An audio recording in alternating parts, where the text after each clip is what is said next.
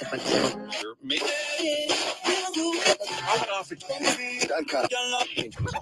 the go.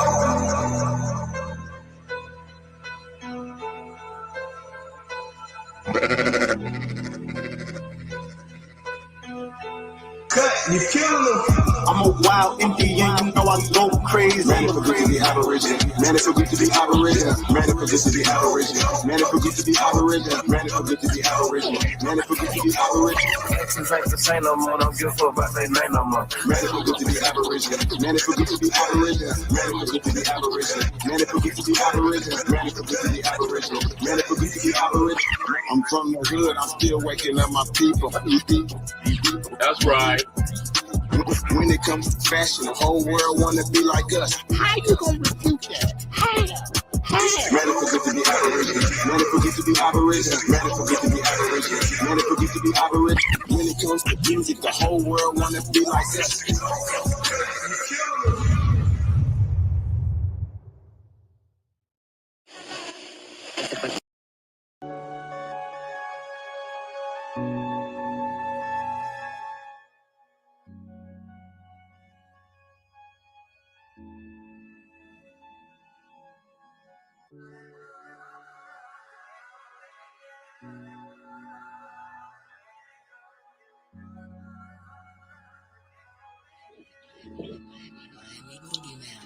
Peace and paradise to all the American Aborigines. Supreme Chief Holidays in the building. It's the GOAT. Appreciate everybody that's gonna be tuned into this, man. And say thank you guys. Appreciate all the love. Get over here, man. Thank you guys for all the support, man. Shout out DJ Kuttack. Best to do it. Y'all know, man, y'all big homie, the one and only. The CEO gonna be in the building in a second, guys.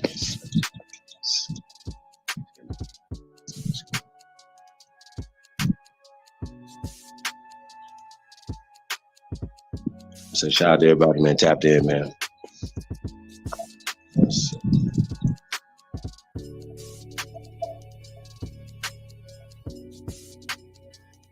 We got the building.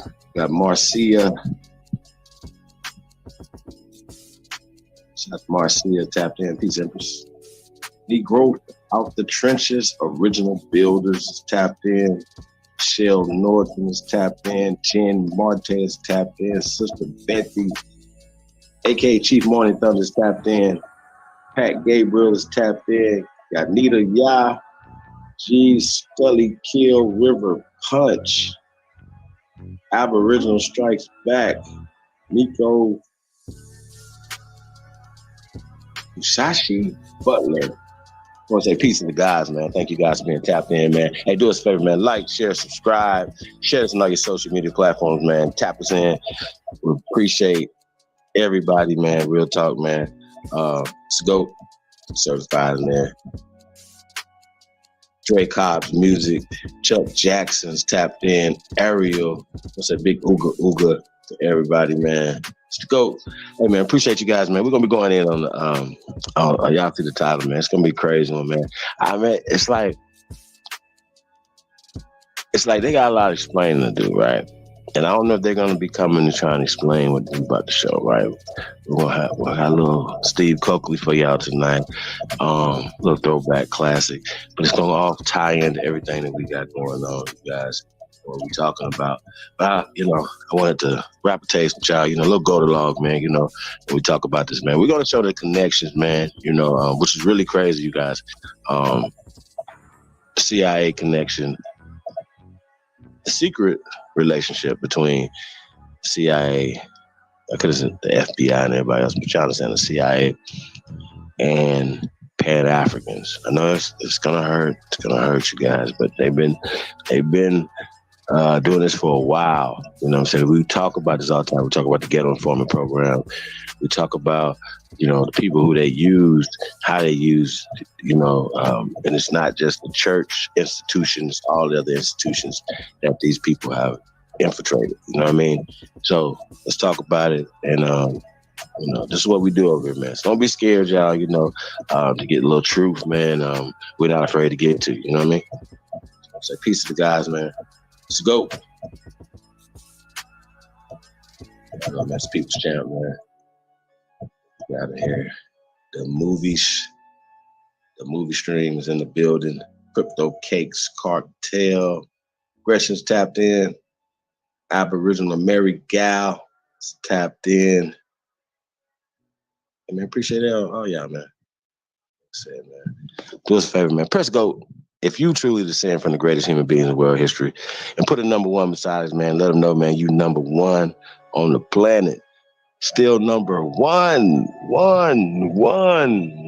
We still number one, man. We've always been number one, man. And I think it's interesting, man. Just going back to the conversation we had with the young lady, and I use that term very lightly. Lady, very lightly, right? It's like people like are just so brainwashed to believe that we don't have a culture. You know what I mean? From Breezy to Burna Boy, even Steve Harvey, you know, these people running. I said, listen, American culture is world culture, man. Like, you know what I mean? Like when we talk about a lot of these things, a lot of stuff that's been hijacked and then given back to us as if they created it. You know what I mean? They didn't create it. See Zab in the building. Zab, what up? Zab, I didn't know you was over in the UK, man. We're going to talk about that, man. What's happening over in the UK? Yeah, man. Number one, man. We still number one. So, going back to what I was saying, though. When we talk about this thing called, when we talk about the Black program, the Ghetto Informant Agency, and all this other stuff, we've been saying this for years, these guys, and they don't want to talk about it. They want to talk around it. They'll never address it. It's like, no, you know, as if they don't know the origin, like they haven't done the research on it. So they're doing any research on the COINTELPRO. Like, okay, well, what will be the organizations? Like, what do y'all think? Like some of the organizations, we got to blow your minds now. But what do y'all think of some of the organizations that it's just you know, you got to throw a few organizations out there that are alive and running today that would be funded or fronted or controlled by the CIA. I say Pan-Africanism is off top. Everything off top. African American studies, right? Any media that comes from it, any media, any book, anything, everything. And this is not according to me, it's according to them. According to the Freedom of Information Act that you guys are going to see tonight, which is some groups, you guys, that manipulate and control the masses of our people. You know what I mean? And like I think it's very interesting when you see. I see something really interesting, man. Shout out to Angel Reese, man. She's doing a thing, you guys. And I just found out about her doing this thing right here, right now. For her, it's good publicity for her because one, I never heard of her before. I don't follow women's basketball, right? Seeing her, she's a baller, but also she's the bio beauty, right? All the other things that she brought to the table, you know, that's just her ball game and everything, right? I'm getting someone to shout. Not just her ball game and everything, you know what I'm saying, but her beauty, her charisma. Y'all understand what I'm saying? Like, I think it's refreshing for not only sports, you know what I'm saying, but for, which is an Aboriginal culture. Is that culture? Culture, by the way. American culture. Y'all didn't bring basketball here, right? No matter if you said Naismith and all this, we know who invented basketball. We've been playing basketball for thousands of years. And so for her to be tapped in, to excel and then do it her way. You know what I mean? I think that's dope. It's interesting. It's as it pertains to, good for the culture. You know what I mean? She's not hurting the culture. You know what I mean? And showing a different, perspective. Fun. They're dancing and just having a good time. You know what I'm saying? The way we do it. You know what I'm saying? So I just think she's dope for the culture, right? And then to win a national championship or whatever, it's almost as if, once again, these Europeans, like Jill Biden, they like to draw lines in the sand. You know what I'm saying? It's not about women's sports. It's not even about women no more. They draw lines in the sand about color. Now, everybody has a preference. You should be able to be the preferred. You like pale pasty, right? You root for, you know what I'm saying? You should be able to root for Jill Biden. Should be able to root for what you want to root for, right? You know what I mean? I just see the influence of these people as being diminished more and more and more. And they're doing everything they could do, from the George Floyd 8-minute video to showing, demoralizing things, deaths. What can get worse than death, right? Nothing. Right? People crying, all this shooting people, all this other stuff. And I don't know if that's made us to be fearful, whatever, but it's made us to be desensitized, hardened. And I don't know if that's the desired effect that they thought they were having. Want us to be in fear. They're doing everything for us to be psychologically so fucking damn. You understand what I'm saying? I think it's working against them. But their influence is waning every day. So we definitely have to figure out not only how to take this influence and this power. Not only use it responsibly, but use it the correct way. Don't be used to be able to counsel brothers or sisters, that don't need to be counseled. But use it in the right way to counsel politicians or to make politicians like Jill Biden and her son and her husband move. They don't want to anger the biggest voting bloc, the biggest spending bloc, the most influential people in America. So why don't we act like it? Why don't we move like it? Why don't we demand things? Stop crying and asking for the lesser. Hey, can we get some scraps? That's the slave mentality that was given to us by these people.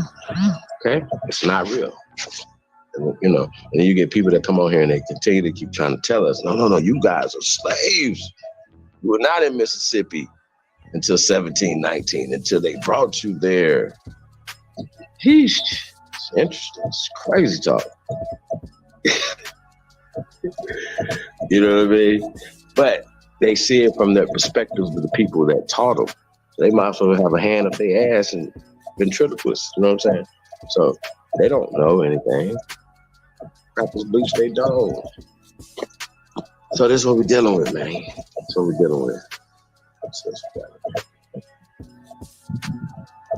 Nonetheless, it's tapped in. I'm a Mob magazine is tapped in. Shout out to all the mods, man. Appreciate you guys, man, that put the links and stuff in there, man. Real shit.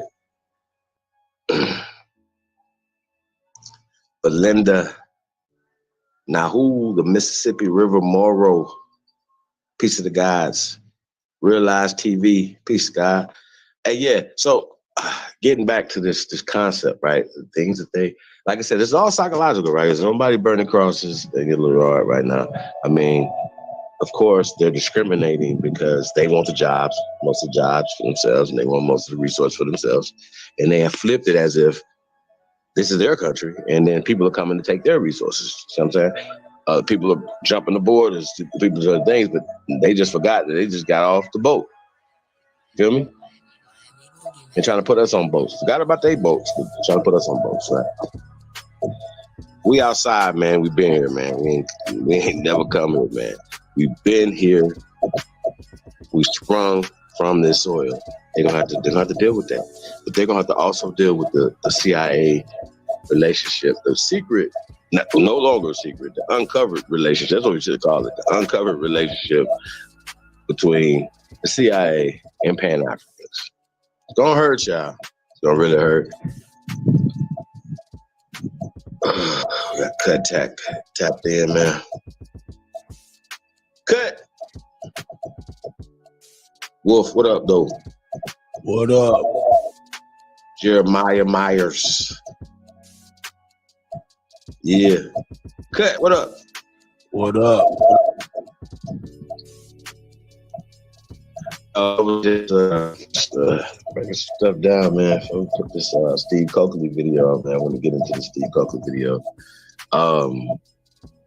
It kind of gives a historical, like a stamp in time, you know what I mean? And what he was uncovering then, and then what we're uncovering today, you know, we're just gonna all put it together, you know what I'm saying?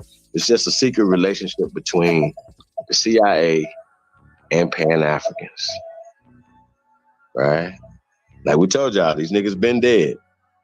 They started out dead. Okay? They started, niggas need to be canceled. Okay?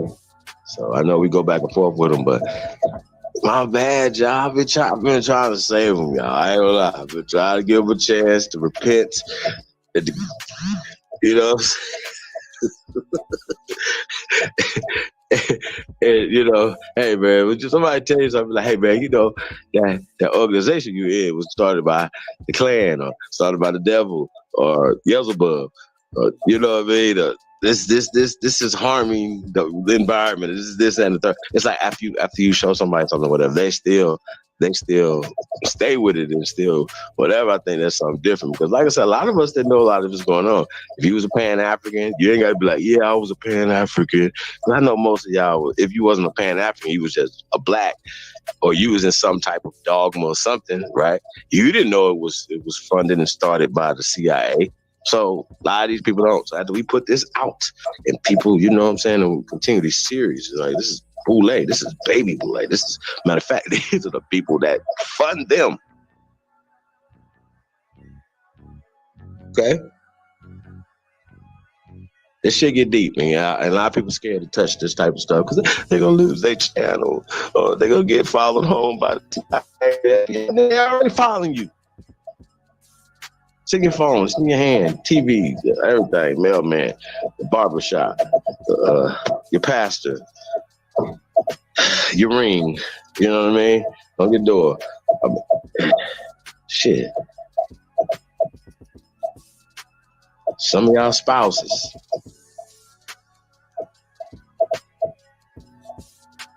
You know what I mean? You know, so we're going to be uncovering a lot of this stuff tonight, you guys. We're going to be talking about it. We definitely got to do a throwback. Steve Coakley. Cut, what you on, man? I didn't get a chance to talk to you for being live. Shit, I ain't on much, brother. I see Penny in the building. Penny, a.k.a. Miss Legit Part 2, a.k.a. Renee. Shout out to Renee. Sister Renee is in the building. Y'all, Renee actually, she's been around a while, y'all. So, Renee, y'all gonna have to answer this, Renee, because I will definitely like to ask you about this. You know, what's your reaction to Pan-Africanism, Pan-Africans, the origin of it actually being funded by the CIA? We're gonna show a lot of that proof tonight. But, you know, we're gonna do a throwback, you know, for the immortal Steve Coakley's. I know that you know, you rock with Steve Coakley, and you don't rock with the Boule and all the people that are harming our people. And I would like to think that Sister Renee is a sister that is for fighting for the people, even if she has a difference of opinion. You know what I mean? So I would like to think that Renee is fighting on the same side of us. Shout out to Sister Renee. So yeah, we're gonna definitely get into this tonight. Legend of Naga Charlie. I do care. Peace. He's a guy, man. Let's go. DJ Kuttack in the building. Best to do it. That's right.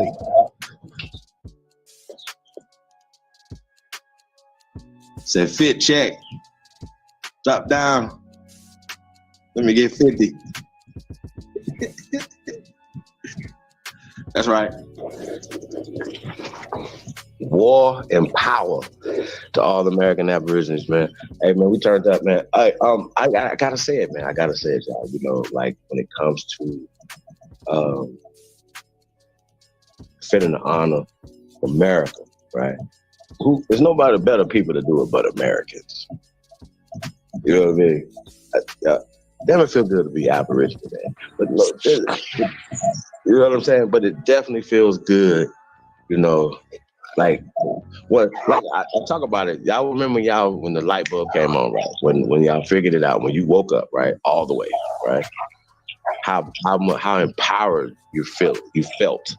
You're feeling now. You know what I'm saying? Being Americans. Think about it. So this is a part of the disfranchising of the American Negro. Coming soon, y'all. Chief Crazy overstand in is tapped in.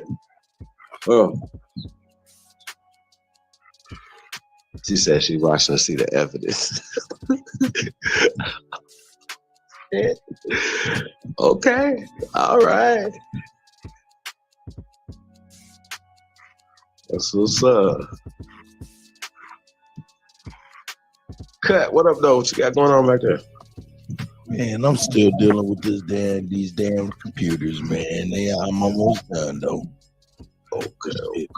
I'm here though, brother.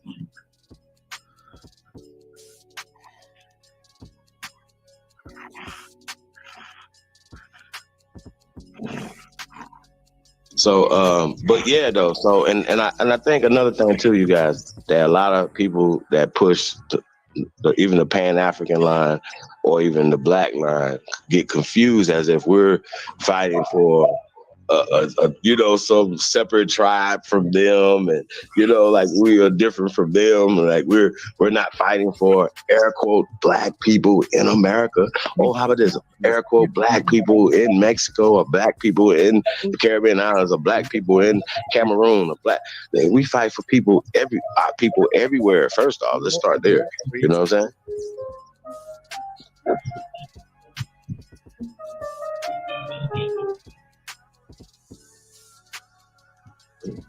You good? Okay. Yeah, man, I got too much going on, dog. Hey, shout out to everybody out there, man. Realize, Sister Bethy, Aduke, Wolf, I see y'all. So, but yeah, they think that we're fighting against them, and we're not fighting against y'all. We're fighting with and for you, for us, for our people. We're not speaking Chinese. We're not demanding things, or that doesn't benefit y'all. Perfect example, right? We talk about hashtag get your hands out of our pockets. That's y'all pockets too.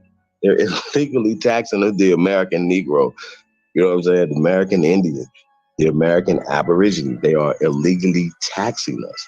Now, as well as regulating. And this is how people say, well, how did they take over your stuff? Because we allowed certain municipal things to happen. Here's a piece of paper that you have to obey. You know what I'm saying? And like all of us didn't agree to these things. You know what I'm saying?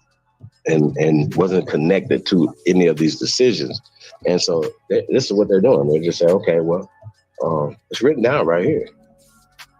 So it gives us the authority to do these things. And as we find out, a lot of those things, the doctrine of discovery, these are things are fake, along with the fake stories that come with them. It's not like,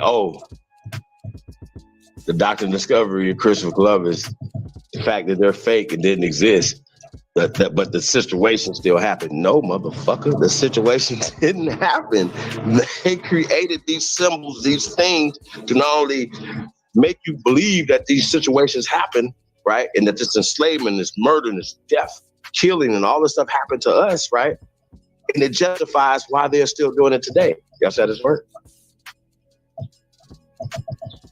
This is the problem, and this is what we're fighting against, right? And we're not fighting against Pan-Africa. We're fighting against the CIA and the people who working with them to lead a lot of the brothers and sisters astray. They've been doing this for a long time, man. So yeah, we're gonna get into this, man. Hey, are you able to share the screen on here? No, I'm still waiting on the CEO to come in. I emailed that. I hope it went through. Let's see. I think you got something going on there. Hold on a second. Let's get some music in here real fast. I'll be right back.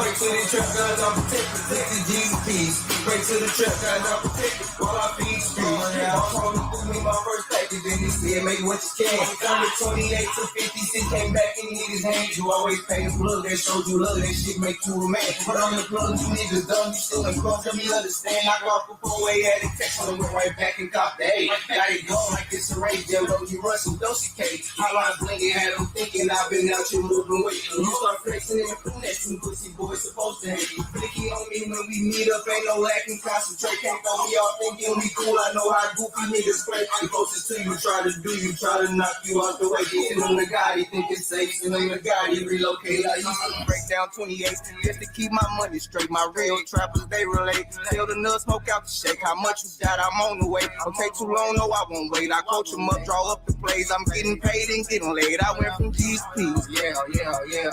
Bitch, I went from G's to P's. Yeah. Oh, yeah. Pray to the trap guys, I'm protected. Let the Jesus peace. Pray to the trap guys, I'm protected. While I feed the streets.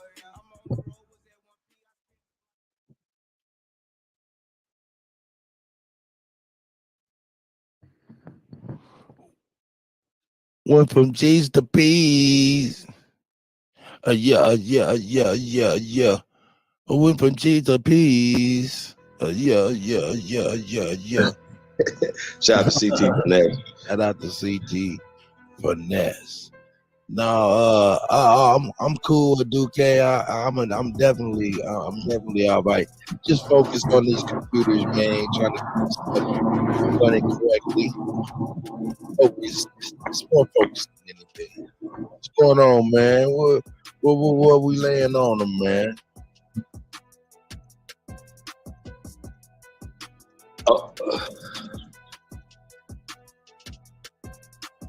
We got the Steve Coakley. I think we'll bust out the Steve Coakley first.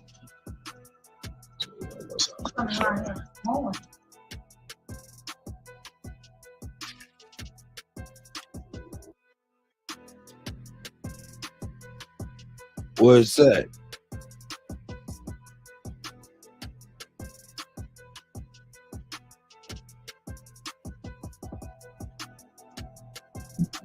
Now hold on 1 second, bro. I'm gonna put it down.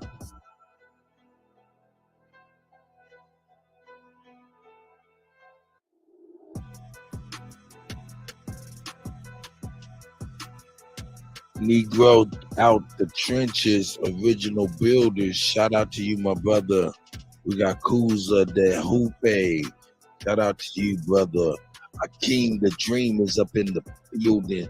Shout out to you, my brother, for sure. You know what I'm saying? Let me get my shit together. Yeah, there we go. Yeah. Homegrown, A Supreme Chieftain. I see you, brothers. It's in the back. Yeah.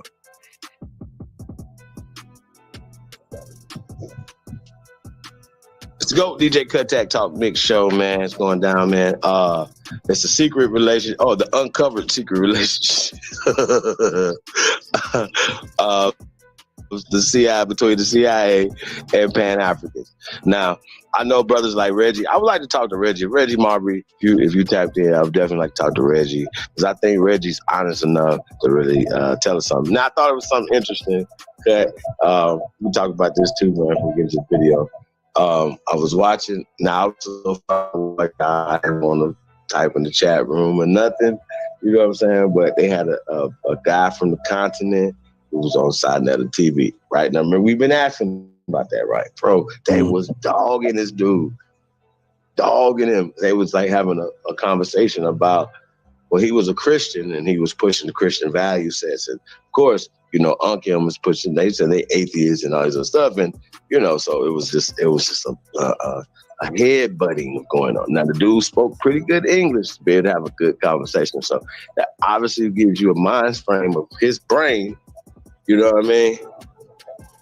Right. So you follow me? You know what I mean? So, you know, and that's the thing. It's not like if it's no matter what, no matter what the situation, whatever you influenced by, it's been taught in the language that you're taught in. You're gonna, you know what I mean? Like if we were taught by people in Latin America Spanish, right?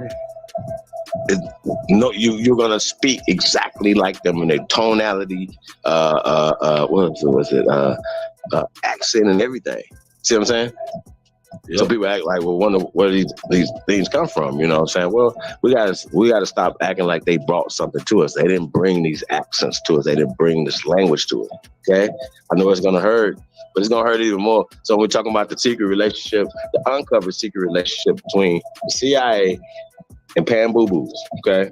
There's gonna be more and more y'all running away from this Pan Boo Boo stuff. Now, understand, we're gonna reverse engineer this. So it went from African studies, it came from Black studies. Okay, so the whole concept of Black and African is a part, as well as slave, are all a part of a psychological warfare. And these are the weapons that they're using against you in psychological war. Now, I just don't matter. Even if anybody he's telling the truth about that, they're not gonna come up and say he's lying about that. So I think it's really stupid for us to keep fighting over these words when you know that words matter. Okay. That's why we're so triggered. That's why they're so triggered. That's why these words matter. And so we're allowing these people to use words that put us in an inferior state mentally.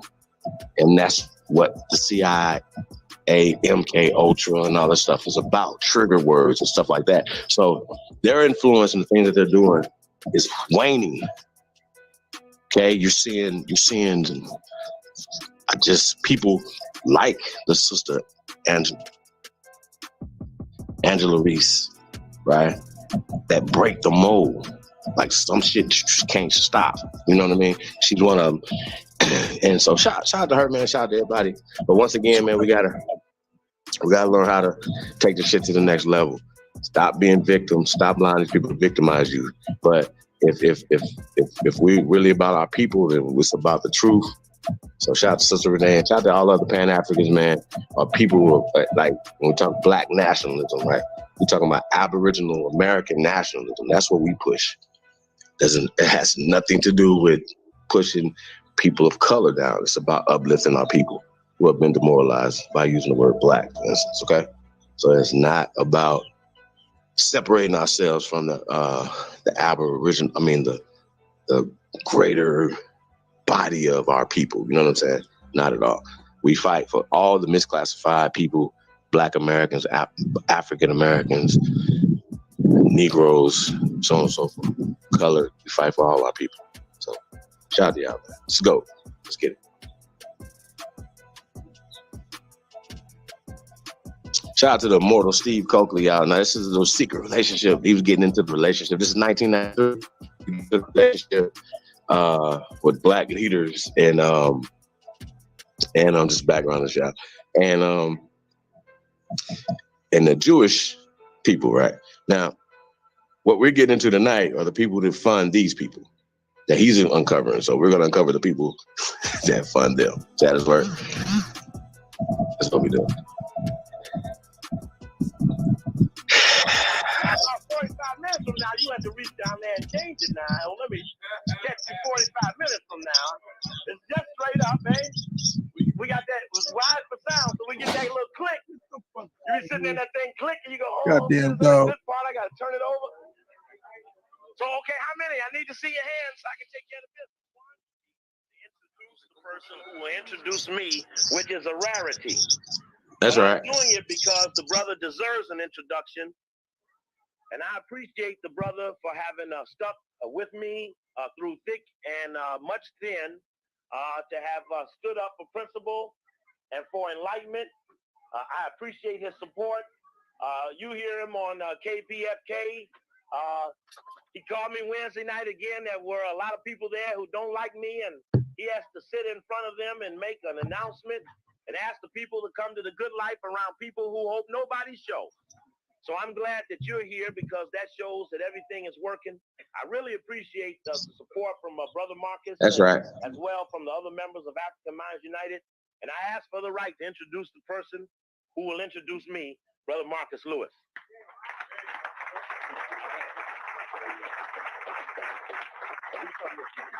Yeah. Like to say Mayat, Hotep, and war, because we are in a state of war. They try to induce us to say peace to get you in that frame of mind, while they not only do they starve our brothers and sisters on the African continent and bomb them, inject poisons into our people, into the Native American people. There's a situation going on in Cuba. Of course, you've all heard about the bombing in Mogadishu in Somalia. So with a beast on the set, you can't be in peace. There's no such thing as peace or up with hope. Not as long as it's not the nature of a beast to give you any kind of hope except for another chance to bite you again. So you got to get out of that frame of mind where they be running around talking about peace. How you gonna be peace when the police shoot you down every chance they get? Tonight we're going to get into a subject which I think is extremely important. We're going to talk about Black-Jewish relationships. We'll be getting into a little bit about the Anti-Defamation League of the B'nai birth. And I want you to keep the B'nai birth part in mind. That's the important aspect. That's the part that's part of the iceberg that's below the surface. And that's a group that you need to be aware of, especially in terms of their secret society aspect, their Masonic connection. And in terms of Black-Jewish relationships, there is a group of people who have influence over the Black community, and I'm speaking of ministers in particular, who form relationships with people who don't have our interests at hand. And they do it under the guise of some type of religious and or spiritual aspect, but you can't have, what kind of a spiritual relationship can you have with the beast? What y'all gonna talk about? Across these United are in these types of relationships whereby the whole community gets sold out, and these people meet. They have conclaves. They go out and meet in the mountains. Sometimes they go up to Big Bear and they have discussions amongst themselves, all financed by Jewish money. And they come back into the community and continue to preach ignorance to our people. The religious aspect of our community is something that needs to be liberated in itself, because they hold a significant portion of our minds, and our ability and our will to overcome is hampered by the religious community a lot of times. Okay.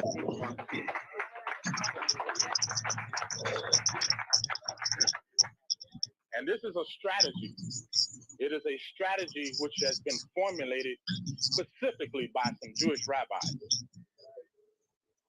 And this is all part of how in secret or unbeknownst to the community, these types of things can go on, and it can be carried out in such a manner that we don't even know what's happening to us a lot of times. And they have relationships with so-called leaders of our community. And this is a major impediment to our moving forth. And of course, it takes place in other aspects as well. And certainly in the political realm, you've seen that. with some of the politicians that we have, so-called politicians that represent us. And so Brother Steve is going to touch on all of that and his experiences that he went through with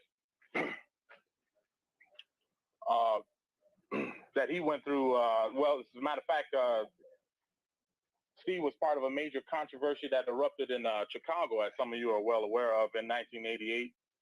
And they indicated that he was a Farrakhan sympathizer and a mayoral aide who expressed vicious, virulent, as they say, anti-Semitism. All right.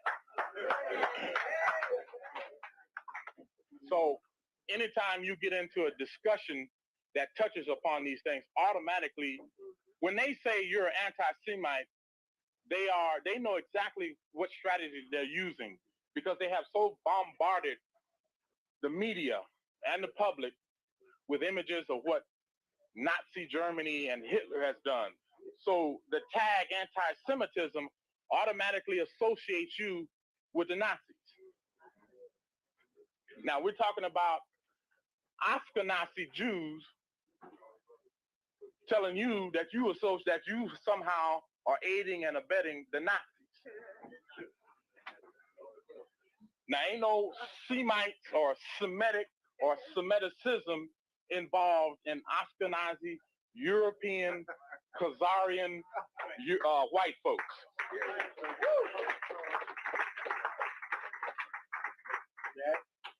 And you need to jump on some of your religious leaders about some of those biblical quotes that talk specifically about them people. John 8:44. Sister know it there. Revelation 3:9. See? But you don't hear the ministers say that. So you need to challenge them on that. They have a very unique history, and they've had a very unique influence over our people, especially beginning in 1915 when the Anti-Defamation League came to birth, in 1843 when the B'nai B'rith here in the United States came into being, and of course with the current situation that's going on today with the lackluster investigation into the Anti-Defamation League spying not on Nazis, but on numerous so-called progressive groups, so-called civil rights groups. There's a whole list. If you all have seen the report that the Anti-Defamation League was accused of spying on, it runs the gamut across all of some of the grassroots and community organizations and of course they link them up to the spying system. Shit sound like Trump shit switching. Hey, no, but I'm this is 1993, y'all. It's 2023. All right. So what's this? 30 years? Not to mention that he's talking about events that happened prior to this being filmed. That's a fact. Prior to this day, events that happened prior to this day, right? Now, can we line up, like, it's in your brain, like for you guys that are still, not sure about what we're doing over here, right? This is why we do this, right? We're exposing the truth. The truth is, right, that this group that we're talking about is behind all these different things. It was behind manipulating. Once again, we would talk about, just fast forward and just, or rewinding from this, but we talk about Dr. Martin Luther King Jr. He said, hey, I felt like I've ushered my people into a burning house. What was he talking about specifically there? Like, what was he talking about? Because there were a lot of things, but what was he specifically talking about? Was he talking about integration? What was he talking about? Because prior to that, even according to them, we had a thriving economy. Right? So that they wanted to get a part of. that they wanted a part of, which they not only the part of it, they figured out how to monopolize everything that we use, manufacture and distribute anything. You know what I'm saying? And that's a big part of that's the one of the biggest part of our problems right there. You know what I'm saying? Because we're dependent on these people, and that's why it feels like slave times right now. Because or we're up under somebody because you work for them. If you didn't work for them, I said it yesterday, if you didn't work for them, work for these people, you wouldn't feel like you was up under them. What other place would they have this type of authority? So when we talking about the authorities, they work for us. You have been conditioned based off of movies, based off of things. If you know your rights, you know what it is. Yeah, of course, you know what I'm saying. There's people that violate rights and violate things. And whatever it's human condition, all this stuff going on, people violate stuff all the time. But once again, we have to change the narrative and stop allowing them to continue to keep us in 1965. That's kind of where I'm at with it. Let's go. In not only South Africa, but Israel as well, with the Israeli Mossad and the South African secret police. And this is a very significant period that took place, especially back in 1915. But so I don't want to go into too much more detail. Remember some of the dates that Steve said. Tomorrow at African Minds United, around about 7 o'clock, he'll finish up some material that he had got on to about the Boule and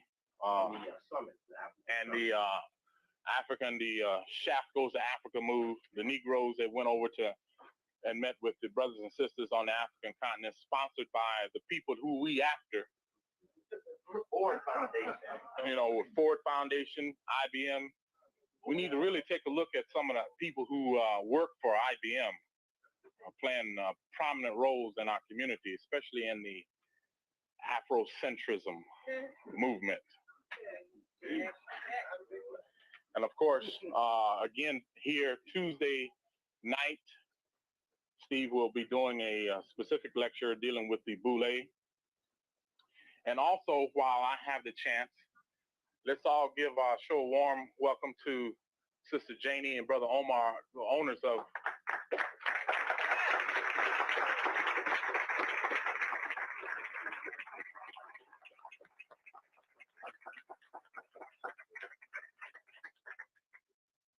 and we ask that you all continue to support them here, come here and experience some of the food that they can present to the community. So, without any further shit, I'm going to bring my brother, Steve Coakley.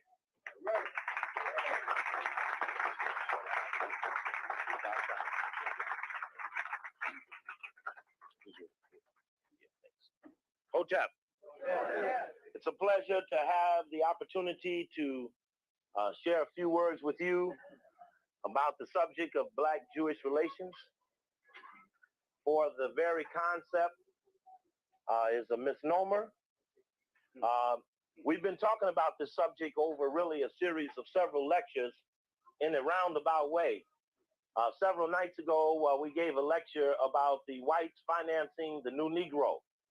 We looked specifically at a period of time between 1910 and 1930, where the Jewish community was actively involved in creating a core of Black leadership, which you became known as the Talented Tenth. And in fact, they had manipulated the leadership structure so strong that they had artificially created a cultural movement known as the Harlem Renaissance, which was organized distraction to deter away from the destruction of the Back to Africa program of Marcus Garvey. We've been talking about that the last couple of weeks. Many of you I know were here for those lectures. And you remember the importance or the essence of the dialogue was that when Black-Jewish relations first started, anytime you get in a dialogue with one of them, and the question of the facts surface, you tell them you know that there was no such thing as Black-Jewish relations before 1915. it was not until the Atlanta head of B'nai B'rith, Leo Frank, was hung for murder on the testimony of a black man did the Jewish community begin to infiltrate, penetrate, and appease the direction and the selection of black leadership. We prove that. And part of what it proves is it affirms that there has never, ever, ever been a beginning of a relationship where Jewish wealthy fall into an alliance with college-educated blacks. Because on the surface, we understand that one has the money and the other must work for the money, and no alliance of equality can start unequally. That is the beginning of the nightmare known as black fake Jewish relations. Because it's more than just how we relate, but it's who we claim we are while we're relating. That's as important as what they claim they do or have done for us for so long, as you constantly hear them say Cheney, Goodwin, and Schmudwin or somebody. And then start over again, 3 names. One of them was black. All 3 of them were stupid. They knew they were not supposed to leave the group. But you know how them white guys are. They believe that confronted with another white guy, they're all right. But that was not necessarily so. And so we understand that since the time of 1915, Jewish philanthropy, led by Julius Rosenwald, who was a part of the founding of Sears and Roebuck. Y'all got the cards in your pocket. I seen them. I seen you at Sears. I got pictures. I got the Marcus. You got the pictures? Brother Aston who got the pictures in the back. So we know it didn't make any difference that you could do business with co-op. You thought co-op mean cooperative. But the Rosenwalds looked at the danger of not infiltrating and demanding and controlling black leadership, because Leo Frank was the first white man in the history of America ever convicted on the testimony of a black person. And that so scared them that the International Order of B'nai B'rith, first chapter was 1843 in Cincinnati, which had just changed its name from Porkopolis,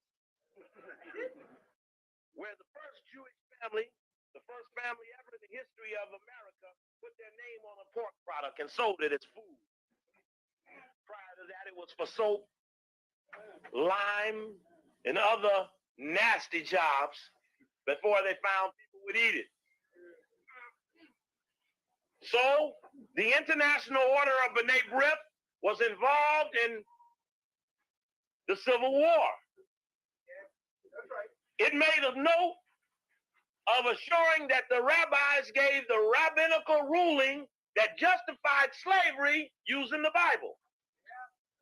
You will not find any overt Jewish declaration against slavery in any document available in his story, because he had no position against slavery. And if you read him carefully, he will tell you he had no such position. So we're still looking at, when did the black Jewish thing get going, and what did you come into it with? Because if you supported what put us in the jam, how you going to show up and get us out? Now, these are the beginning of things that confuse people who don't really understand what the black Jewish thing is. Hi, baby. Hi, baby. Baby talks to her daddy while she works. She talks. Hi, baby. That's my aunt. Justice. In her lifetime. That's our job. Check? Check. All right. So this black-Jewish relations found us in a deficit position. I mentioned a week or two ago that the Jewish community, when coming to America, looked at slavery and said, we were the niggers of Europe. We better be careful allying and assisting someone who would hate us too if we help them. And since our goal is to assimilate and be a part of this colonial experience, because we want one too, coming later in the 40s, check.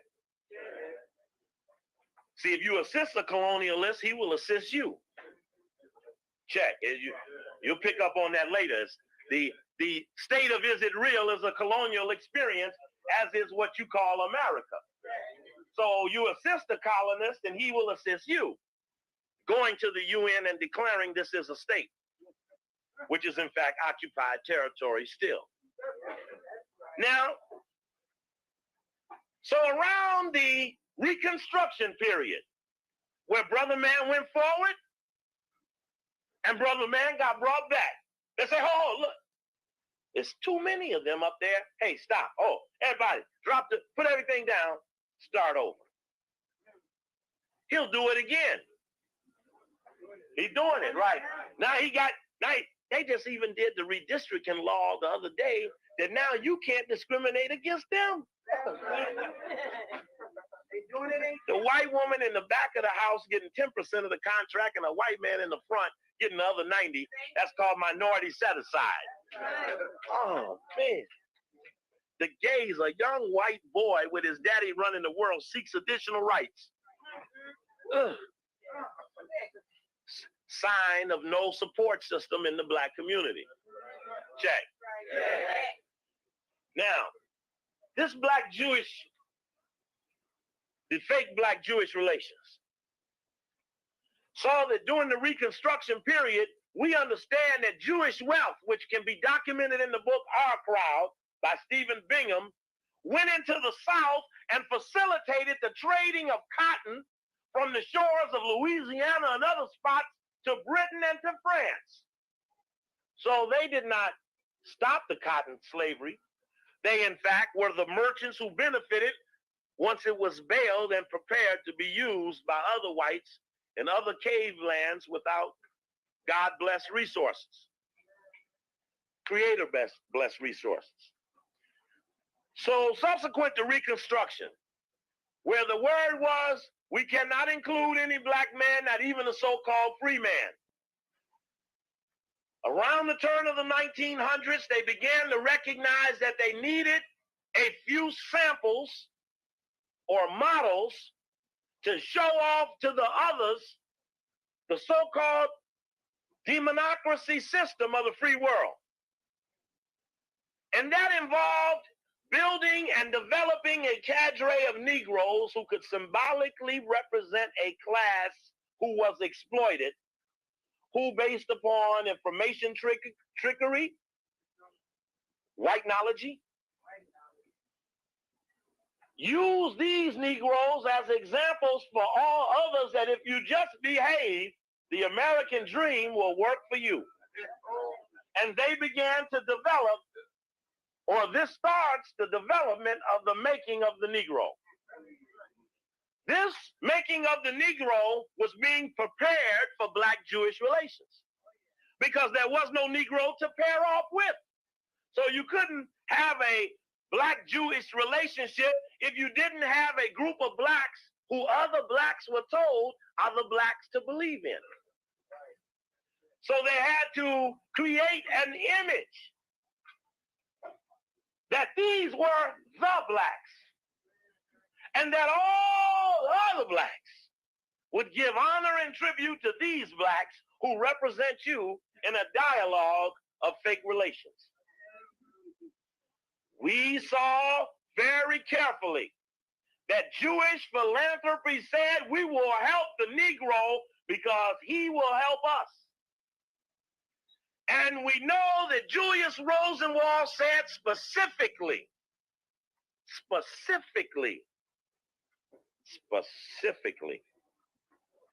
Jewish Rosenwald said by garnering and developing the leadership of the Negro, we will make ourselves useful to the other Anglophiles.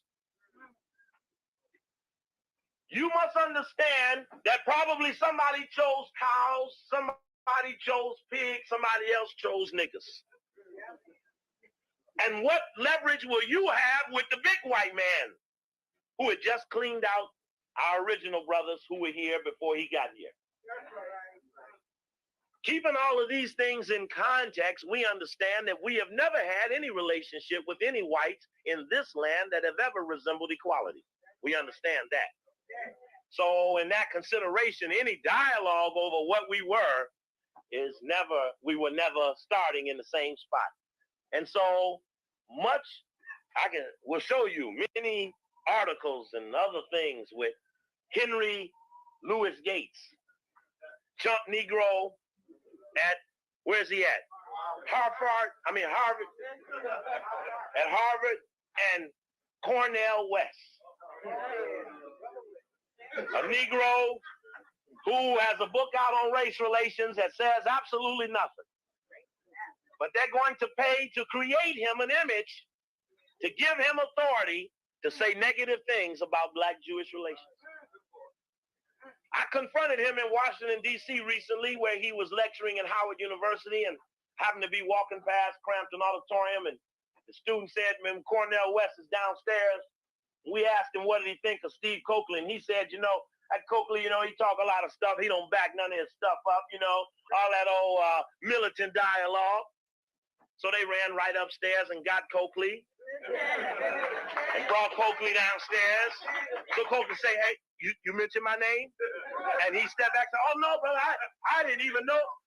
Brother, I didn't have nothing to say about you." I said, "Okay, brother, I just wanted to make sure that you could have the opportunity to say it right to Coakley, because you probably didn't know he was around, like right upstairs." And so when my friends say they asked you earlier and you sort of said you said something about me, but I'm glad you're telling me that you didn't say that, because I'm here to have addressed you for what they said you said. But since you didn't say it, I guess I ain't got to take it to you. It's a pleasure to meet you, brother. Here's my phone number, in case you get the urge to speak about me. But I will hold you responsible for calling me first so that you can address me. I've been condemned by Paul Robeson Jr. on the Black-Jewish relations. They got that nigga out there flunkying for it.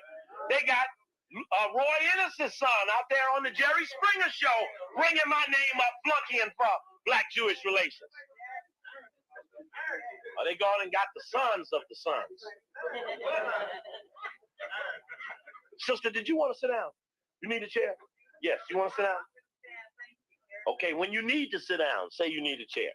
Some Brother Fitzgerald right there, make sure you get one. Check.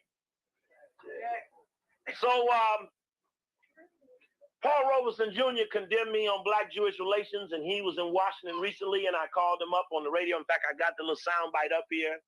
I said, "Brother, I hear you was talking about that guy, Steve Coakley." He said, "Oh, yeah, he's anti-Semite. I've read some of his works, and so I ain't wrote shit, right? I read some of his works. It's definitely anti-Semite. And we really need to stand up against this anti-Jewish dialogue." I said, "Well, brother, I am Steve Coakley. And I would like to know which of those tapes, or since I didn't write nothing, did you hear? Because I'd like to address it specifically. Because I heard you earlier say how the white people had condemned your father and labeled him things of which you say he was not. And I'm calling you to say that I want you to give me the respect that you're asking for your father. Because I claim I deserve it like you believe he does." Check on that. So when he comes nearby, you ask him, because he'll be there to tell you. He couldn't tell me what he heard. He said he got some tapes from a friend. He couldn't tell me which friend or what it was. And that's when you know an idea has been planted that you're to attack a person under the guise of fake Black-Jewish relations. I remember being right here in Los Angeles and having a sister who was the student government head at USC. University of Southern Hey, California, right hey, here, real quick, cut. who Real quick. wanted me to speak at her school. But because it had been alleged around different spots that the Jewish community comes out and attacks me, she was told by a person who I thought was my friend that you should not have Steve Coakley at your school, because if you do, the Jewish people will ruin your career. Now, in fact, I have not found a black person who had a career with white people, such that I don't know what could be taken away, seeing ain't nothing being given. See, a rebellion or two, a lot of things develop. No action, no throwdown. So I know ain't nothing even dropping down off of the stolen tree. So he put fear into this sister, not for what had ever happened, but for what he felt would happen to her. And he says this is love for her. What happens when a black student union can't get a black man to talk black, to speak in the context for which they were organized? And Ralph Williams was my friend. He used to be a member of African Minds United. And in fact, I always thought that the one who spreads the fear is as guilty of perpetrating the negativity as the one who allegedly does it. As long as I've been involved in so-called hate activity thrown at me from Jewish people, one thing that is unanimous, they ain't never got in my fucking face with that shit. Excuse my language, I'm sorry for the violation. But see, fake black Jewish relations goes deep in my soul, because a lot of people have been scared away from me as a result of it. So I bear a lot of pain when I talk about it. That's why I ain't even holding nothing in my hand. I don't need to, because it's deep in my soul. And I made a point of saying that when I was attacked and fired from the mayor's office in Chicago, I didn't know anything about Jewish people other than about Rothschild. See, when I talk about the Jewish community, I talk about, my job is to talk about the heads of the opposition. Now, I'm a linebacker, and I want to tackle the one with the ball on the opposition, and it looks like to me the quarterback has it more than most. So I'm kind of focused at trying to get who's commanding the opposition. We already got a squad up there watching the owners, another squad watching the stockholders. Now we're going to take the ball. And so I always looked at Rothschild as the titular head of the Jewish community, and anything any of the other ones did, it was only because he said so. So when you go to talk about the devalogue with them over Jewish relations, you say, let me start with Baron de Rothschild. He ain't even the first generation of the granddaddy Rothschild, but he's just manifest in the late 1800s in England, who shows up on the docket of Assistant Cecil Rhodes to colonize Azania. So we start there with the top daddy manifesting of the Jewish community, Rothschild. Rothschild wanted to assist Cecil Rhodes in amalgamating the gold and diamonds in South Africa, because Cecil Rhodes could give him something that he wanted. There was a Jewish guy there in South Africa named Bernie Bonato. He was the #1 competitor to Cecil Rhodes for eating up and buying all of the wealth of the diamonds and the gold. A Jewish man named Alfred Beck took Rhodes to England and met him with Rothschild, and there Rothschild decided to help the Anglo and not the Jewish man. Why did he not help the other Jewish guy and side with Cecil Rhodes? Because the other Jewish guy, Bernie Bonato, had no power in England. And because he had no power in England, if Rothschild assisted him, all he would have was more money. He needed something that money couldn't buy. He needed to start a state. And he needed a state because the people who were claiming that they were waiting for a Messiah had a meeting one day and said, man, by what year, Rabbi, do you think that the Messiah is going to come and lead us to the promised land? Wherever we're supposed to go, it's the Messiah who's supposed to lead us there. He said, well, I need to sit you down, my great grandson, and tell you the story about how you got in this position.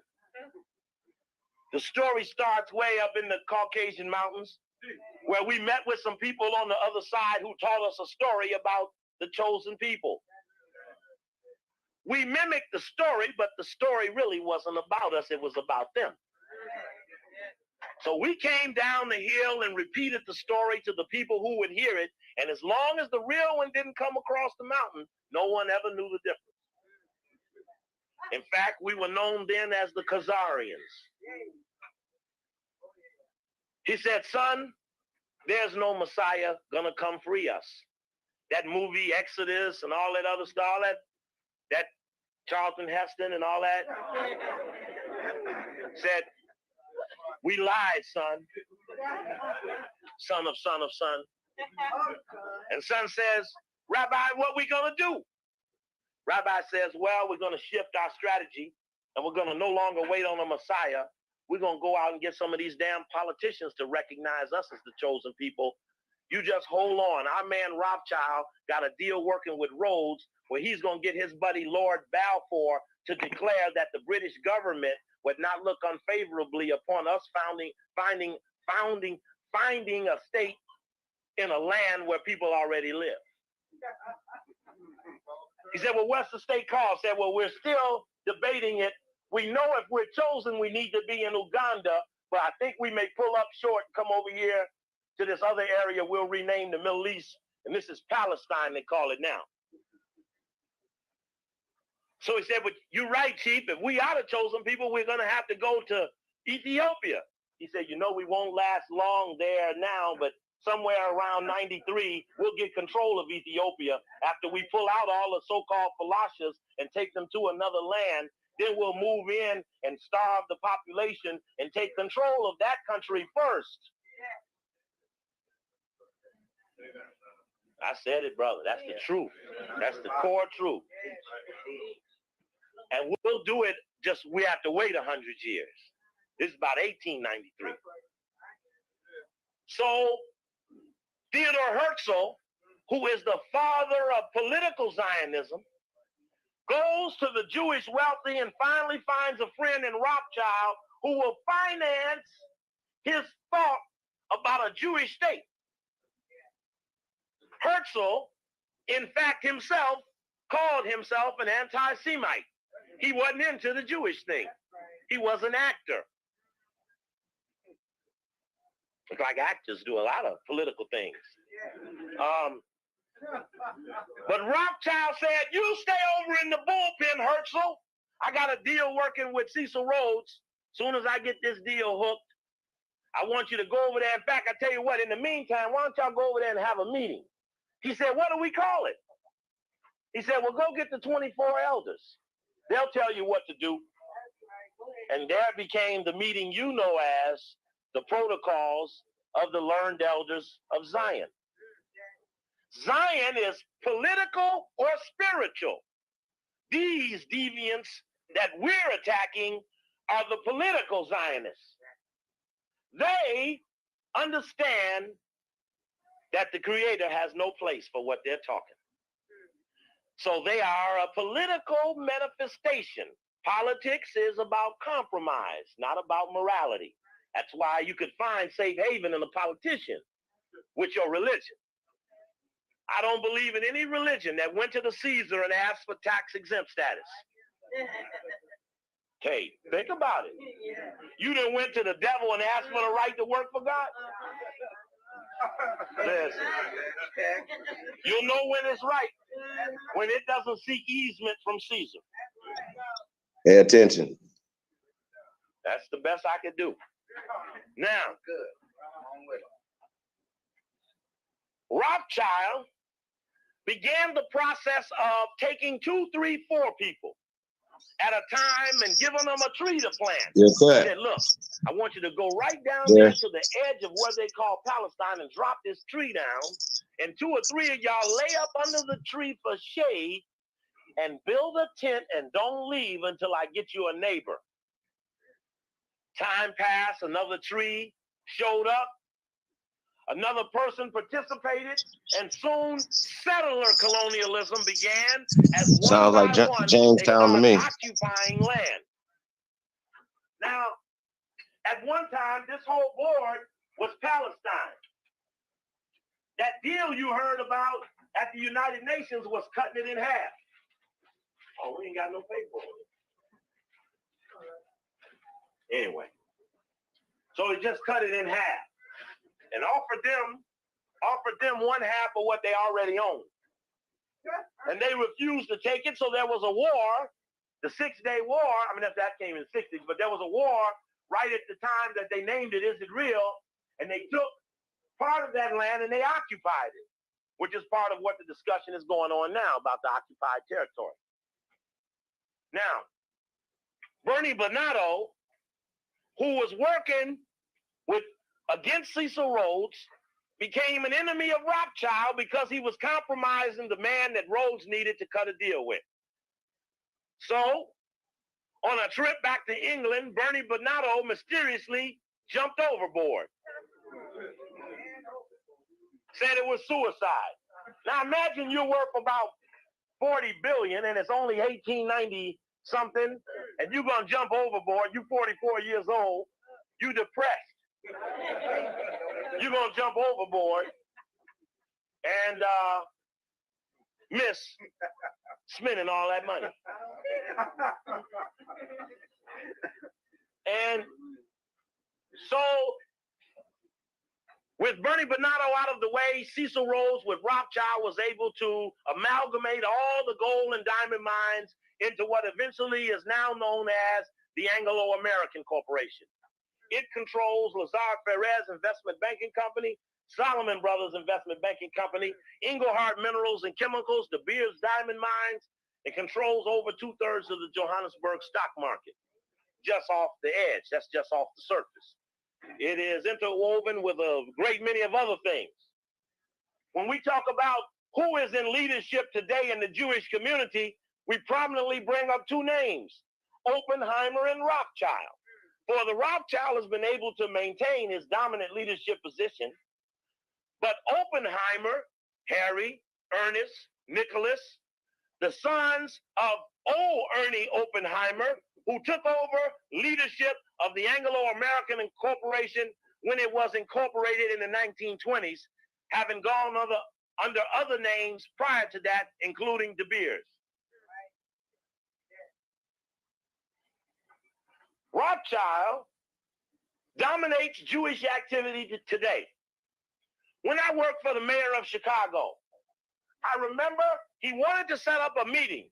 Soon as you become mayor, you want to meet with the webs of leadership and responsibility from the various communities, the Polish, the Ukrainians, the Puerto Ricans, everybody got a network of people that they want to make sure the mayor knows are the people who want to contact or this contact or that or this or that political stuff. Well, when the mayor went to select some Jewish people who he thought were influential Jews-ish people, because we never call them Jews. That would be a lie. They're not Jews. They're Ashkenazis, they're Germans, German whites, cave dwellers, pure German whites with a little mix in there. Anyway, we'll talk about that. No. Anyway, let me go ahead on.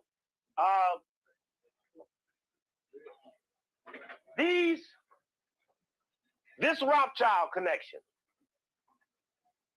manifested itself when the mayor went to have the meeting. I got a call from a Jewish attorney who said that the head of the Jewish Federation wanted to give a list to the mayor of the Jews that he better invite to the Jewish meeting first before he met with all other Jewish people. And all the Jewish people knew who the top 10 Jewish people are in their city, because through their synagogues, they give them the ultimate respect, not because they're rabbis, but because they're wealthy. Now, the letter came and it had the names on it that were relevant to Chicago. It said J. Pritzker. It said Robert Pritzker. It said Philip Klutnick. It said Judd Markin. It said Henry Crown.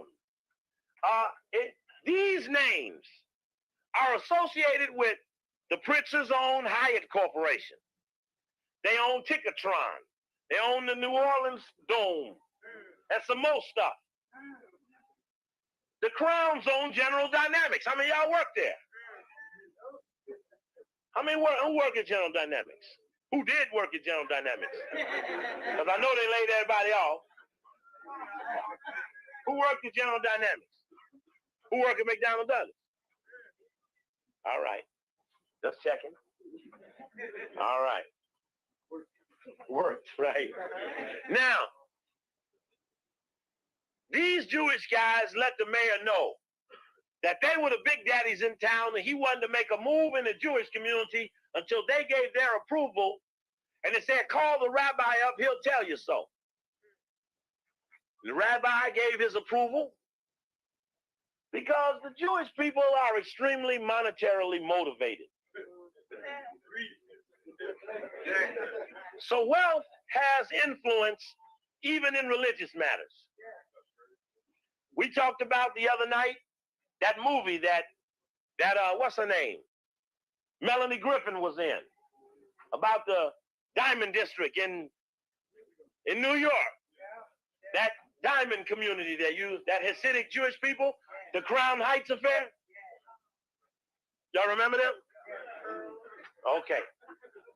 Well, they polish and cut and wholesale the diamonds that the Rothschild boys dig out of Africa. So they got an American connection. Every jeweler that you see, whether it's at Montgomery Ward's, Target, Zales, who else? Cartier, who else? Daniels, who else? Goodwin, who else? All of them.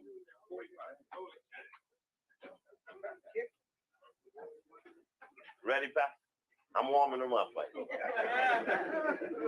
His brother has come to tell us about some Black-Jewish relations in Los Angeles. See, in most cities, we done put so much pressure on the Black-Jewish thing. When we ask for the names, they won't tell us. They got to meet in secret now because it's not safe for them to meet in public, which is good. That's real Black-Jewish progress. Now, so today there are wealthy, influential Jewish people. Who are some of the influential Jewish people here in Los Angeles?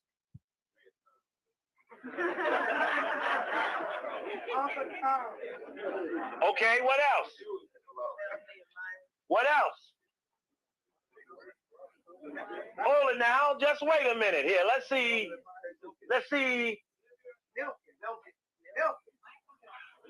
Okay, you lucky you better got one quick now. You know I was getting ready to jump y'all. Because how can y'all be here and not know who they are? And how will you ever make any progress if you don't know who to aggress? So we better have a meeting naming the names of the top 25 Zionist, Jewish, wealthy, influential in LA. Because obviously no one knows. Now the other day someone asked, how do you get a job? Say, I want a job. Well, there's a job for you. How many of you would come to a lecture where one of you explain who the top 25 people were? I'd come and hear the shit. Hey, was you talking to me? Yeah. Hey, Oh, Cut. man, I was on the telephone. Oh, no, it's all good. We got Shy Apples on here, but I wanted to just address some of the stuff that we've been hearing. so far, you guys. This is a master at work. That's right. But just laying the foundation down for how I learned it. You know what I mean? Like, you know, as a person who's been fighting this for decades, fighting, you know what I'm saying? And this is one of my teachers. You know what I mean? So he say he was a Pan-African. When I was fighting in this time period, I never considered myself a Pan-African. You know what I'm saying? You know, when fighting for black people, I never was like, oh, I'm a Pan-African. None of that type of stuff. Even if it's black people in Africa, black people in China, black people anywhere, you know what I'm saying? That didn't make me a Pan-African. So I think a lot of these things are getting confused. Like I said, you know, we talk about this whole concept of the secret relationship between the CIA and Pan-Africanism. Right now, like I said, you know, our teachers bring something forward as students, right? We're supposed to take it to the next level. You know what I mean? You don't stay there in that information. So I'm sure that every city is still set up the way he said it was set up 30 years ago. I'm absolutely sure that LA, Cleveland, Detroit, Chicago, all these cities are still set up the same way. And clearly, you know, when it comes to speaking to, air quote, the black community, right? They got, you ever watch The Wire or anything? You know, they always, the leaders of the communities, the clergy. You ever wanted, you have figured that out yet? It's the church. It's not the wealthy ones of us. It's always the church. And the wealthy go through the church as opposed to church. Like the Jewish people right here, they're like, no, it ain't the rabbis. No, it's not they. It's not they. They go through their wealthy. We don't do that. So I think that's something that needs to be examined. But as you guys are gonna see later, you know, when we talk about the CIA and who funds the CIA, I mean, this is an American, so the taxpayer fund. They're using our taxes against us. It's not coming from these wealthy people. You see what I'm saying? Like at this particular time, Steve Coakley, rest in paradise to him, he didn't have the information that we have now. And we'll be able, whether it's the Freedom of Information Act or whether we just have the computer technology or something, you know, and things that data and things that have been brought forward, you know what I mean? Things that we have uncovered, you know what I mean?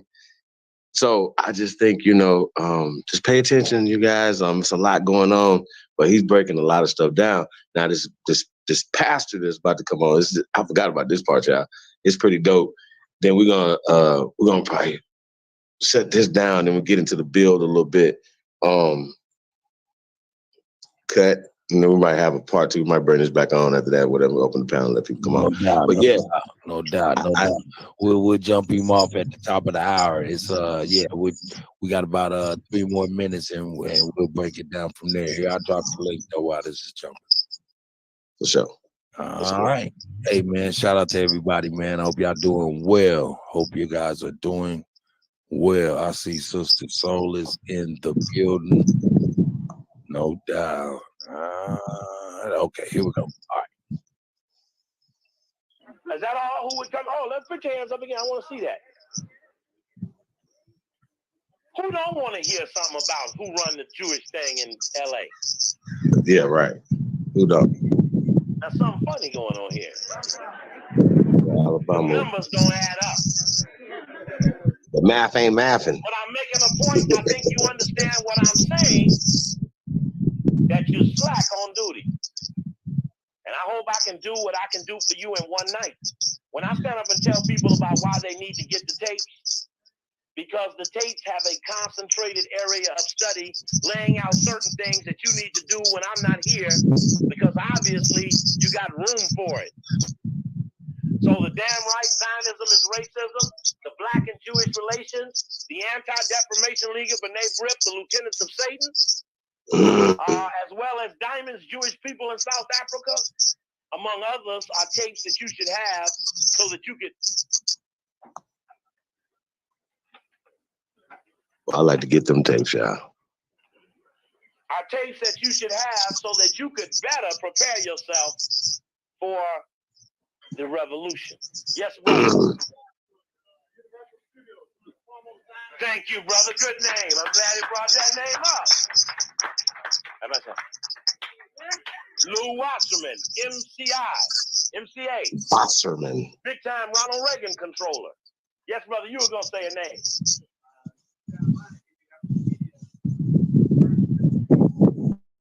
Ruth Gershman Seymour.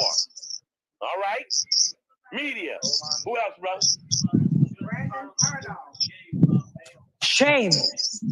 How much money she got? Huh? What's the topic tonight? Shame. All right. Shame. Wealthy Jews. Go on. Thank you. Would you tell the brother? Wealthy Jews. We know Judge Carlin is a white supremacist judge who got weak on the Latasha Harlan case. We understand that. I don't want nobody to take up no spot that no name of some wealthy Jewish person could fill. Nor do I want, while we're going one way, all those funny things start to happen that always start to happen when we go that way. Like someone say, hey, let's go that way. All right. Anybody else? Michael Ovitz, very good. It's big time in the media game up there. OVITZ. Big time up there. Who else? Stephen Ross, Walt Disney Company. Show you right.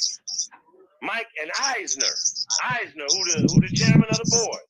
Show you right. Who's still around, ain't he? Fox. The Fox. And you know Rothschild owned Fox. Because Rothschild owned the debt that Murdoch got. Murdoch front Fox, but Rothschild owned the soul of Murdoch. Glad you brought that up, sister. That's a good Talk name. about it. That's a good name. Good name. Y'all should be excited because y'all act like y'all didn't know these names. Norman Lear. How much money he got? When these things come out, you should always have your copies. Profiles of whites of wealth. The Forbes 400 will be coming out soon. What you got there, brother Fitzgerald? Show you right, brother. Show you right, brother. Check. In fact, strangely enough. What name? What name did he holler? It's on the microphone. Check. Which today did a story, a strange story, with a huge picture of a sister from Los Angeles. I went to see the sister's program a couple of weeks ago. She can be a nice sister. But when you hear the tape special message to the Boule, you will know her as the sister who attacked me for attacking the Boule. Very rarely does the LA Crimes profile and highlight a black person who is doing what a black person should in condemning the LA Times and other white supremacist institutions. Maybe they got confused and didn't know that the sister is aggressively pro-black. You're right. And really though. Suiting up in style. The same skirt and jacket, but 4 different looks. How individual Panache. Something, I don't even know. 4 of a kind. Ask 4 different women to accessorize the same black suit. And what do you get? 4 different looks, of course. Meet Nzinga Ratabisha, who chooses accessories that reflect her African-American heritage. In the article itself, it says, in building a wardrobe, Nzinga Ratabisha chooses to follow the same fashion rules. It chooses to follow some fashion rules and ignore others. She observes the corporate dress code of her employer, IBM. Maybe that's what this is about. Remember, IBM was at the Shab for Africa meeting. IBM has the ad of the little white baby reaching up to the globe. And when you look on the globe, you see his hand is reaching for Africa. The only continent that's present on the globe that's over his little blue eyes, which is what they call it, old blue. Oh, it says some other things in here about someone. I don't even want to read them, her size and other things. I don't want to do it. But they put it in the paper and stuff. We don't need any personal ridicule because we deal with people based upon the issues. The sisters had me at her house. She's not a bad sister. She's trying to do what she can for her group, but she's confused about the issue of the boule and the Operation Cool Down responsibilities of Chip Murray. And we disagree over that, and I will fight her to the wall about it. Again, I question why the LA Times would assist anyone that assists us. Anyway, these profiles of wealth are things you should always have, as well as when the corporate profiles come out, like these two that are out floating around now. Yes.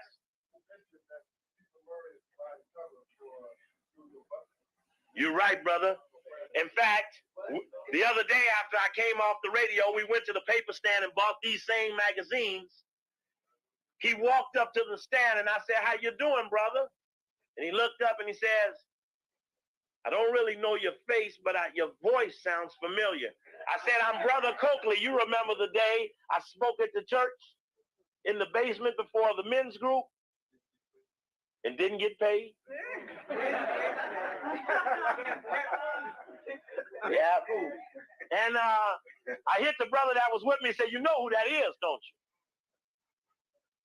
And the little guy at the paper stand, when Julius Butler walked away, he said, "He comes here every day." And I said, "Well, you need to know he's a bad man. He works for FBI, informs on black people."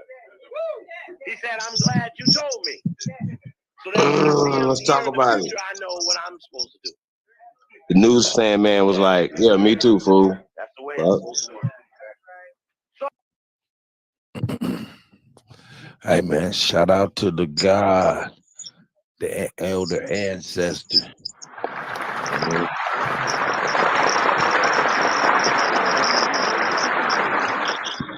I'm confused, man, with the title. What you mean? Pan-African. You're saying Pan-African is the C.I.A. and you got a Pan-African speaking. Wait. Okay, so let me ask you a question. You're being a Pan-African, right? Yes, sir. Okay, so do you believe that you know everybody in the Pan-African movement, and do you believe that everybody in the Pan-African movement is on the up and up, or is it possible that some people in the I know it's agents. So you know it's agents. Well, what we're going to show you is that it's been funded from the beginning, brother. The same people that he's talking about. It hasn't been funded. You can't show nothing. You're not going to be able to show anything. I'm not going to be able to show anything? You're going to show. Oh, you in for a rude awakening. You in for a rude awakening. Crazy, bro. That's crazy, fam. Man, go ahead and get them. Go ahead and get them. But I just think that's weird, though. I just think that's weird that you guys, this is easy. If you've ever done any research on COINTELPRO, who and how did they infiltrate our communities, our people? How did you get put in this position? They paid weirdo niggas that had cases and different things that they were facing. Niggas probably was child molesters, rapists. They like, look, bro, we don't want your information going out there, bro. You know what I'm saying? That's one way they did it. Man, come on, man. Just like the nigga that killed Nipsey Hussle, right? What the nigga that killed Nipsey Hussle an informant? Yes, bro, or no? Are you fucking serious right now? Are you really coming up here with this shit while I'm trying to build, man? Come on, man. Hey, come on, Cheesy, man. Come on, man. Fuck that, man. Let him talk. Whoever that's yelling, you a clown, bro. You a clown. Hold on, man. Don't get triggered by this dude, man. No, he a clown that's yelling because a lot of you niggas ain't been around no agents. That's saying there's a lot of agents amongst you niggas because y'all loud. Right, but we're saying that the Pan-Africans have a secret relationship we're gonna uncover with the CIA. And as part of, right, the agents are part of the Pan-African movement. We clean our house. Don't worry about this over here. Y'all worry about what y'all got going on. But we gonna clean house in this bitch. Yeah, trust but that. agents can infiltrate any movement, bro. What are you talking about? Nah. Because what I'm gonna break down to y'all in a minute is show you that this is illegal. Like, it was illegal when they was doing. I'm sorry. Listen, right? Listen. I know I'm not. I ain't worried about that. The Aboriginal movement was started by agents. Is it possible for people? Is it? Listen. Is it possible, right, for people to be doing it unknowingly, my brother? Yeah, of course. What you talking about? Just doing it unknowingly? No. They get the niggas that they're gonna frame to do it unknowingly, but the niggas that if they framing up, they know that they doing it, bro. They know that they doing it. That's what an informant is, bro. He know what he doing. You doing it now. Look, he doing it now and shit by default and shit. Bro, nigga, I was in the new African movement. I'm gonna be quiet. Thank you, Republic of New Africa and all that. I don't trust none of them movements and none of them organizations. I don't trust none. They all infiltrated, bro. You ain't man. I'm sick of these niggas coming around here, man. These niggas lame, bro. These niggas lame, bro. They're all infiltrated. Hey, y'all got videos. I mean, at least what you know what I got. Bro, you behind the camera like Tariq Nasheed, bro. I am. You right. You absolutely exactly. Right. But guess what? Probably an agent. But you know the difference. They get people riled up. Do you know the difference from me and Tariq Nasheed? You don't got boots on the ground, bro. No, I'm studying. Bro, you talking about getting people riled up? That's why you're here, dude. I'm studied up. You're here to get everybody riled up, man. I ain't gonna put myself out there like Tariq Nasheed, because that nigga, like I said, that movement, FBA, is good for people who don't know nothing or people who ain't fully conscious. But once you know you've been here, you're up. Abandon that terminology or even that state of mind. Bro, y'all niggas ain't willing to die for y'all shit. Bro, why are you here, man? Bro, get this nigga up out of here, bro. Why are you even here, bro? Come on, man. You lame as fuck, bro. Why are you even here? Why are you here, agent? Why are you here, agent? Because he brought up Africanism. You an agent. That's why you yelling over me. That's what agents do. You an agent though. Niggas is frustrated. Ain't no goddamn agent. Niggas don't know what no agent is, bro, I'm sick of your ass coming around here, bro. Get your ass up out of here, bro. Let me get out of here, bro. Nigga, shut up. You don't know what an agent is. Not you, A1. Not you, A1. No. Real talk.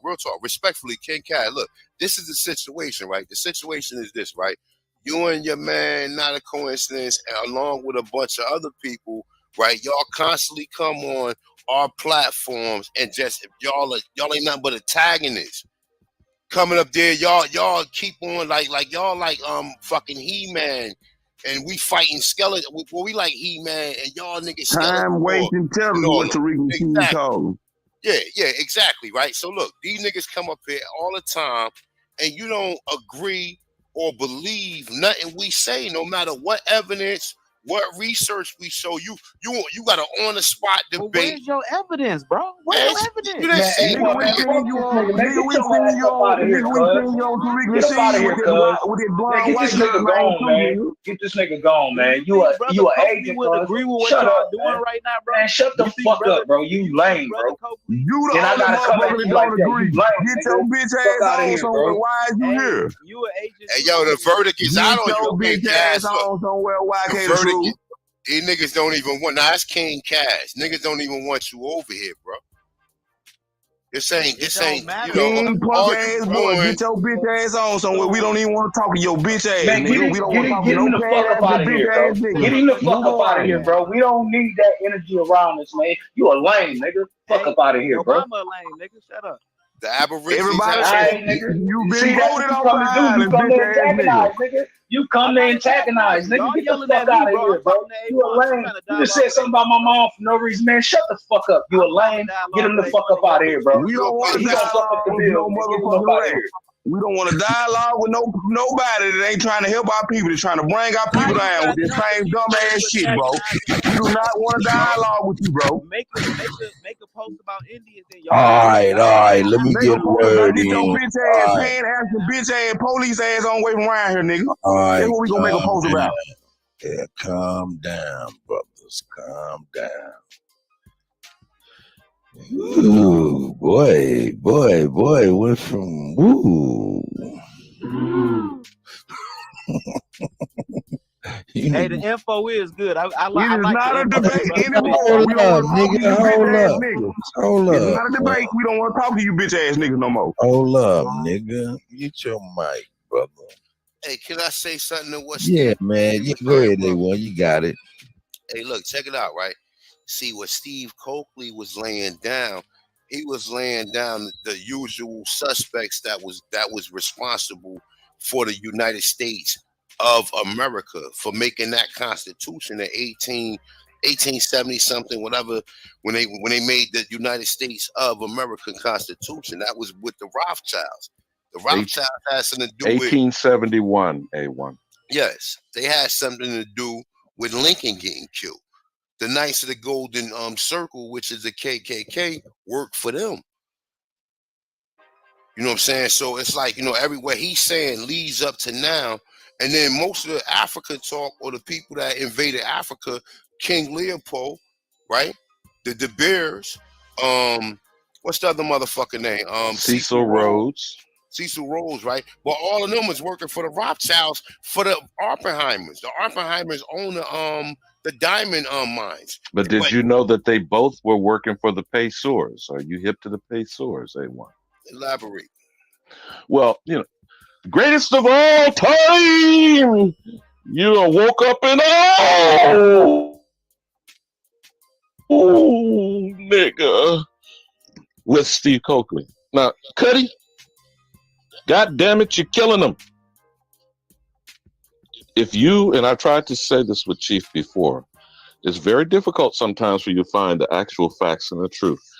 If you can, A1, just see what you can pull up and Google the House of Payseurs. Payseur. So let me ask you a question, right? Mm-hmm. It's shortcut, right? The Payseurs is connected to the Rothschilds, bro. They showed only 1/3 of a single trust where almost all of the people you want to name, and not just Rothschild, not just Rockefeller, not just John Pierpont Morgan, not just Vanderbilt, not just J.D. Rockefeller, the Standard Oil. You know why I'm name dropping. So you saying they're above? They're above the. First of all, if you heard the name, you don't know nothing. You feel what I'm saying? Mm-hmm. Yeah. That's one aspect of it. The second thing I'm gonna ask, and Cut, are you on the trigger?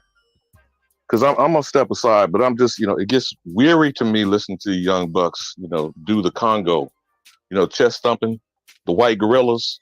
You remember the movie The Congo, right? You ever saw The Congo, A1? Yeah, I seen it. Remember them huge diamonds them white gorillas was defending? Yeah. Okay, so now, are either of you brothers, Cut, you still with me? Could you pull up the Lehman Brothers? That was the linchpin of the fall 15 years ago, right? 2008. You remember that, A1? Yeah. Lehman Brothers and Bear Stearns. Those are the first two dominoes, weren't they? Mm-hmm. You know where the Lehman Brothers were 150 years prior to that? They created the cotton exchange in Alabama that became the futures and commodities exchange. Are you familiar with that, brother? Good brother, A1?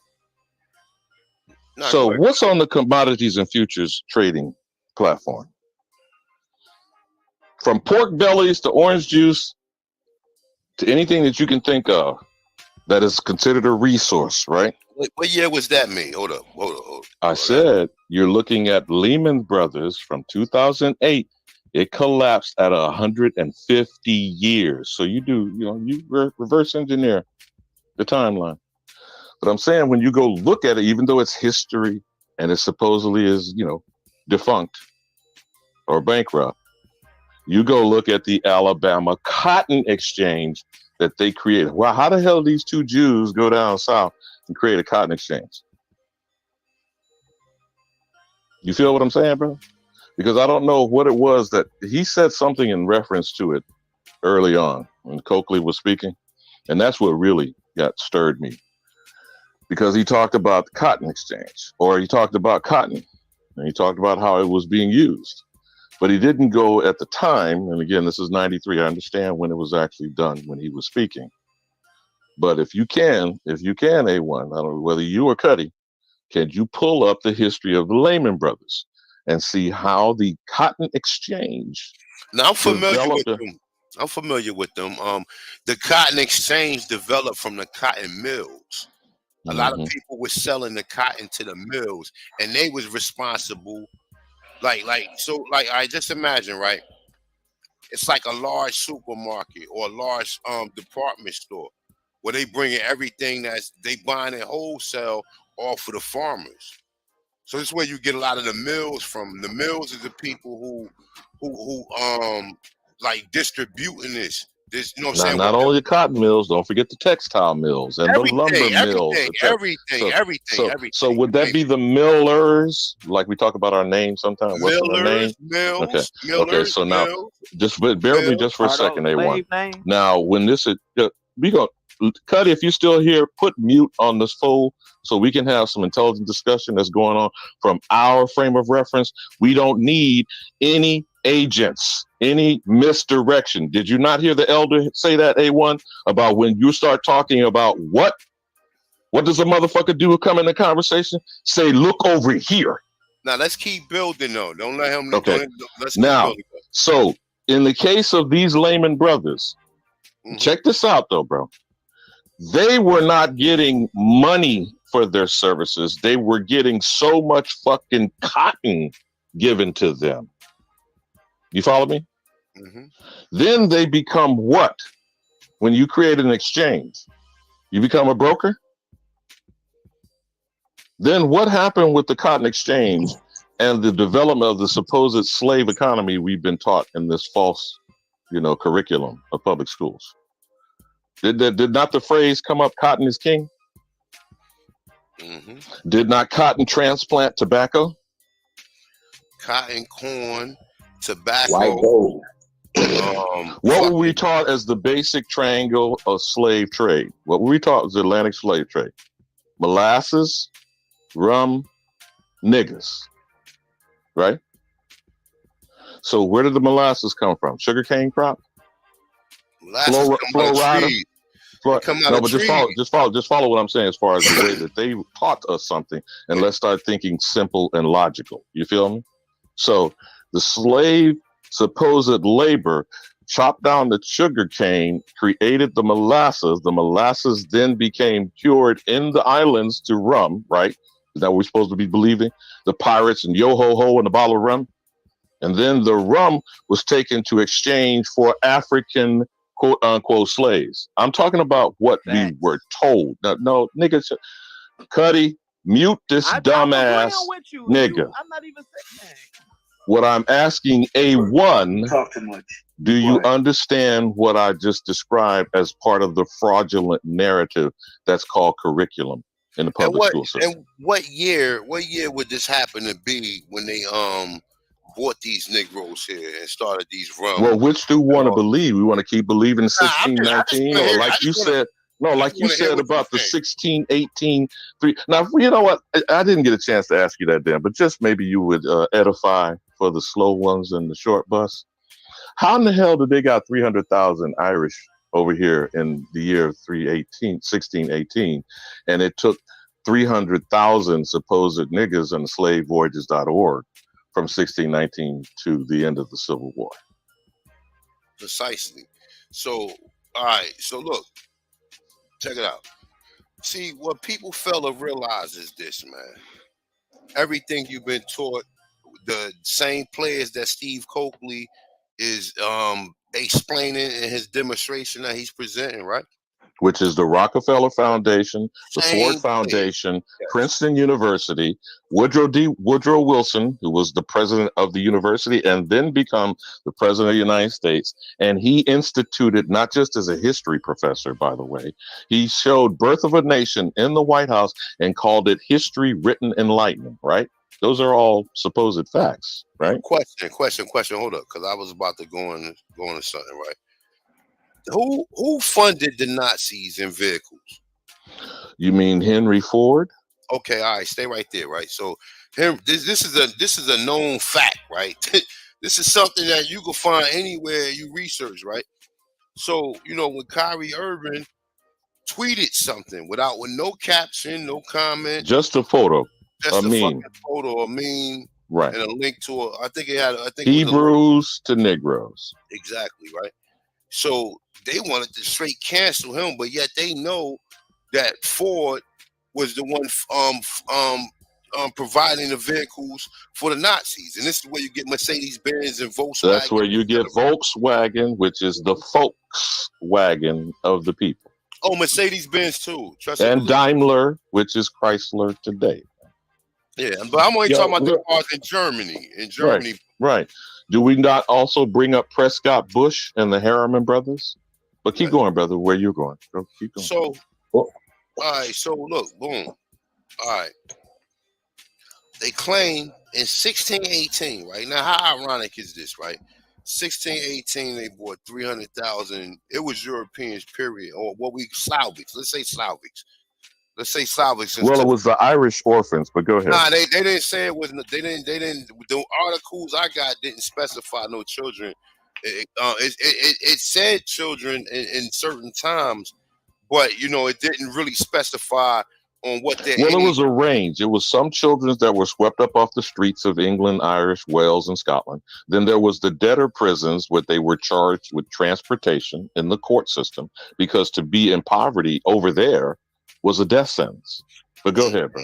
Ali Bamu, I'm gonna tell you one thing. I don't even believe that these people was orphans living in the street of Europe at that time. We don't. Me personally, I don't know where these people came from. But we're both repeating shit we heard, right? No, that's all I'm saying. That's all I'm saying. I'm not saying whether it's true or not. Well, I'm just saying my personal. It is called curriculum. Yeah, my personal opinion. My personal opinion. You know what I'm saying? But when you get into the 1618 story, how it go, they mentioned 300,000 in a total number, right? Now this is 1618. Now they completely failed to mention any of this shit in anywhere. Whether you can go from a fucking associate's, bachelor's, any curriculum, just the one word curriculum. It's not in the curriculum of the system of education here. Get 5 PhDs, 2 masters, etc. And still not be taught that one fact in 1 year. That's a fact, right? So then you get the 1619 story, right? Which they rush at you. They push this shit. They push it. In fact, they're like, yo, this is the truth. This is a fact. This is what happened. And kind of find out that the 19 people that came here never came from Africa. In fact, they was from the Americas. Yeah, and you know that the word changed from negresses, because it was mostly female, to Negroes, and then under Clinton's administration, the marker that they had for historical purposes, then called it 20 some odd Africans. But go ahead, bro. Alabama, can I ask you a question real quick? This is realized. I'm listening. Okay. You was talking about who was taken from this land. Because I've done some little research on it, but do you think it was more women taken and children or grown men? Because I don't see grown first of all, do warriors get taken anywhere, or they get killed, or they get killed, captured, they get killed, or captured? They get killed, right? They So get then, killed or captured. in some instances, and I think even Bethy was doing a build earlier today, talking about the Seminoles that went across the Mexican border, quote unquote, what we call the Mexican border, or Eagle Pass, Texas, the Rio Grande, etc., and said in that article that their women and children were kidnapped and sold into slavery. Now, I'm not saying that's answering your question, but I'm using it as an example. But go ahead, bro. No, I understand what you're saying. I just wanted to kind of, just make some correlation in my mind as far as that, because there's no way you're gonna take our warriors. So you had to take the women and the children. And that becomes a bargaining chip, and that becomes a political leverage, correct? Right? And if they're being taken from the mainland, the major ports, whether you're talking about South Carolina, North Carolina, all the way up through Virginia, up to maybe even Maine, they're being taken to the Caribbean Sea, not transatlantic. It is an intercontinental slave trade, right? Okay, Yeah, but you're they got right. You're African right. traditions down there in the Caribbean. Bro, Come you know on, what, man. Cuddy? If Come you're on, Cuddy, man. if you're Come on, still get this there, nigga man, up out of here, bro. I done told you all about checking motherfuckers at the door. You letting Again, everybody even the else elder, answer a question? Why I can't even answer the a question? elder Stephen Coakley just said in that presentation, 30 years old, when we are discussing things of importance to us, a motherfucker will pop their head up and say, well, why don't we talk about this bullshit, irrelevant distraction, as opposed to what is going to help us be focused? That's why I go so hard. OG. That's why I go so hard on these niggas, man. Nah, bro. You don't even need to be here, bro. Like, for real, man. Just be quiet and sit in the back, man. Come on, bro. Why can't I listen to a Pan-African, bro? You need to be quiet. You really need to be quiet. I'm sorry. I'm being real nice. Nigga, I'm 38, bro. Be quiet, bro. Sit in the back and listen. Just chill out, bro. God damn. Now, since you niggas want to keep talking black and blackness, we're about to revoke your black card. Okay, we're about to send you to black pits of hell. Now, if you can't sit on your tongue, Cuddy, for the last time, I don't tell people what to do with their show, but I'm not going to tolerate this type of shit anymore when we're moving forward and our children, our grandchildren's future are at stake. What the fuck is this conversation going to process and to provide? What? Now, at least the discussion that the elder, Stephen Coakley, was exposing the ish motherfuckers who now, let's talk today. I already showed examples of the Bush family, whose name has been changed, by the way. So if you can go research it for your goddamn self, Mr. Pan Boo Boo. But go look up these people. Go look up these people. Shut the hell up. Wait. Stop talking over people, man. We trying to have a dialogue, not a monologue. Nah, brother, nah. Let the man talk, bro. And then when he get done, then ask, can you interject? Ask, can you? Don't just even interject. Because we don't really want to hear what you got to say. Now, since the first criminal that they are telling you, showing again example A1, what you're saying about curriculum as opposed to propaganda. We are being led to believe the first criminal that occupied the People's House, that they refer to as the White House, has been indicted. Do you know the name of his ancestor? And it was changed from DRUMPF to Trump. You familiar with that, A1? I've heard of that before. And is that or not an Ashkenazi German origin story? That's a Slavic name. All of them Slavic names. Now, where did this grandfather of his in the 1880s go when he came here as a coward, punk-ass motherfucker, according to his own German government, running from the responsibilities of going to serve in war? Not only was he run out once, he was run out twice. And you know where he landed on our land? Selling pussy in the whorehouse during the gold rush. Yeah, I know you're familiar with that, right? Yeah, but you know what, though? Let me just say this, though. Real talk. Me personally, none of these presidents represent me because I'm No, I feel you on that, bro. We're always talking for the uninitiated I will and say the this, ignorant. let me get finished, though. I would say this, right? Out of all the presidents that I've seen since I was conscious enough to recognize that these people have a president, Trump is probably the illest president I've ever seen. And real talk, like, you know what I'm saying? I don't, like, I heard the stories and shit, like, you know what I'm saying? Or what he about, you know what I'm saying? Everything from the Central But see, you're in Jersey, man. How connected is anyone in construction to the mafia? I mean, hey, that's what he do. I mean, he moved the way he moves. Shit. And how many people in gambling in Atlantic City not mafia connected or mafia adjacent? Yes, he got all that shit connected. Okay. So let me go back to the history just for a moment here. Now, I was pulling up him as an example from his grandfather. And are you familiar with the other supposed urban myth about the Bush family or the original supposed melanated George Bush in Washington State? Have you ever heard that story? No, I know that the Bush family name was Church. Yeah. They look, Bush. Oh my God. Listen, hey, listen, words of mine. Look, I'm actually what I'm gonna do is I'm gonna play the Phil Valentine When you lecture. gonna talk about the name change? No. I'm gonna go into the name change. Hold up.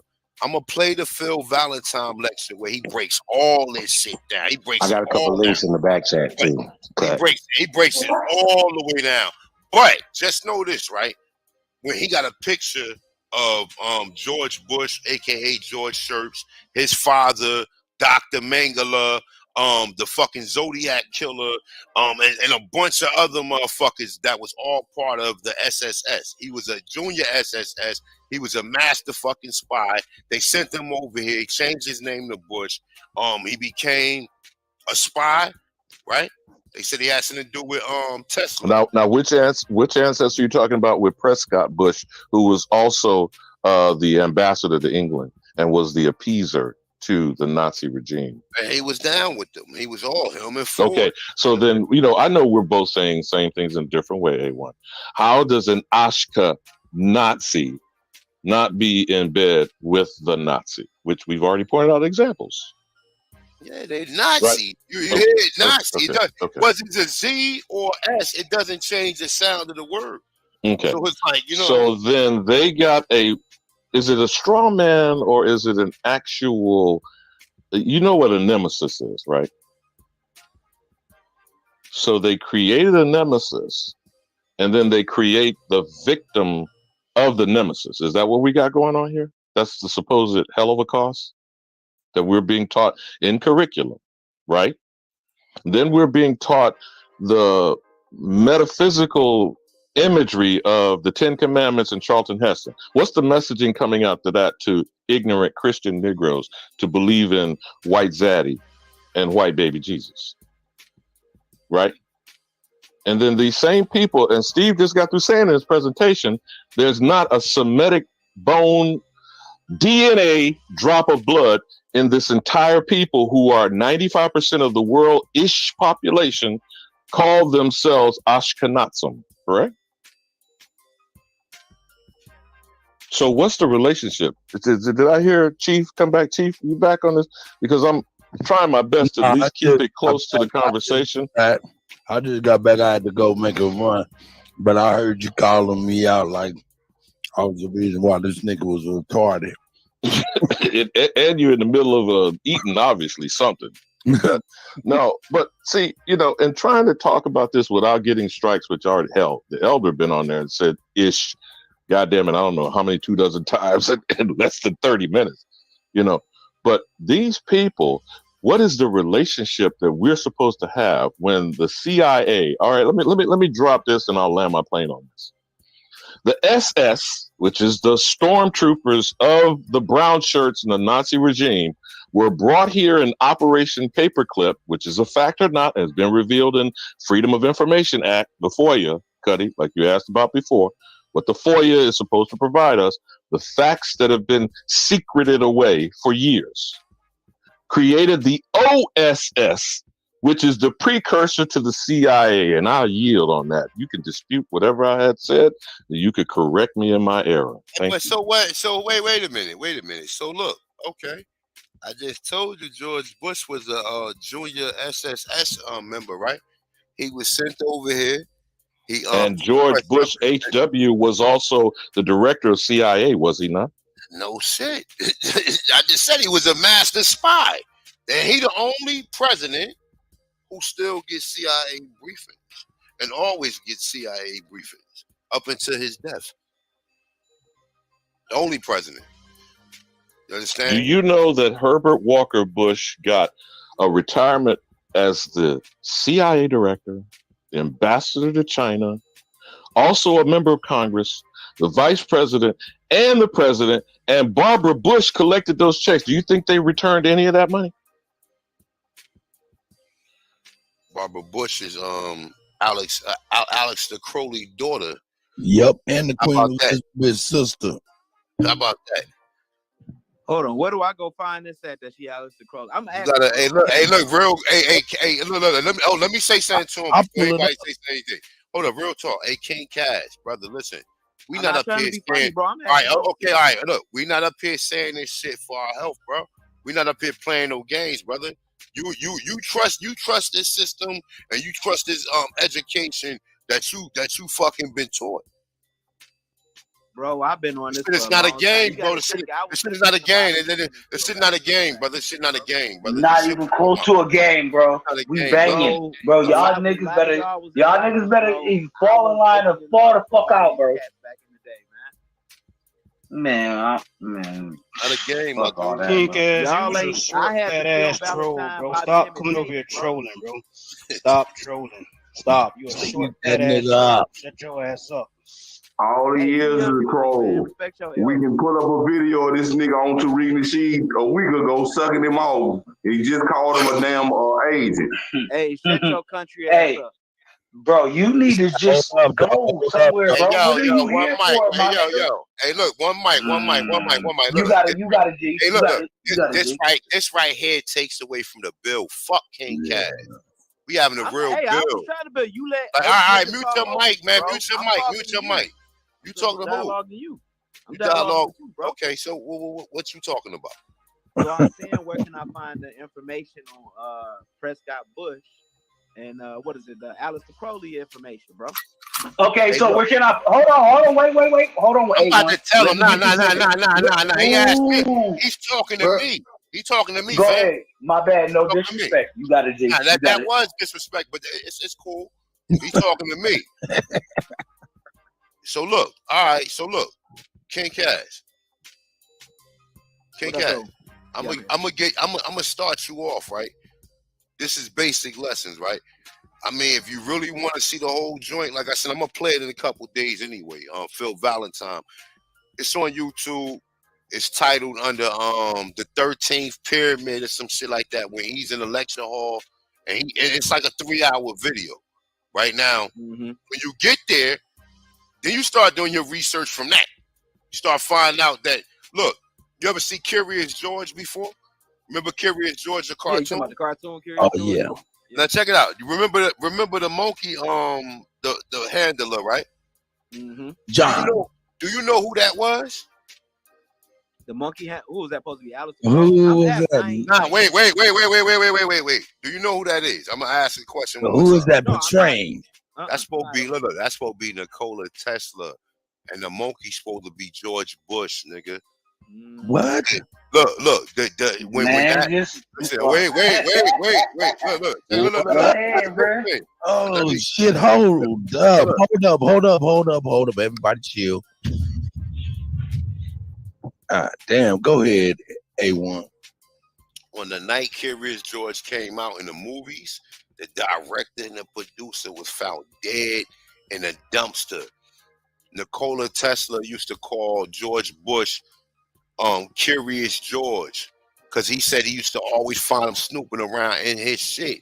Now, George Church, who was George Bush's father, worked with Nikola Tesla. So George Bush used to always be trying to snoop around and shit for obvious reasons, man. We already know what Nikola Tesla was dealing with. We already know what GW was dealing with. You talking about the OG George Bush, right? You talking about the Yes, the same one that they said was President Kennedy at the book deposit when Kennedy got killed. So it's like, however it go, they said that Curious George the cartoon, it was made after Nikola Tesla and George Bush. Nikola Tesla used to always call George Bush Curious George, because he used to always find them looking in shit, trying to steal his shit. It's funny we talking about this on the look. Listen, look. Check it out. This shit's so deep right here, and how I knew it, because how Phil Valentine laid this shit out. He laid this shit out, and all the shit checks out. Now check it out, right? Boom. They said the nigga who killed Nikola Tesla was the nigga Otto whatever. It was supposed to be Hitler bodyguard. It was Hitler bodyguard. They said he came to America, right? And what happened was he was working with the Bushes. They killed Nikola Tesla and took all his information, right? But the nigga who did it, he wrote a book called The Bush Connection. And he outed them. He outed the whole Bushes and everything. You never research the book. Just Google the book. The book Well, I know never. they talk about a lot of the information, like with the Look, FBI, I'm not done CIA, yet. a lot of they shit. I'm not done yet. Okay, all right. Look. And all them Yeah, I'm not done yet. There you go talking, my right? bad, my bad. So, how it go? Curious George was Nikola Tesla and George W. Damn. Well, I mean, shit, I wouldn't doubt that they drop certain shit in cartoons. You see what they do in Bart Simpson and Simpsons and shit like that. Mm-hmm. That's one way they leak information out is through the cartoons and shit like that. You know, but another cat, man, I used to work with this Indian dude, man, and he pulled me to the side. We was just talking. He was a Christian guy, but he seen my necklaces, my beads I had, so I told him what I wanted. He started talking about Hinduism. You there? Right? Yeah. I'm about to drop something. I'm about to land. Hey, you see those two links in the back chat? Oh, I try not to pay attention to the back chat. For real. You know what I'm saying? Let me drop this plane and I'm nah, nigga, fuck back. That motherfucker done fell out the. Hey, look, real quick before you say it, I want to clarify something with you real quick. I just want to clarify something with you. I want to get this on record, right? Which one you want first, Chief? No, I'm talking. Oh, I'm sorry. Go ahead. Oh, you good? Go ahead, one. King Cat, I want to get this on record, right? Just on record, right? Chronological order. What I was just telling you about the 1618 story, about them bringing 300,000 so-called Europeans to Virginia. Do you believe that, or do you? Well, yeah, I don't doubt they brought. Okay, so a lot of them. Okay, so you don't see no inconsistencies in the fucking history of how they hiding shit. I mean, we know that though. Like Negroes is running America, but look, them 300,000 Slavics would have somehow went through the hands of Negroes because we was running this shit. When the white people running it. Nah, I don't care what you think. I'm telling you, we don't care. What no Negroes doing indentured servants, my dude. That's all a lie. That's all a lie now, you bro. Gotta think, bro. They already had. I don't have to think. I don't have to think. I know Anthony Johnson owned white slaves, nigga, and he was supposed to be the first slave from Africa. I don't believe none of that shit, bro. And if you do, nah. See, there you go. There you go. You already, bro. Look, we about to get you up out of here, my dude, because you're not. Yeah, but you saying like slavery didn't exist in Africa. Brother, already. slavery did exist, but it just was dealing with white people. The fucking Moors had fucking. I don't want to hear about no Moors and none of that old other history that they give you, bro. I don't want to hear none of that. Bro, shit. I can show you the document. I don't care what you showed me. Bro. I've seen plenty of documents. I've seen them all. So what the fuck? I've seen all of that shit. None of that shit sums up to nothing. It's all coming from the mind of a European. You have to read through these articles, find what's relevant, what you can prove that's basically that these people not telling you. So the shit that they tell you, you have to research that and find out the stuff that they don't want to tell you. That's where most of you niggas go wrong, because you read articles and you be happy. Yay! I read this whole article by this so-called journalist that's all working for the general education system. So you still come up empty-handed.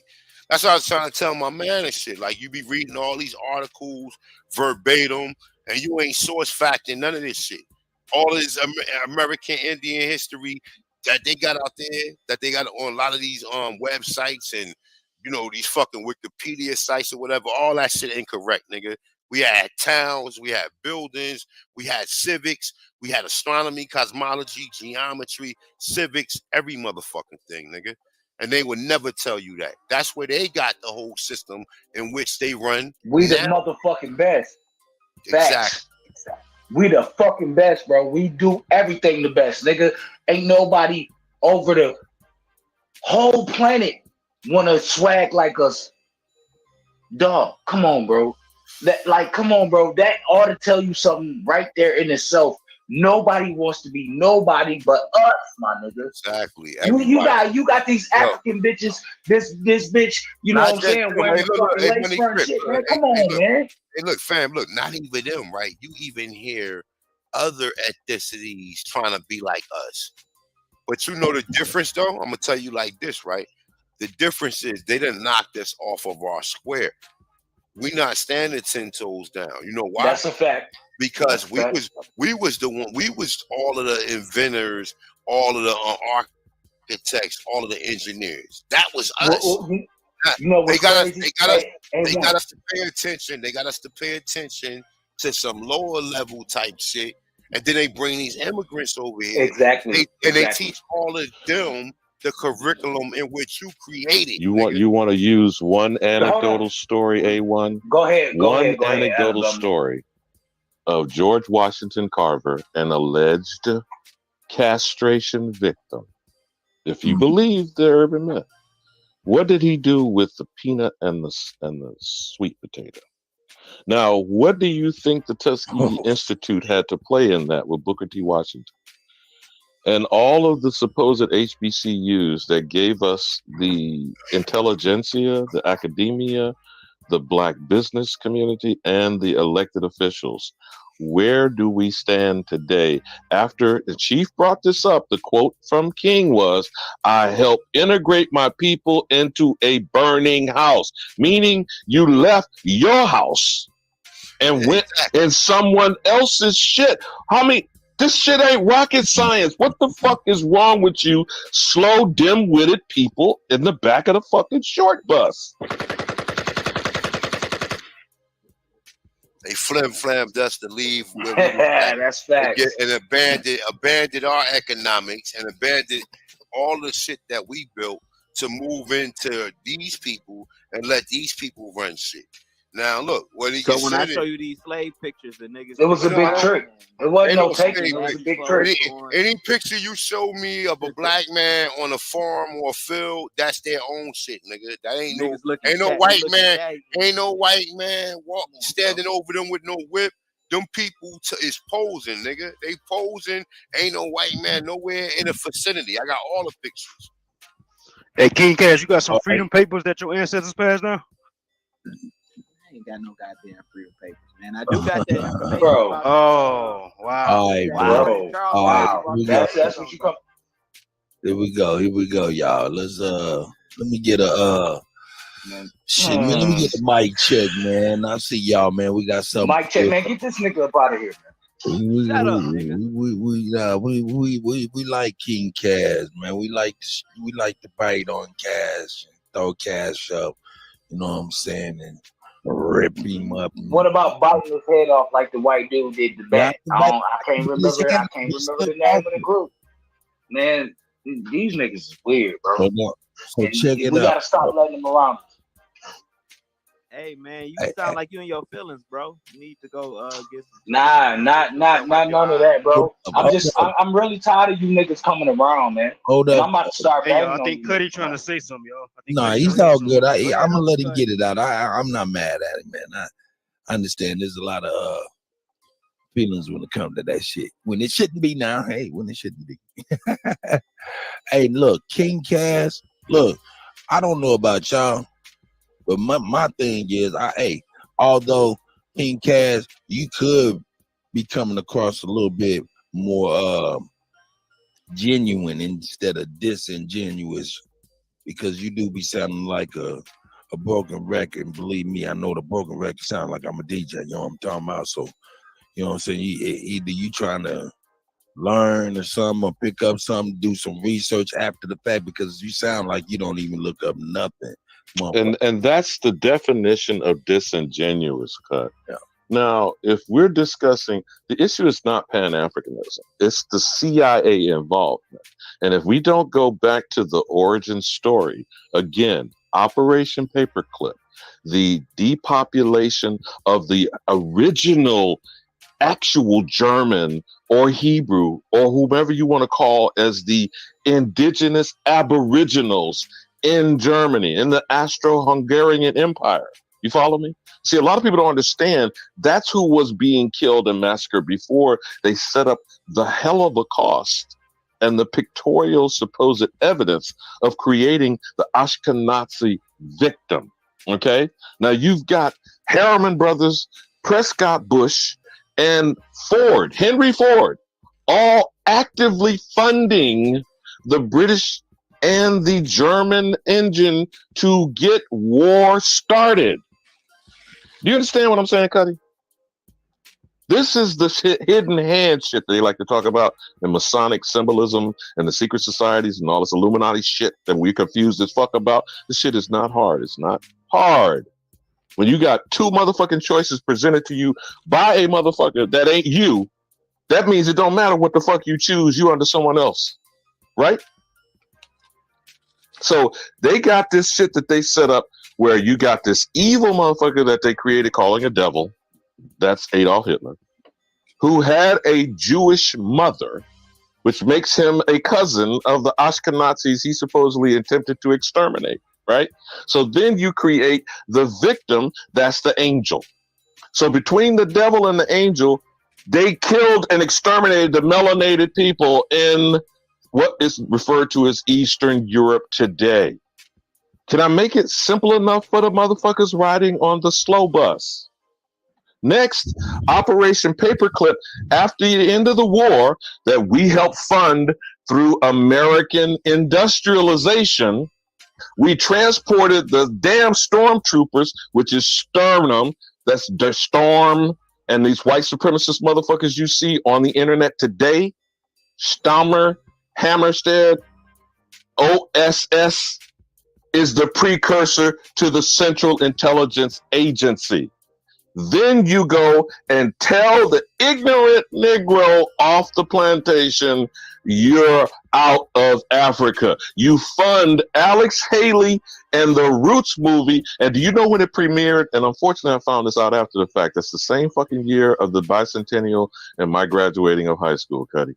Do you know that shit was simulcast in fucking Vietnamese, Mandarin in China, France, Italian, German, and across the world? Now you explain to me what the fuck did other motherfuckers over the planet have to do with niggas being told they're a goddamn African slave in this country? And I yield. That's right. That's right. Hey, yo, certified. Fuck Alabama. I love, man, this shit, man. This is what's up. Alabama just hit the fucking, he hit that shit. He is one of the motherfuckers that could actually do a fucking roof job and do it in 30 minutes because every fucking nail he hit that bitch all the way in. Alabama, no man, just be quiet. Just be quiet because I ain't talking to you. I'm not, hold on, bro. I'm not talking to you. I'm not talking to you. Alabama. Thank you, brother, for doing what you do. Right, I love you, Elder, and I appreciate it. You know what I'm saying? I ain't got nothing to say to you. I'm not talking to you. I'm talking to Alabama. Alabama, thank you, brother. Because you know what? That's going to make me stand out with my chest even out more. Real talk. Thank you, bro. Shout out Tom Jones, Sister Soul. I see you. I see you. Can I ask you a question? I see you, sis. I see you. Hey, big bro. What's up, Cut? Why didn't they show the movie Goodbye Uncle Tom and all the nigga, nobody want to hear you, yo. That was banned. Hey, yo, what's up with the guards, yo? Basically like a Disney movie. Man, tell this nigga to shut the fuck up, cuz. Okay. Hey, I ain't trying to be mean. Tell this nigga what's up? Can y'all hear me, yo? What's up? Yeah, I can hear you, my brother. What's up, bro? Yeah, we can hear you, bro. Loud and clear, man. Get this nigga, man. Bro? Tell this nigga shut the fuck up, bro. Let me explain something, real quick, y'all. On the topic, right? Now, this is what I don't like these niggas, because they think they the utmost authority on international law, international history when it pertains to Africa and the rest of these continents when we are, right? We the gods. We know about all that shit that's going on over there. Now, the reason why these niggas don't know what the fuck they talk about, niggas shut up, because you don't know what you talking about. You do is spew all I'm doing is listen to these niggas, right? And they come over here, right? And what don't they do, people? They don't talk about the whole political spectrum over there. What do we know over here in America about the C.I.A.? They put drugs in our communities, right? We know that for a fact. They put drugs in our community. We knew back in the 90s that we wasn't bringing the shit over here. So how did shit get over here? We found out very quickly that it was the CIA and it was government that was doing this shit, right? But we don't So I talk to motherfuckers, right? So I talk to motherfuckers, right? I always talk because I'm curious. And I'm cool. I'm a cool motherfucker. I always talk to niggas from Africa and all that shit. We be always chopping up in the park, whatever. These niggas were telling me, they're like, yo, Rob, check this out. Man, we got the drugs epidemic over there in Africa. Right? I'm like, damn, it's drugs coming over. He's like, where? I'm like, where they coming from? He was like, yo, they coming out of Brazil. He said, y'all got the problem with the Mexican cartel. Our shit was coming out of Brazilian cartels, right? He said, man, we got these niggas over there just leaning over, strung out. I was like, get the fuck out of here. I was like, so they doing the same shit they were doing to us in the 80s. They trying to do that shit over there in Africa right now. He's like, yeah. So I was like, hold up. So you mean tell me y'all got coke, all that shit running up through? He's like, yeah, because it come through the West Coast, then we goes up into Europe. So I was like, damn. Yo. That's why the fuck they closed down Turks and Kinkos and shit, right? Cause I'm like putting this shit all together, and I'm getting these shit from the niggas that be over there, bro. But see, with just the man shit, I'm gonna bring that, none. Hey, I'm glad you said that. I'm gonna bring it to the table because go ahead. A couple of documentaries on Vice where they was showing the epidemic of heroin, fentanyl, cocaine. Right.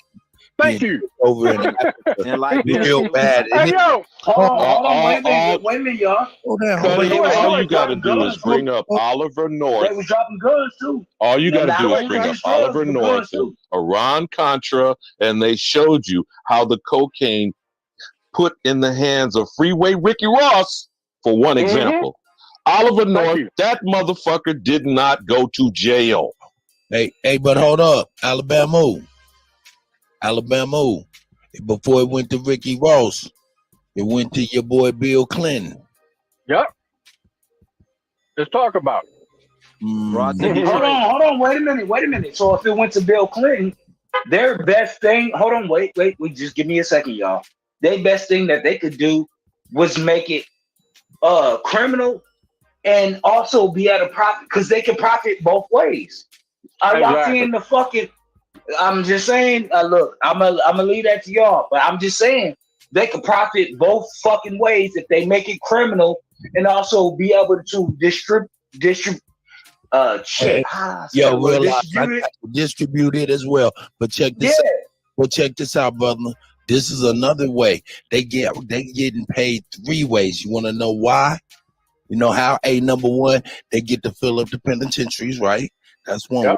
They get the funding for the initial product that they bring in. That's 2, right?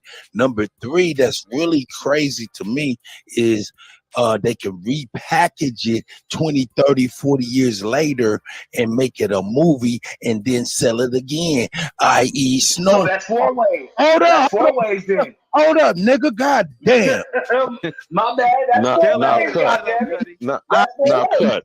Did you ever see the movie Air America? Let me finish my thought. At least, you know what I'm saying? I.e. BMF, i.e. Snowfall. Go ahead, my elder.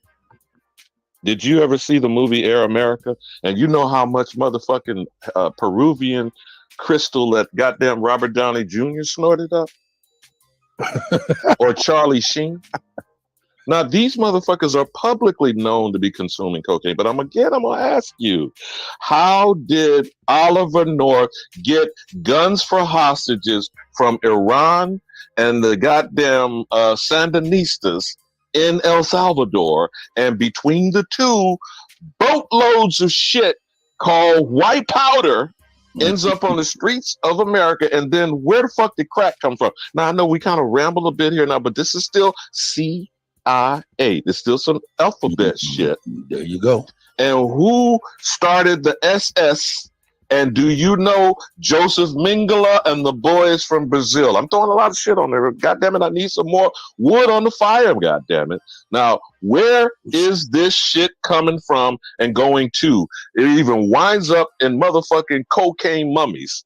Did that shit wind up in Egypt and ancient Kemet with these motherfuckers and shit? Hey, so what is the coca leaf to the culture of the Americas? And I yield. And I want to ask you something. I hold on, wait a minute, bro. I want to ask directly a question to the OG because I grew up in the 80s, right? 80s and the 90s and shit like that. I'm an 80s baby. I'm born in 85. So when you was coming up, right, it was all about just the cocaine, right? It only became a problem when niggas could make money off of it. What do you think That's about what that that's whole? one aspect of it, brother. But why did crack become a That's why. phenomenon? That's why I'm asking Because you I'm because not I don't calling know. you that, but didn't they have a term, a derogatory term called crack babies? That was No, I'm not a crack baby, but my No, I brother didn't say, is. bro. My That's why I brother. qualified. I No, did no. not Listen, say on I'm some real. calling you that. Listen, I'm saying. just hear me out. Y- My brother was.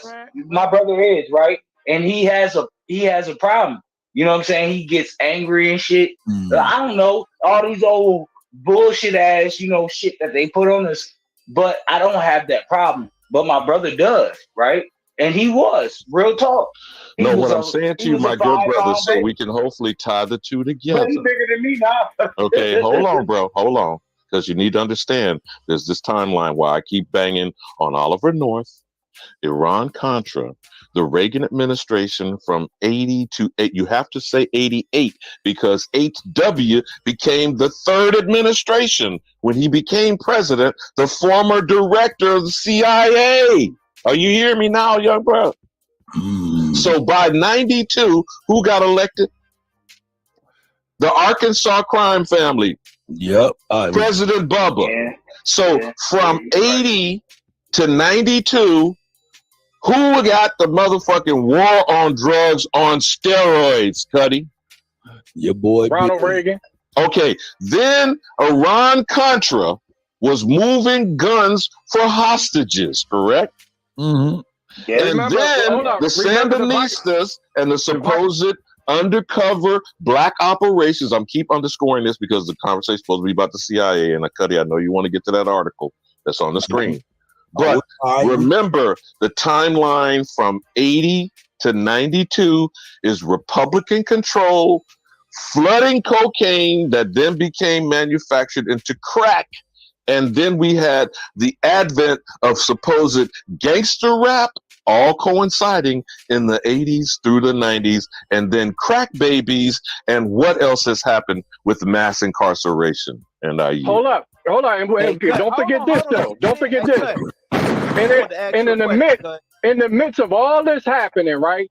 What was they trying to push our consciousness to? Pan-Africanism. While all our people getting redlined, while all this crack epidemic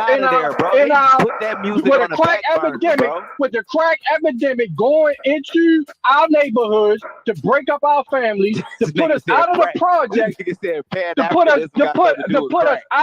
to put us out of our neighborhoods and destroy the community. Because remember, when we was in the project before this crack epidemic and the drug epidemic, we was considered your neighbor was your family. They broke that shit up with the crack shit, then brought this Pan-African bullshit. Hold on one second now. Hold on one second. Because that was supposed to be the consciousness, but it made shit worse. Yeah, that's but what they it pushed is. them out, bro. You gotta be quiet, bro. You gotta be quiet, bro. Just be quiet, bro. Like X-Clan and all them, that's the reason they banned all King them. No, they didn't, bro. Man, be quiet, bro. You talk too much. Hey, look, just stop talking, bro. No, everybody mute up. King Cash. Hey man, who put him in the back? I was about to talk to him. Yeah, well, I already know who put him in the back.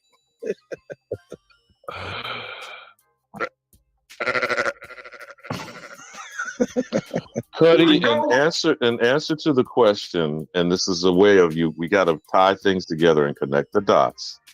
You got the last poets. You got Gil Scott Heron. You got what is actual, and I'm directing this to you, mix master.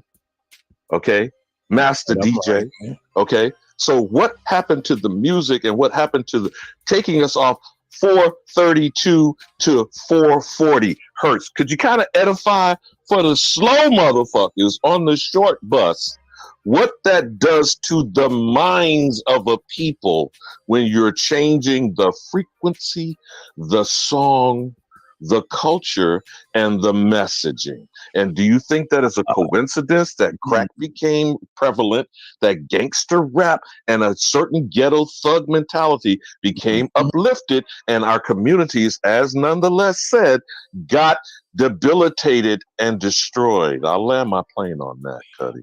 The difference is between the two is every Earth, Wind, and Fire song that you heard and feel good about is of the past, of the old frequency, and everything after, let's say, what's his name? Kurt Cobain, grunge, black eyeshadow, shit like that. Every music after that was under that tuning where it was just kind of blacked out.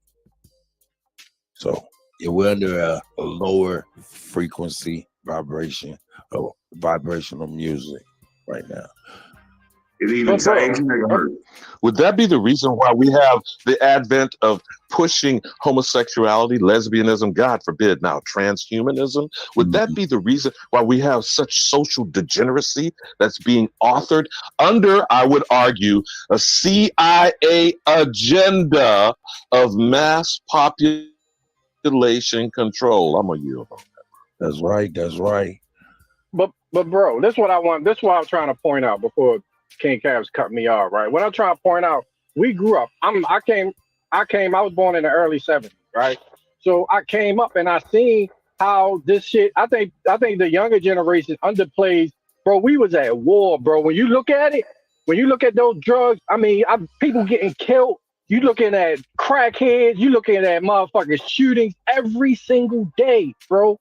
You know what I'm saying? So therefore, when you look at these Pan-Africans, right, and you're talking about drugs coming into the community at the same time, this movement was supposed to be progressing us, and you're going to say there's no correlation between the two? You know what I mean? Then you hop on panels and try to defend that shit. That's why we call you agents. You see what I'm saying?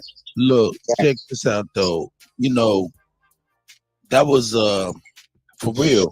That whole situation, all of that mixture of methamphetamines that we're dealing with now, all of that mixture of crack and all that stuff was created by German scientists for real to keep their soldiers up and shit. They was experimenting with all of that stuff. That's how they got that technology and laid it on us. It was almost like a biological, a social scud missile on just our people, more or less, and it devastated us. So to be watching BMF popping, to be watching Snowfall be popping and stuff, to me it just kind of makes me sick, because I'll be like, man, that's another way they getting paid off what they did to us. But anyway, right, and then laughing at niggas. I mean, just like, what about all the dead people? What about all the facts, bro? The infant mortality, the broken homes, the broken families, grandmama's crying, man. The prostitution, the murder. Fuck that. First off, the problem is, right, nobody wants to take accountability for what you've done and what you have to be able to be accountable, take accountability for. So that's the main thing. You know what I'm saying? Niggas don't want to be held accountable. You got to be held accountable for cleaning this shit up. You know what I mean? I think it was a good segue though from Alabama. We were talking about the CIA, right? So how does the CIA have a secret relationship that's been uncovered, with the Pan-Africans? That's how we're gonna do this, right? So now we seen, it's this basic knowledge, y'all. This is not like, this is why I know either they're not looking or they're just being disingenuous and they just working with them. Cass has to know this. There's no way he don't know this. And this is what's really interesting to me, right? So this right here comes from Modernism, African Literature, and the CIA, February 5th, 2015. Interject just one more thing, man. Hey, man. Okay. Hey, they still doing that social biological warfare on us.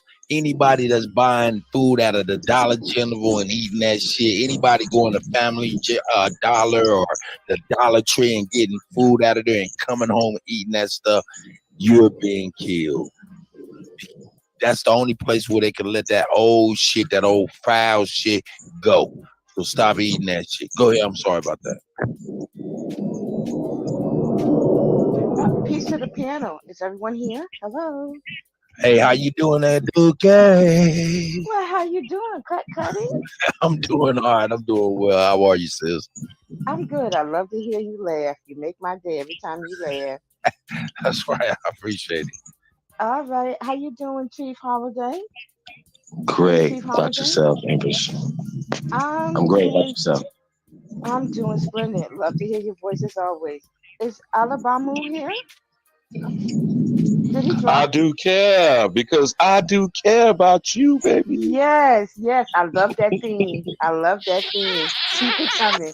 But I totally want to agree with you. I don't think anyone understand what you're saying. That's why I came on. Is because they're really pushing that homo lesbian agenda on us, and people don't realize they are trying to get momentum by pushing that agenda on us, and we're not really standing up and saying, hey, this is not who we are, but they're capitalizing on that. And I don't think people understand what you're really trying to say about that. And we really truly need to check that and say, look, no, this is not our movement. No, they're capitalizing on what we built. No, we're not saying we hate them, but it's not us. That's right. That's right. Shout out to Duque. Hey, I'm Chief. not gonna stay too long because I see Splendid every time I come up here and I just be talking shit and I You don't all know. good. I'm You about ain't to gotta jump go no down. You ain't gotta go Can no can I piggyback off the sister? Yeah, nigga, you been piggybacking off every motherfucking body You for know why? You know nigga. why? Because I like to dunk. I can't dunk in real life, so I like to dunk. No, what you go ahead, my nigga. I've been bugging with you, man. You all right, my brother. I appreciate you being here. On some real shit, man. Yo, our children are the most important thing that we have. They the warriors. Teach them to hell and let them. No, I'm sorry about that. I almost No, got I'll let you go. I'll let you go.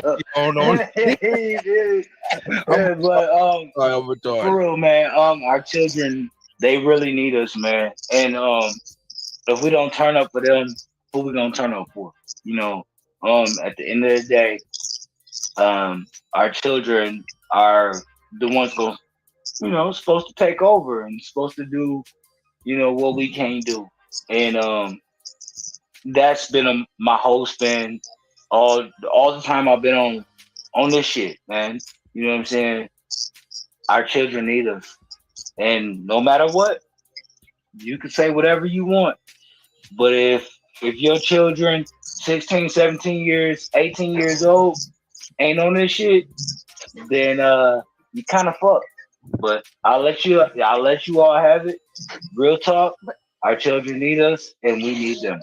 That's right. Teach them well and let them And it's true. lead the way, and the children shall lead. Hey, nigga, I didn't know the rest of the Right, words. right. The I was like, children no. should lead, but they need some type of guidance to lead because we have Well, some thank you, warriors sister. out there. There you go. Yeah. Hold Next. Duque, check this out. No, it's no. Fuck all that, man. Our children need us. We're talking over everybody. Our children need us, man. If y'all don't realize, I'm out. I'm out, bro. You ain't got to leave, my nigga. Just try to not to talk over people. What was you saying, Duque? Go ahead, sis. No, our children do need leadership, but we need positive leadership, and we're not having that right now because we're all over the place. We got some Sambos out there that keep undermining the real Uncle Tom cabin, to keep Shout undermining out to us and saying, realize. I'm sorry? Go ahead, sis. Go ahead. I'm sorry about that. No, we need true leadership because we are in a desperate life support right now. If people don't realize what's going on, you got all these ethnic groups coming in on top of us, and they're hungry and they don't care. They're gonna stomp over you, kill you to get where they need to get to. And we singing come by you, and it's not happening. So we need to recircle our wagons and leave these other people alone that's pushing this um, lesbian, gay agenda. He, she, no, he. I can't even. It's so confusing. He, she, her, he, him, whatever the case may be. Yeah, It's I know just you probably all call them similar kids. it's all a deflection, but we truly need to tighten our belts and get on board because it's truly a war on humanity. White folks understand it. I'm just saying white folks because that's the terminology we understand. But they get it, but they looking for us. And I'm saying, no, we did that. We fought battles for you, and it didn't get us nowhere. So now I know I don't want to do that anymore. I don't want to fight your battles. It's time for us to fight our own battles because it's our own life that's at stake here right now. And people don't understand that. As far as the cocaine crack academic, yeah, it was put in our communities. Because if anybody can remember, the Black Panthers, they started the breakfast program. How you think now all of a sudden in all these public schools, oh, the Now, not breakfast, only that, were they feeding the children? The government yes, co-opted the program they instituted, and now you have the free breakfast and lunch in all school districts nationwide. But no one's going to ever say, "Let's credit the Black Panther Party in the curriculum in the same school." The children they didn't want to feed in the first place. You see? Exactly, and that's why I say we need to get on code. We need to stop fighting one another and stop calling each other out on social media and talking all this mess. And let me tell you something, and I said this before. I'm in their community because I want to learn. I'm in their community and I see how they behave. They don't do that in their community. They check their people. Trust me when I tell you, they do. And they don't let them if you guys can remember Cesar from Florida. If y'all can remember back then I stated on the panel that she was at the World Economic Forum and she was talking about um immigrants getting um You talking about the Hispanic yeah, but if you representative from yes, Florida, right? right, but if you guys notice since then, since she made that statement, I have not seen her come out yet. Ever since she made that statement, because you know why? They check their people. Because when you make a statement like that, remember you speaking for the whole group of a people. And I have not seen her come out. I have not. And I've been reading the news and everything. I have not seen her come out since then, since she made that statement. People check their own people. It's only us that never check our people. And then when we check our people, we want to get hurt. We butt hurt because Well, we've been checked. well, And that's okay to be checked. But you know what? Let's learn from it, move from it, and and the let's see how dudes we can. came. Oh, okay. I'm sorry, Cuddy. Oh, Okay, you I'm all gonna good, girl. land my plane I just and want I'm going. you to take a deep breath, girl. Take a deep breath, girl. But you Yes, hitting on sir. a whole lot of cylinders. I want you to take a deep breath. You can go on there and finish doing what you got to do. Yes, sir. Yes, sir. You're That's fine, all I girl. want to say. That's all I You want to say. I mean, was hitting on a lot of stuff. But do care, to flesh out what you're saying, you're not saying this for us to model behavior behind these pale skins. I get what you're saying. Now, maybe much of the younger generation doesn't, because unfortunately, and I say this in jest, but I say it as serious as a heart attack. The boomer generation dropped the ball by advocating for integration, which we did not. We were deceived by agendas through the Christian methodology of we're all our brother's keeper when we're the only one trying to keep anyone other than ourselves. No one other than but us is trying to keep but us at all. So we're it's going true. around following behind other folks, groups, associations, agendas, trying to prove something that we don't need to prove, that we care for all others while we disabuse ourselves, disregard our own households, tend to other So, folks' corporations, jobs, and community interests which is why now we got Afghanis and God damn it, these Ukrainian motherfuckers on our doorstep today. So since we have cocked up our legs and opened our doors and said that we are allowing and tolerating any and everyone, now we got mutant motherfucker transhumanism and we got trans Africans shitting pan boo boo on our coffee table. I'll yield on that. And thank you, sir. Thank you, sir. That's why we need to get rid of them because they're only hurting our movement. Not everybody is for us. And I have seen a lot in the community and a lot of people that's speaking for us. And I'm like, you're not speaking for us. You're on television. See, they pick and choose who they want to put on television. And this is how we need to radicalize, get together and say, you know what, every time somebody goes on TV and talk bullshit, we need to have somebody in that community and be like, you're lying. Tell the truth. This is what's happening.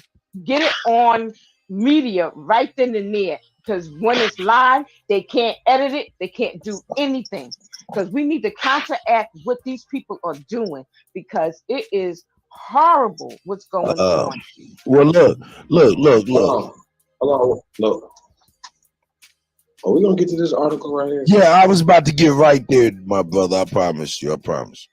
But I was just gonna say, I need to get you guys are very wise, but we need to get to it. You know what I mean? Like we can talk. Aduke. Hold on, I just was gonna say something to Alabama and Aduke, but Aduke first, and then we get right to this article. Aduke, I feel you completely, and then I thought I heard a little apprehension when we was talking about the youth leading and things of this nature. You know what I'm saying? You didn't really get into it, but I felt you though. Another thing is, man, you know, a lot of times people say we dropped the ball. These generations dropped the ball and things like that. I look at the ball like the boots, and you know, most people didn't realize they had a ball or didn't even get the ball, like boots. You can pull yourself up by your bootstrap when you ain't even had no boots. You know what I'm saying? So I don't know.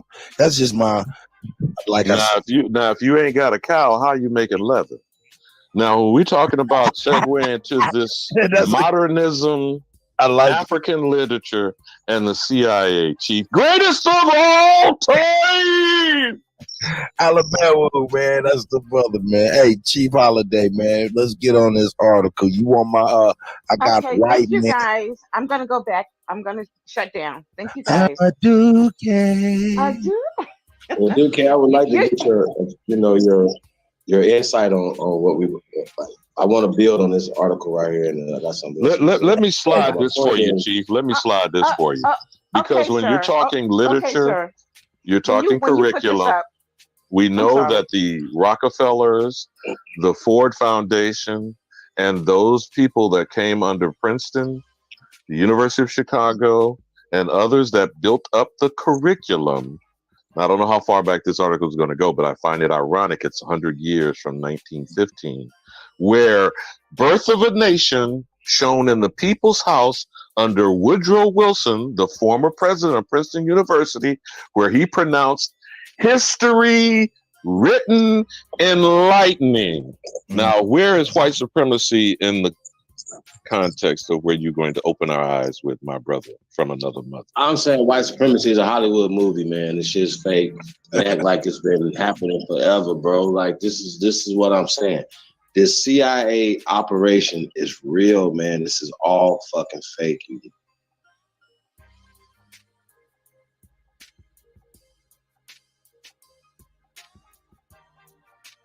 Modernism, African Literature and the CIA, February 5th, 2015, posted by Travers Hensley. Share this post. In 2012 and 2013, Dr. Peter Kalina was a visiting fellow at the John W. Kluge Center. Currently the William J. Tuggle Chair in English at the University of Kentucky. During his tenure at the Kluge Center, Kalina used the Library of Congress collections to research a project entitled Commonwealth of the Letters, British Literary Culture and the Emergence of Post-Colonial Aesthetics, published as a book in 2013 by Oxford University Press.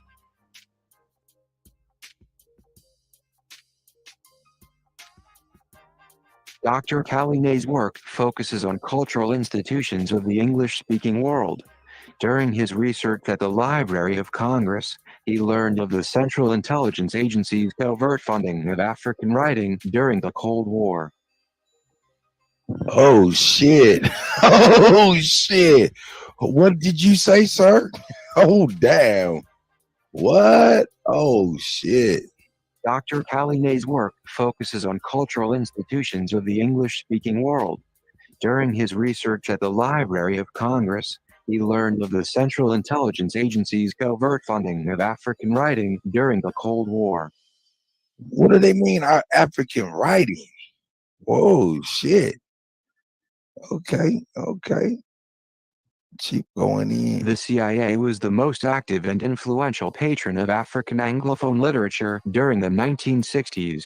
Callinay's work. Hold up, man. Hold the hell up, man. Somebody smarter than me got to tell me this. I ain't never heard that word before, ever. African Anglophone literature. Help a dumb nigga. Help a dumb nigga. What the hell that mean? African Anglophone literature.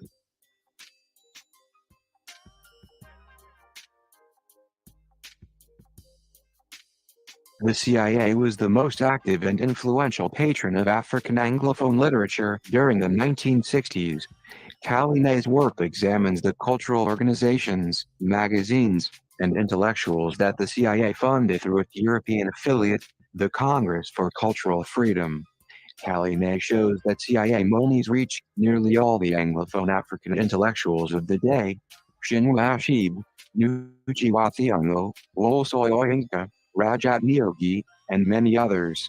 Of historical importance, he says, is that the real source of the funding was hidden from the recipients.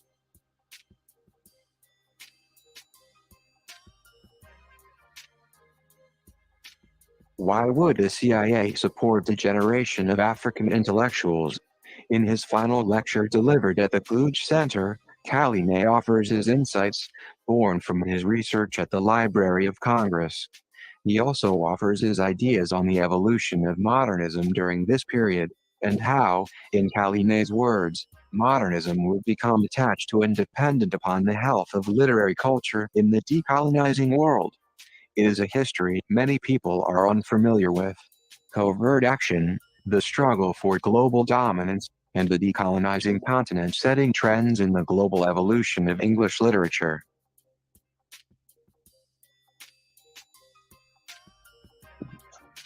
Yo, this shit crazy. I should have highlighted the whole thing. Oh no. Did it stop in mid-article, Cuddy? No, I didn't highlight the whole thing. I'm about to play this last little sentence and we'll go from there, OG. Callinay's lecture, embedded below, tells this captivating story of Africa during the 1960s. An essay drawn from this work, entitled Modernism, African Literature, and the Cold War, will be published in Modern Language Quarterly in fall 2015. Okay, my elder, please. Hey. Oh, who is that? My elder. Mm-hmm. Man, can you please tell me what does this mean? I've never heard African Anglophone literature. I've never even heard. Well, whenever you hear somebody use the word file, that means someone prefers something. Anglophile, Francophile, Francophone, any of these type of things. What they're doing is they're elevating something, and a person is an enthusiast. That's all that means. That means that they prefer. For example, and circling back to the elder, Steve Coakley, why was the company called the Anglo-American that created De Beers and all the, you may not remember that part of it. It probably takes some time for you to go back to that part of the clip. But the De Beers mining and the Solomon brothers, you remember that part that he was spitting during that time in the video? All of these things, there are three key things understanding about why gold, diamond, and niggas with gold teeth and chains around their neck. back to the hip hop culture, so to speak. Okay. The gold is coming out of Pretoria, South Africa. The diamonds are coming out of Congo, for example. I asked you about the movie The Congo, if you didn't see it. It's a very interesting movie, but they went to find those diamonds to try to create laser technology, by the way. Then you got Israel controlling what is referred to as the jewelry district, run by who? Hasidim? You know what the Hasidims are, because you've talked about this before, brother. Now explain to me why that is the control mechanisms and what the fuck does Amsterdam and Antwerp have to do with the shit? Them is the diamond districts. All controlled by the Ashkenazim, who helped set up the Dutch Boers, Afrikaners. And so now the CIA, which is supposed to not operate on United States soil, is going and doing worldwide agendas for foreign intelligence and are lifting up African literature, because then what comes up next? Propaganda. The out of Africa theory? Propaganda. Lucy and the $3 million skull? $3 million, 3 million year old. Probably was paid for by $3 million and fabricated, if you will. But anyhow, then you get this continuous curriculum of convincing people that Mother Africa is the progenitor of all human life on this planet, right? And then you throw the ape narrative into it. So who's there? The ape and the nigger, right? In the dark continent, right? You've heard all these phrases before. Why have you heard all these phrases, whether they're triggering or not? Where do you get these thoughts and ideas? That's called curriculum. That's called pedagogy. And what pedagogy is the training of teachers on how to teach and how to put dogma and curriculum in the developing minds of young children. Hey, so now you got people like Wally Shoyenka. You got niggas, and I was one of them, I'm going to admit, fess up here, called himself a Zania, went to South Africa and protested. Who behind bars? Cut. Nelson. And then he got elevated as the president of the nation, right? And then we end up getting a Kenyan motherfucker to be the first African American over here, or what? So, Chief, I'm gonna ask you once more from the elder. Why was the company called the Anglo-American Operations for all that stuff that got control from Israel to South Africa? Why was it called that? That's what Coakley said, didn't he? When he was spitting that part in the video? Yeah, you got the De Beers mining operation. You got Solomon Brothers, which is the financing, right? Bro, they took over everything and they would make whatever they take over valuable, like diamonds. Diamonds don't have no damn value to nothing. No, it's the cut. No, I'm saying that they called the corporate entity the Anglo-American. I'm saying, why do you think, I know we're speculating, but why do you think it was called the Anglo-American corporate enterprise? Well, we got the Anglo-Saxon society. You know what I mean? So I just think it's American companies, yeah. Sound like a corporate German American society to me. Oh shit! I put the wrong link in the chat. Hey, I want to get that other one. That's in there. I'm ready. I'm ready to go, y'all. I'm ready to rock and roll. Let me ask y'all this though, because this, Valley Bound, this before my time, because they mentioned in that article the Cold War, right? Right. So we understand that the Cold War was that the president at that time was President Kennedy, and that had something to do with Russia and Cuba, with the Cuban Missile Crisis, right? Now we understand that the CIA did have something to do with Castro. They wanted Castro gone, right? During that time. I mean, I'm pretty sure everybody's familiar with that. So why did they want Castro? Because Castro was an implant in Cuba and he turned on it. You see what I'm saying? Yeah, so remember they overthrew the Batistas, which Right, Cuba used right, to be like the Paris of the Caribbean, just like right, right, right, Iran used to be a right. cosmopolitan city until they Yes, overthrew the Shah. and that was the CIA ops doing that. Everything we're talking about is CIA black Yes, operation, sir. bro. That's what I want you to build on it like that, because that article, when it mentioned the Cold War, you gotta understand what time period that was and how recent it was and how it coincided with the civil rights movement and with Castro and Cuba and Kennedy. You see what I'm saying? It was a lot going on during Remember, that the time. intention was the Russians to get a beachhead in proximity to America Right, because we had NATO. And what just happened this week? Finland, the right. Finnish Nazis got absorbed into NATO and doubling the border with Russia in a fell swoop, right? Didn't that just happen this week?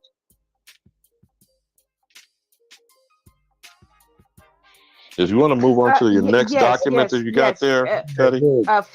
Finland signed a contract to go into NATO. That has been already done. But Sweden also did an application to try to go into NATO. So I don't know about Sweden, but Finland, it's a slam dunk. It's already done. Yeah, But it's I a don't done think deal, but aren't these the Scandinavian countries you're talking about? We haven't mentioned the Swiss and the banking they've been on both sides of all the wars by these demons out of Eastern Europe.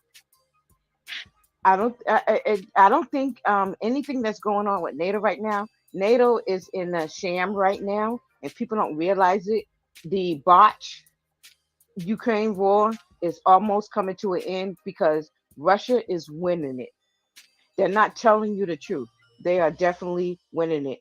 Russia does not want to be a part of NATO, and other countries that they aligning their allegiance to does not want to be a part of this NATO. It is crumbling. They Their started their world own government is coalition called BRICS. uh, it's crumbling. And if people don't understand that America is broke, our gold has been stolen. I don't know. I honestly, because every other country is either doing the yen, what is it? The yen of the Chinese yen, and I don't think it's the You're yen. talking about the yuan or the Yes, renminbi? yes, no, the yuan, and then they're doing rubble of Now, both the them Russian. and the Indian rupee, all three of them, like brother said, BRICS is already creating their own separate entity, and they're doing digitized currencies inside their nations. They're called central bank digital currency. But go ahead, sister. And I just got a also question. Saudi Arabia has already linked up to oh The BRICS. no, Iran. They linked up with Iran, and even North Korea is coming in. So all these everybody is dousing the petrodollar, and Yes. then we sitting here carrying on about nonsense. Hold up, And my they, dude. Dude. That's yes, not sir. true. I be on the geopolitical news on a regular basis. That's a whole fact. And not only what you're talking about, all of those people have joined a coalition that was formed around 11 years ago called the BRICS Nation, when it was just Brazil, Russia, India, and China with South what was that, Sudan, or Sudan. Now No, but South Africa rounds out South the Africa, BRICS. But go ahead. one of them African countries. Now they're up to what you just said, a whole lot of different countries, and they're directly not just going against the dollar, they're going directly against NATO. Go ahead, Aduke, please. Hopefully that helps you out. I just got a question. Yeah, yeah. Oh, I mean, most definitely, sister. I've been quiet for a couple Hey, of Sister hours. Bessie, how you doing? I'm good. I'm good. Okay. I'm doing all right, sis. I'm just enjoying the segment. I understand. You know, I hear through YouTube only that the U.S. is no more broke or whatever. or what you just said. I was wondering, is there any way possible to provide, or could you give some kind of proof that it is so that the U.S. is blah, blah, blah? Because I only ask that because things seem to continue to be running the way they were. I don't see a difference. Well, Okay, here, yeah. let Remember, me take wait, let me wait. take I'm not that. being Duke. ignorant. No, I'm no, just wait a minute. Wait a minute. The Federal Confederacy, they usually go on Sister Empress Holbrook channel, the Federal Confederacy. Even they show proof. If you go onto their line, they even tell you that they prove that the dollar is dead, that America, there's no money. But but Duke, it is, I'm just Duke, confused about that because well, I just let want me my offer question this answered. for you to So, consider, Chief. all right. First, we'd have to deal with the acronym, as Cuddy said. If you've heard of the BRICS, Brazil, Russia, India, China, South Africa. If you understand, the People's Republic Bank of China is the central bank to China. I forgot what the name is for in Russia, but essentially Russia, India, and China, through their central banks, are coalescing. Now, I don't want to hit you with too much here, but there are some things you can go quickly look up. Stop getting cold. Are you familiar with the cut? Yeah. Oh, I'm sorry. I had the hot mic. I'm sorry. Go ahead, Alabama. I can hear you. Two things that you can look up, because I know you're a lecturer, Chief, and this is very important because you do need to understand the digital currency is a fact. It is here. It's not Bitcoin. It's not the other stuff that you hear that's in the actual, chaos of public reporting. You need to pay close attention to what's going on with the Fed and those countries I just lined out with BRICS. They are already setting up their own digital currency. It's just not officially revealed. That's Secondly, there's a secondary system. You're familiar with wire transfers, and I know you may have heard of the SWIFT system. Are you familiar with that, Chief? He's not here, but I'm here. No. I'm talking about Bethy, Sister Bethy, because I'm still trying to respond to her. I am. It's just a lot of it is just not making clear sense based on what I'm hearing. No, I got you, sister, but just bear with me for a second here, because these are all facts that can be reported and looked up, because I know you're a researcher and you're a lecturer. And I'll be glad to assist if I can, if you push for this bill, because this is very important. The ISO 20022, which is the actual standards of how communications happen for the cross-border payments that happen between governments and multinational corporations, okay? The existing system is SWIFT currently. It is already triggered on March 20th. That official system and more than 1,400 banks worldwide had to get their act together if they're not in cooperation. I know you understand this, the government official that you've been for years. You do not get in line, you get kicked to the curb, right? So that protocol, ISO 20022, is already fundamentally changing the worldwide financial system under our nose. Secondly, the cryptocurrencies, you do need to pull up what is called stable coins that are Tether, USD, and there are other digital currencies right now that are actually tied to either the US dollar or gold, silver, or some precious metals. We need these fundamental facts and connecting these dots to understand the existing system and the currency that we're using literally is backed by nothing. The current value of the dollar today, as we speak, is worth less than 3 pennies. When you go and study the history of fiat currency on the world stage, from when currency came to be, and I'm talking about when we used to use salt as an exchange, and then we went to precious metals until we started getting these things we called notes, which were receipts on how much gold or silver you deposited in what we called a bank today. That's how we got this paper currency. But we are no longer on the gold system since March 1933. We then officially got completely removed by Nixon in August of 1971 when they created the petrodollar, and that's what gave Saudi Arabia and the Kingdom of Saud its power. Now, what I do care said is absolutely correct. In the last month, Saudi Arabia and Iran are sidling up to the BRICS nations as we speak. Venezuela, Argentina, the Indonesian chain of islands, as well as North Korea, they are all sitting in the background watching an experimental system that's going on right now for the type of cross-border payments.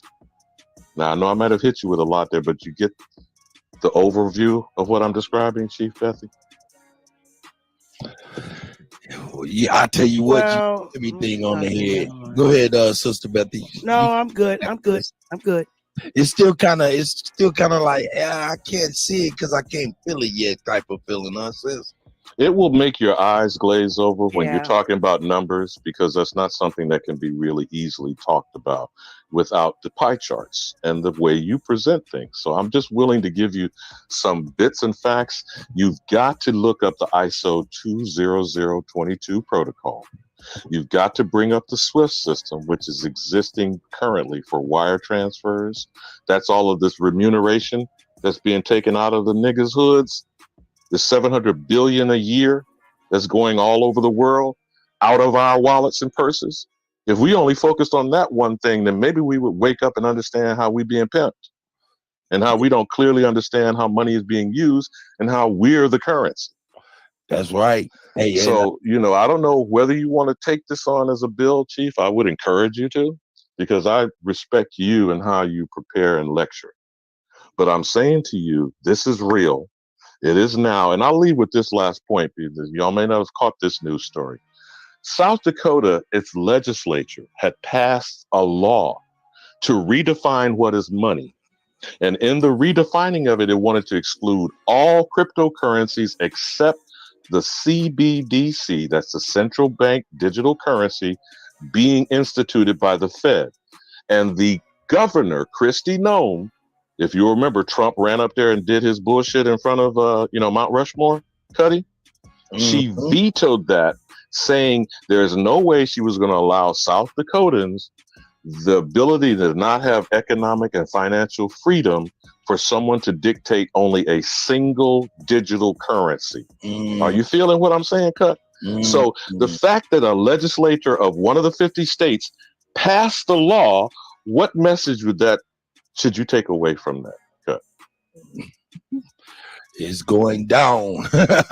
And it is already real. This is not science fiction. It's not futuristic. Yes. We have been on a cashless society the entire 21st century. So for 23 years, how frequently have you taken that paper currency out your back pocket of your purse or out of the bank up there in the boobies for Big Mama? How frequently have you taken out cash and did a transaction in the last month? Alabama. You can see the screen right there. Yeah. Yeah, that happened he just got found today. The Cash App creator. He also, thanks to, I think that's Empress. She got all these symbols and stuff. Shout out to you, sis. I see you. Yeah. He was mysteriously stabbed in what? Homo Town, San Francisco? San Francisco. Hey, he created, did he create Android? Wow, I didn't know that. Android as long with Cash App? Now, that's going a bit of a stretch. But one final little nugget, man. Do you know about the Silicon Valley Bank and what was really the bailout of that? Did you know the governor, Gavin Newsom, had his money and his wineries in that bank? So Uncle Jim Crow Joseph Robinette Biden Jr. bailed out the governor of California personally. Oh, God. Facts are stubborn things, Cuddy. Facts are stubborn things. I just showed a video yesterday showing how he is how he moves around and who he is and all the little artificial intelligence that goes into some of his broadcasts and things of that nature. But allegedly. But yeah, Chief Holiday, man, you get on back up in here so you can bring your Congress for cultural freedom. You know what I'm saying? I don't know if you want computer time to read it. It kind of sounded glitchy. I don't know if it sounded well to y'all. Y'all had to tell me, man. It sounded real robotic. Shout out Ross. How you doing, man? I see you up in here, my brother. Yo, right here. What's up, hey? Yeah, man. You was up in there like, Mandela. And he knew what the president he was talking about. He said, Mandela, quick. No doubt. That Anglo talk when they saying about the Anglo file about the talk, yeah, that's a shift of guard. It's showing that no, this is who's in lead of in politics.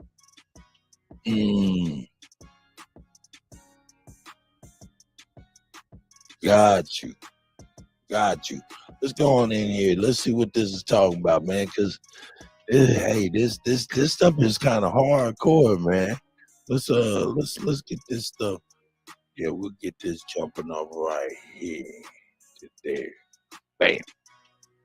Speak on it, computer time. The Congress for Cultural Freedom, CCF, was an anti-communist propaganda group founded on June 26, 1950 in West Berlin, and was supported by the Central Intelligence Agency and its allies. At its height, the CCF was active in 35 countries. In 1966, it was revealed that the CIA was instrumental in the establishment and funding of the group. 1. 2. The Congress aimed to enlist intellectuals and opinion makers in a war of ideas against communism. Historian Francis Stoner Saunders writes, 1999, whether they liked it or not, whether they knew it or not, there were few writers, poets, artists, historians, scientists, or critics in post-war Europe whose names were not in some way linked to this covert enterprise. 3. A different slant on the origins and work of the Congress is offered by Peter Coleman in his Liberal Conspiracy, 1989, where he talks about the struggle for the mind of post-war Europe and the world at large. Wow, this is key right here. Ooh.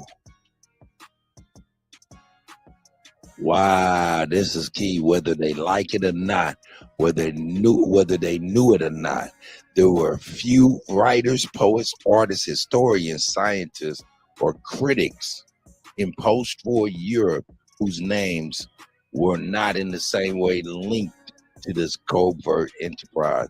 Now, Cuddy, you got to remember, not whether this is CIA funded or not, and it is. We don't seem to remember after World War II the Marshall Plan. Now, this is money coming out of our budget. Doing what in Europe in the wake of the devastation of World War II? And who's always out front? Who are the first troops? They're the mercenaries, the CIA. And then they bring who with them? Salvation Army, Red Cross, NGOs, what are called non-governmental organizations. And the State Department goes and tells what? And what? Who is always in it? Now, whether you watch the movies or not, you know what I'm saying, bro. You saw Salt with Angelina Jolie? You saw that movie, Salt?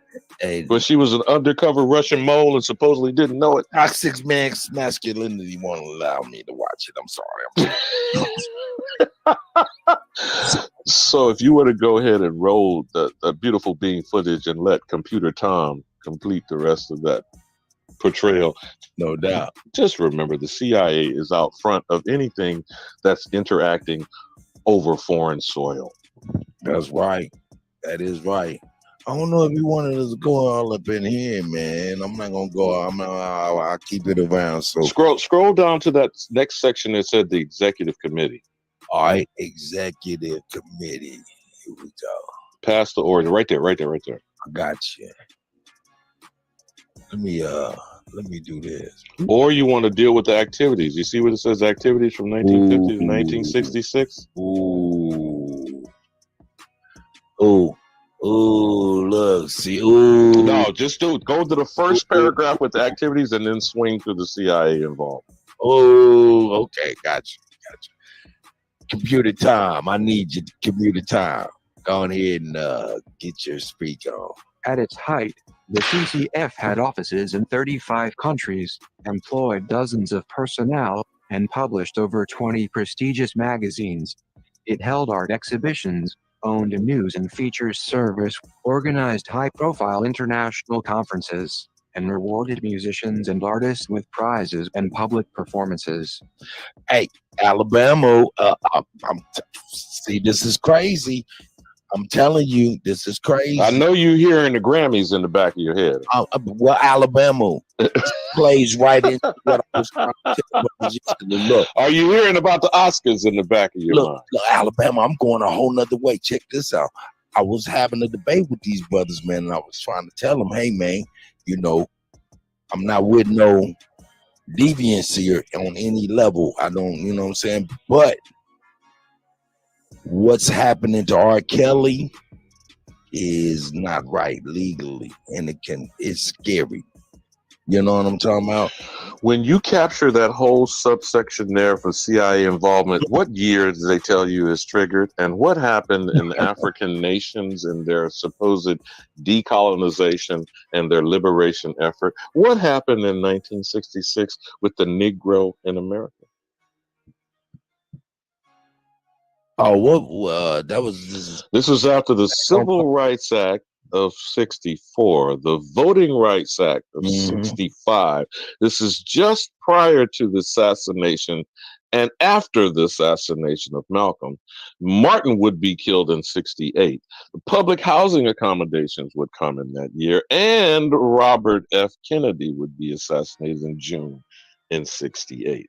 So where is the COINTEL program tying of the activity of the Negro in America during the 60s and the liberation of African nations in the same timeline? So when you go capture that whole subsection there of CIA involvement reveal, let's see what the Beautiful Fiend footage says. All right, here we go. Yeah, we'll go ahead and hit 2 paragraphs.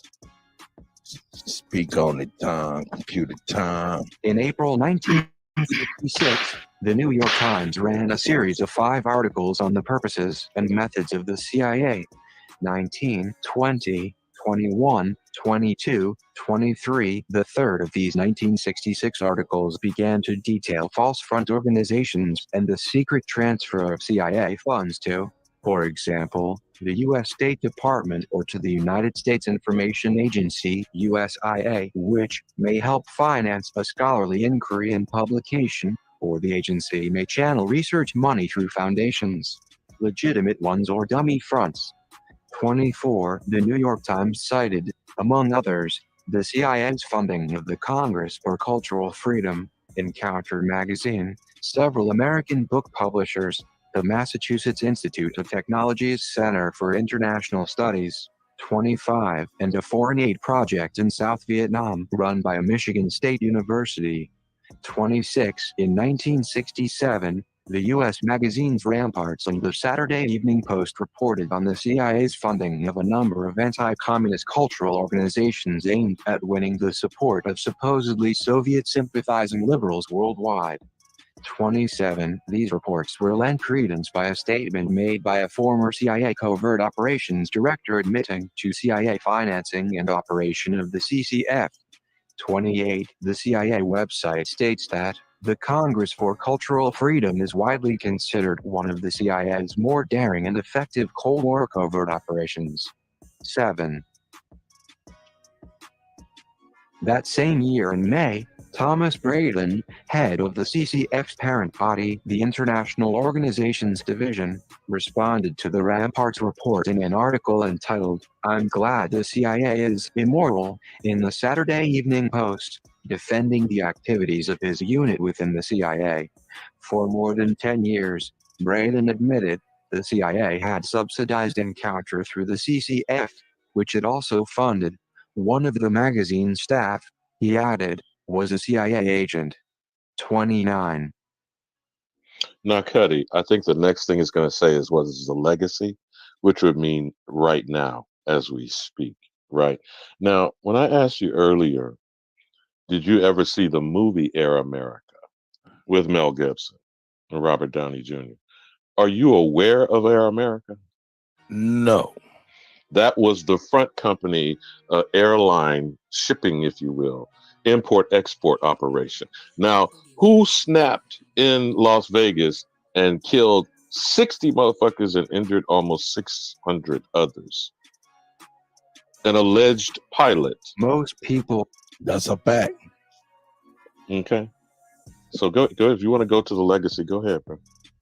I'm just pointing that out. That's a legacy person. This is in modern times. This is not 40 years ago. Hey man, how long this article is, bro? I don't like hearing white people talk. Hey man, I'm about to get Samuel, man, next time. Would that be better? But hey man, I got time, man. But hey, time. Read. Yeah, whip that white nigga. In 1967, the organization was renamed the International Association for Cultural Freedom, IACF, and continued to exist with funding from the Ford Foundation. It inherited the remaining magazines and national committees, the practice of international seminars, the regional programs, and the ideal of a worldwide community of intellectuals. There was also, until 1970, some continuity of personnel. 30. Under Shepard Stone and Pierre Emmanuel, the dominant policy of the new association shifted from positions held by its predecessor. No public. You gonna have to be faster, player. Hey, let me get him to be faster. Under Shepard Stone and Pierre Emmanuel, the dominant policy of the new association shifted from positions held by its predecessor. No public anti-Soviet protests were issued, not even in support of the harassed Solzhenitsyn and Sakharov. The combination of this approach was a vast seminar at Princeton on the United States, its problems, impact, and image in the world, December 1968, where unsuccessful attempts were made to engage with the New Left. From 1968 onwards, national committees and magazines, CCCF, ICF publications below, shut down one after another. In 1977, the Paris office closed, and 2 years later, the association voted to dissolve itself. 31. Certain of the publications that began as CCF-supported vehicles secured a readership and ongoing relevance that, with other sources of funding, enabled them to long outlast the parent organization. Encounter continued publishing until 1991, as did Survey, while the Australian Quadrant and the China Quarterly survive to this day. While the revelation of CIA funding led to some resignations, notably that of Stephen Spender from Encounter, outside Europe the impact was more dramatic. In Uganda, President Milton Obote had Rajat Nyogi, the editor of the flourishing Transition magazine, arrested and in prison. After Nyogi left Uganda in 1968, the magazine ceased to exist.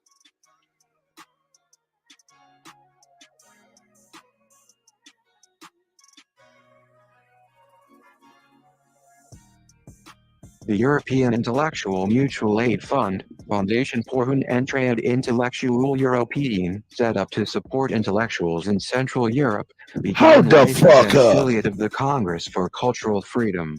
In 1991, it merged with the Open Society Foundations, set up and supported by financier and philanthropist George Soros. Oh, yeah. 32, the record. Oh, waiting for you to get to it, Cuddy. For Cultural Freedom and its predecessor, the Congress for Cultural Freedom, are today stored at the Library of the University of Chicago in its Special Collections Research Center.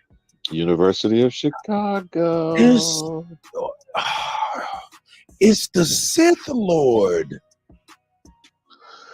Now, Cuddy, like I said about that Las Vegas shooting, I mean, maybe if you want to pull it up to the side there, bring up that Las Vegas shooter who killed. And has there really been? This is a mass murder that took 60 people and nearly 600 others, and it was a country western concert.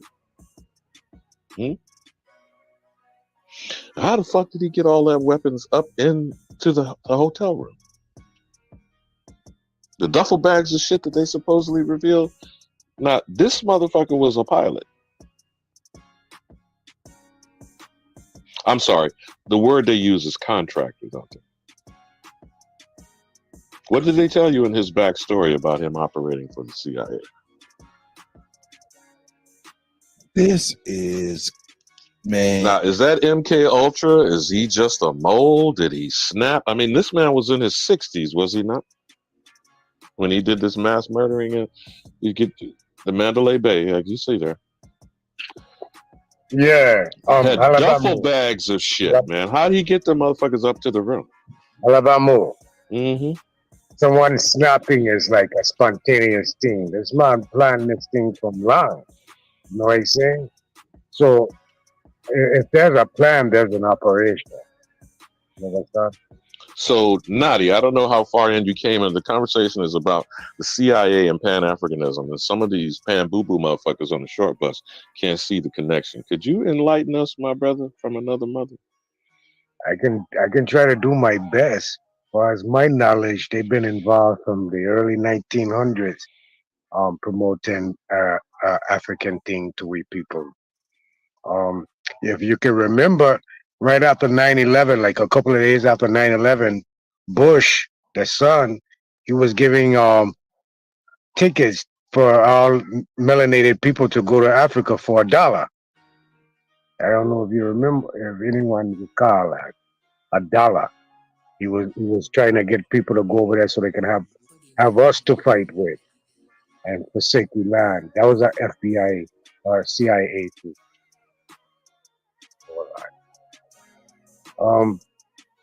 The CIA. I wanna know who's the director of the Ford Foundation right now, because the Ford Foundation is actually who the CIA is. If you don't Now, Cuddy, did you hear what he said? Can you because you pulled up Mandalay Bay mass shooter? Could you pull up who the director of the current? Because they said there it's under the operation of the Ford Foundation. Isn't that what you're saying, Nadi? Yeah. And we all know the Ford Foundation has been fuckery from beginning. Aren't they them? As far as my history recall, aren't they the Billy the Kid? Them? Which two brothers they are? Billy the Kid. Now we know that Henry Ford, we talked earlier, Nadi, if you may have heard, was the financier of getting the machinery up and running in the wake of World War I in preparation for World War II Nazi Germany. But wait, hold on. No, the Rockefellers. That's who I'm referring to. The Rockefellers. Yeah, 6 of one, half dozen other. But we on the Ford Foundation because of this article. They said that they got handed this CIA operation. Go ahead, Cuddy. Right. This is the history. This is the history of the Ford Foundation, which is Ford himself, and their leadership is a brother right here. I would like to say a mulatto. Yeah. A college graduate, a subjected, what do they call those that's being hazed or anyway, you know what he was getting. The plebe. He was there it is. Yeah, he was getting the pop. So, what is it our good brother like to talk about plebiscite babble and shit? Man, that nigga ain't no damn mulatto. That nigga 100% sellout, bro. We ain't get no damn. That nigga don't get no motherfucking excuse. No nigga don't get no goddamn freedom papers. That nigga whole motherfucking sellout, bro. Ross, you wanted me to look up right down to Rockefeller? Yeah, we can't get no info on that man right there. Oh, on that brother? Oh yeah, no doubt about it. Here we go. Let's see what we got. Meet our leaders. Yeah, cello. All right. Cheer board. Sigavova. Okay, let's see Darren Walker, the president. Oh shit, founding partner. Oh, the sister's a founding partner. All right. Y'all want to hear a little bit about this, brother? Not in particular, but hey, y'all, if you must go ahead. It'll be better if we can find our own resource to his information instead of what they giving us. Right. Well, yeah. Yeah, copy him. his name. Yeah, that's gonna be the candy coated version right here. All So if right, you want to well, walk through it, it's cool. But I know it's gonna be the we'll candy. post him and check you out, man. See what They might gonna say nothing about this nigga Greek affiliations and shit. Oh yeah, look at your man's. That's your man's 50 grand, son. How much does he make a year? Nigga probably Semitic. He only make $257,000, but I don't know why I'm saying only, nigga. That's some good cake. That's good cake. Before go back but you up. have It's to understand that may not be his only source of income. And when he's set up there as a figurehead over, this is a supposed philanthropic organization, quote unquote. Y'all read that? I'm sure y'all read that, right? Yeah, that just mean they keep the money in the family. That's all that shit. No, man, check it out. His partner, David Bilzerian. His partner. Yeah, dead 2019. Yeah. You know, that's his partner. He have a bachelor's associates and a bachelor of science, right? And what? I wonder what he have that in. A master's in booty. I'm sorry, I'm an idiot. Nah, man, yeah, man. I don't think he was in law enforcement to be having no partner, though. You know what I'm talking about? For real.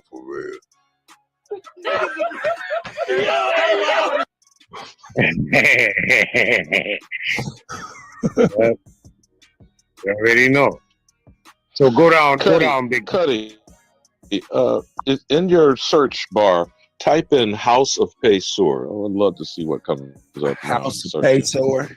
House of Paysor. Hey, you know what? Let me do this. I'm gonna do this. I'm gonna go even better than that. I'm gonna do better than that. Where's I got this thing coming. They say this right here is the best one to be doing searches on instead of Google. You heard that stuff before? What, DuckDuckGo? Yeah. Hey, bro, I got a question real quick. Are you niggas making a concerted effort to go down a rabbit hole? Because I do not go down rabbit holes. Stay on the surface, nigga. Stay on the surface.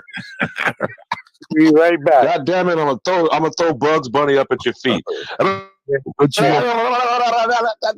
me to put the cat? Come on, Elmer Fudd. Okay. Elmer. House of Paysor. Payseur. Now you say Paysors again. Payseur.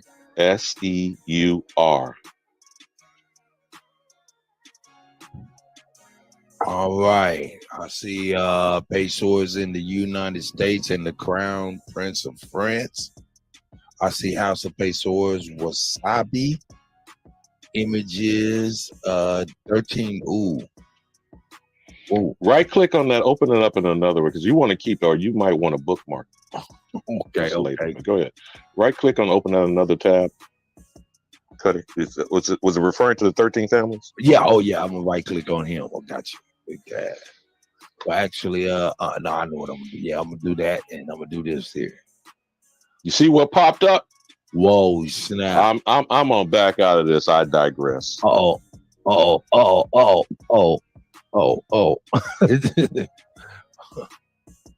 again. Let me see.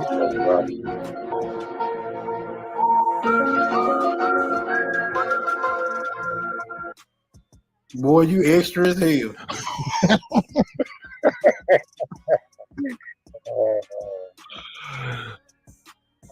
Does one of the searches say anonymous conservative? Because I can't see on the screen. It's so small. Here, let me blow it up just in case. Here. Let me see if I can. But you notice how they're gonna always clean this shit. So now you see that says House of Paysor. Hold on, stop there.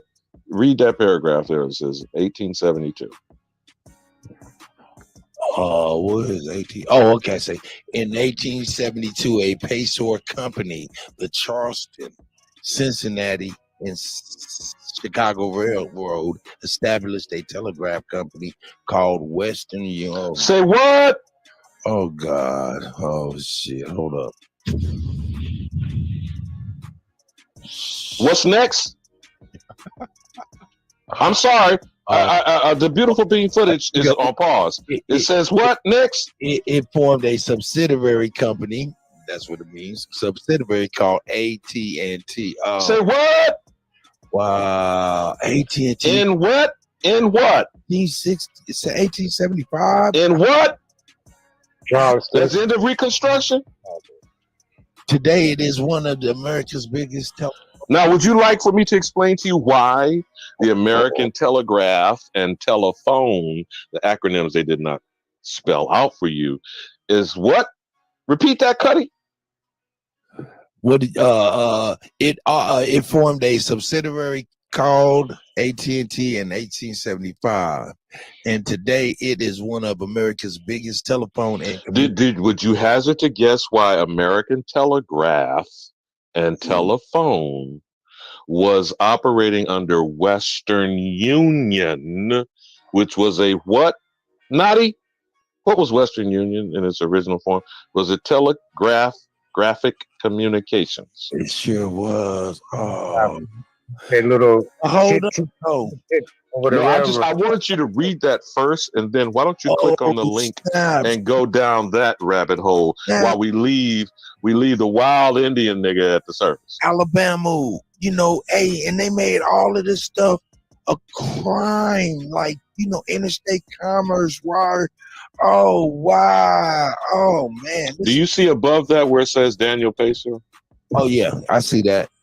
Now, if you can do tabs, right click on it and open them separately in two different tabs. But I want you to go to the Western Union portion, because the other one, there was a trust busting court case that revealed all of the corporate web of all of these motherfuckers that you think are powerful. The Vanderbilts, the Rockefellers, the J. Pierpont Morgan, Chase, etc. These people all fall under the Pacer. Popped up. What the hell is this shit? Some shit just popped up, like it just kicked up a PDF talking about the network global. What the hell is this? Gmail, what? This is how they want to control the information. They just popped up some crazy shit. But look, scroll down there. What is that saying in the red? The Charleston, Cincinnati Railroad, Chicago Railroad. It just opened you up a Google Docs, bro. That's all. It opened the PDF. I'm like, man, I ain't trying to do it. And it said Gmail. I didn't even notice they was a part of it, but now we know, huh? But scroll back up to the red lettering. Okay. Because I can't see it. The screen is so small. You need to read it. Pretty much saying it's pretty much saying the same thing I've read in the red. Here we go. So in 1872, so remember now, Western Union, AT&T, and the railroads. You got it, bro. Hey, Cut. This is crazy. Cut. Yes. You just pointed out that search engine thing is useless. DuckDuckGo has been had. Well, I tell you what, man. Ain't you on DuckDuckGo? I'm on DuckDuckGo. So how did you end up on Google? No. It had Google as a part of the one of the subsidiary companies in that PDF. Oh, in the PDF, okay. Yeah, in that PDF it had Google as one of those subsidiary companies, and we was talking about railroads and shit. And that's why I looked at crazy when I see Gmail, because I knew I was on DuckDuckGo. It kind of fooled you as well. Man. Because listen. If you go to DuckDuckGo from Google Chrome, it's useless. Oh yeah. Okay. I'll keep that in mind. I'll go from Safari or somewhere. Yeah, you can go back and do some other research, but I wanted to give you the Man, I ain't gonna do. But hear me out though. What I'm saying to you, they've already showed you. I'm trying to make this simple for the slow bus motherfuckers in the back.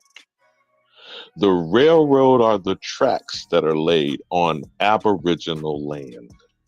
The telegraph poles, there was nobody with a Morse code motherfucking damn machine in your house, right? So who was doing telegraphic messaging? Military? The poles were strung along the railroad lines. Are you following what I'm saying now, Cuddy? Yeah. Yep. The mileage access, 1 mile on either side of the railroad, is the eminent domain encroachment on our Aboriginal land. The American telegraph and telephone was given exclusive access to the original poles that hung the telegraph wire. Are you following me now? I'm not going too far down this rabbit hole, so I don't want to go too far down.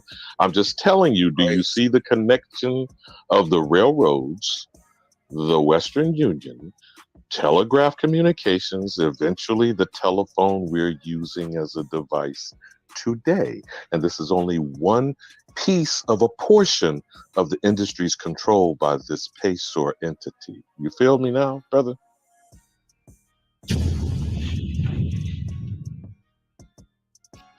Off top. This is nuts. Hey, Supreme Chief Holiday, you're required on this stream, my brother. We're gonna go ahead and take it to part 2 of what you was talking about, my brother. But until then, man, I appreciate my brothers. Alabama, the elder Alabama's in the house. Certified Sachi, A Duque, Ross Haas is in the building. Smoke Signals in the building. Sister Betty just bounced. Shout out to Sister Betty as well.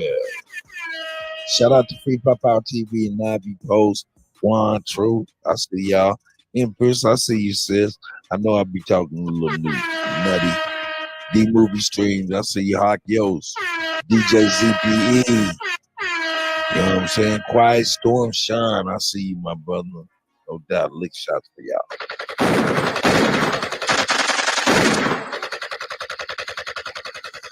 Lick shots for the peeps. You know what I'm saying? Man. Hey, man, but you know what, though? Alabama, man, I heard some, well, I didn't hear nothing.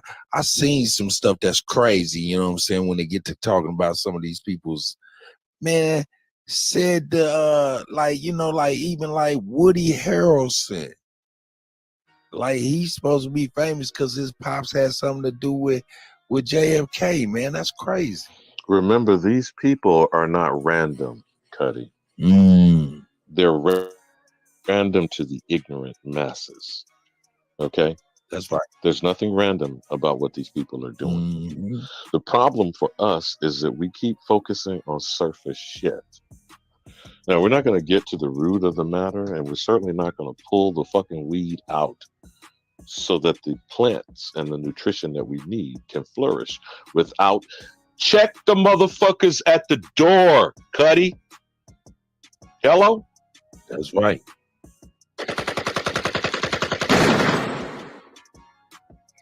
When we start coming to some real true centering ourselves, focus on we're the only thing that's important. There's a reason why people keep distracting our attention and then saying the nigga ain't shit. So then what we do? Go and spend our time and effort to prove to other motherfuckers what we are or are not? How does that make sense?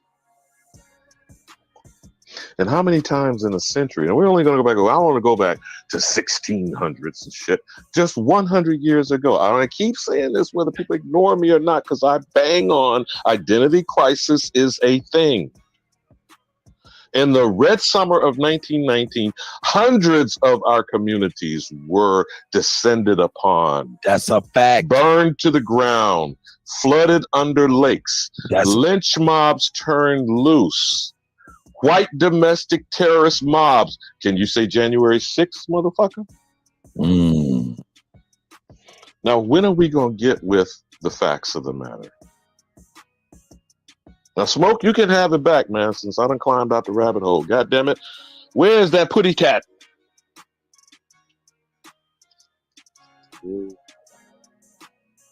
Because we must think this is a fucking cartoon, Cuddy. What say you, Natty? Bomba clock! They play too much. You know what I'm saying?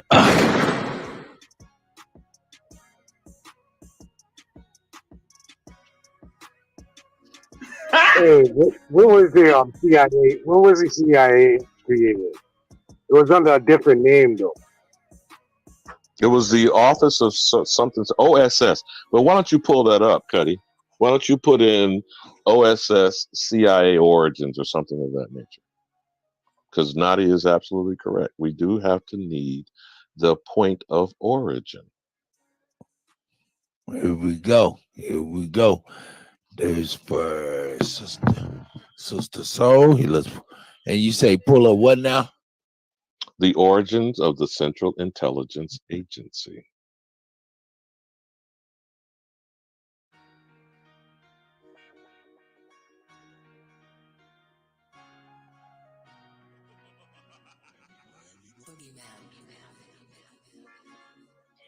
And I don't know if you see in the chat, Hawk Yost, ding, ding, ding, you get a gold star. What did he say? About the Pacers. You see that cut? I don't know if you can do your bold highlighting or bluing or what, or bring it up on screen. Ding, ding, ding, ding, ding. The Nasava or Jasava. You see what Hawk Yost said? Nah, I didn't. I was in here typing with my two turkey fingers. Here we go.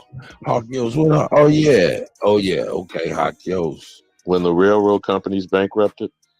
Can you highlight that for the screen? Boom. Here we go. Getting the crack in there. Sister Soul's here. I'm telling you, it's like whack-a-mole over here with this mouse. I'm telling you, there's all kind of shit going on here for a non-typing nigga like myself, and that's a fact. You're doing a splendid job. Now, where's the origin of the CIA?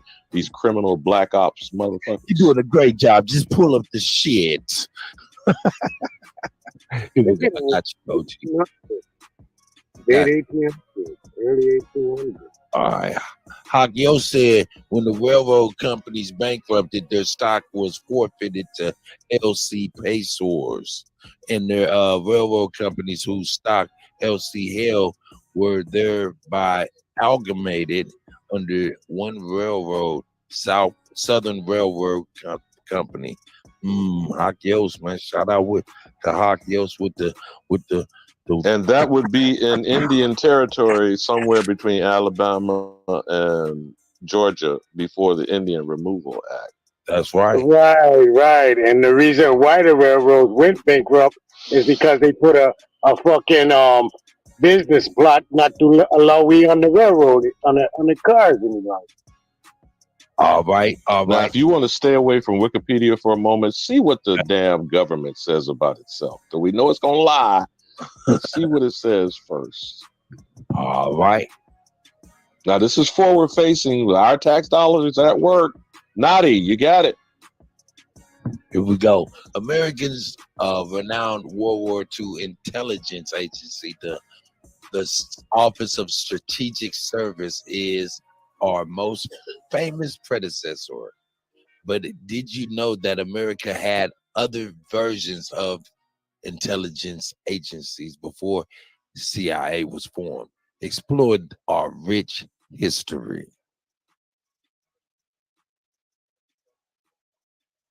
Oh man, it's all kind of shit in here. Now, the Office of Strategic Services were peopled by the SS in the wake of World War II, and eventually we need to pull up Operation Paperclip. But go ahead, Nadi, you got it, bro. This is you, man. You got the flow. The history of American foreign intelligence gathered reaches back to the Revolutionary War. What I tell you, that fuck was back in the 1800s. But it wasn't until World War II until our country foreign intelligence activities were coordinated government-wide. Before the war, the Department of State the Federal Bureau of Investigation and the U.S. Armed Services were collecting intelligence with no discretion or direction of coordination. So,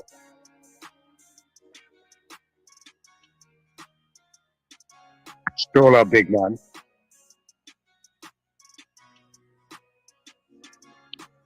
Yo, Cutty. I apologize, man. I'm slacking. Alabama about to go on There you go. Whip out. Yeah. About to pull a whip out on it. Stroll up to the top of the box. Yeah, right there. Okay, 1941, Office of Coordinator of Information, COI, established 11 July 1941. 1942, these are the offices after the CIA.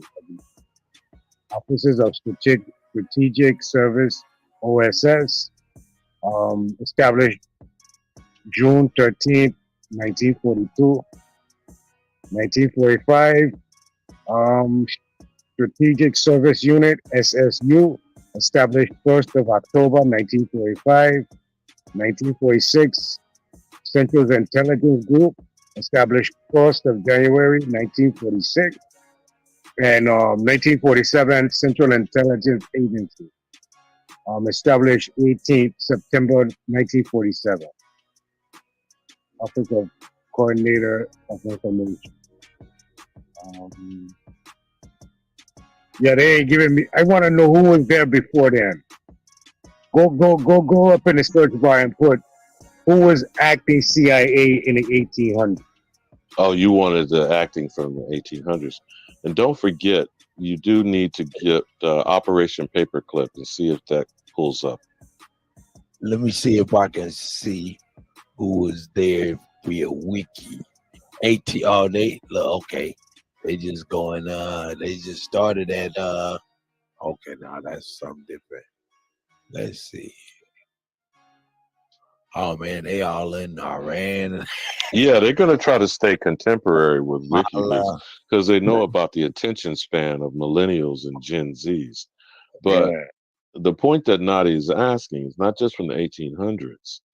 If you remember the Secret Service created under Queen Elizabeth I, Nadi, is that where you're headed with that?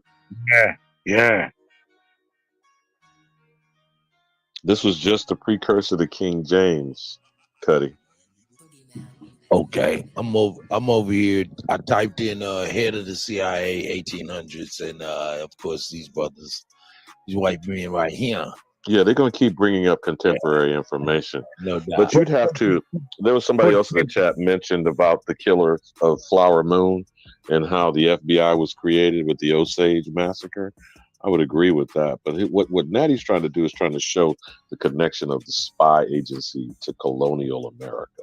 You'd have to go back to Queen Elizabeth I and the Secret Service agents that protected her and the installing and the inauguration of King James.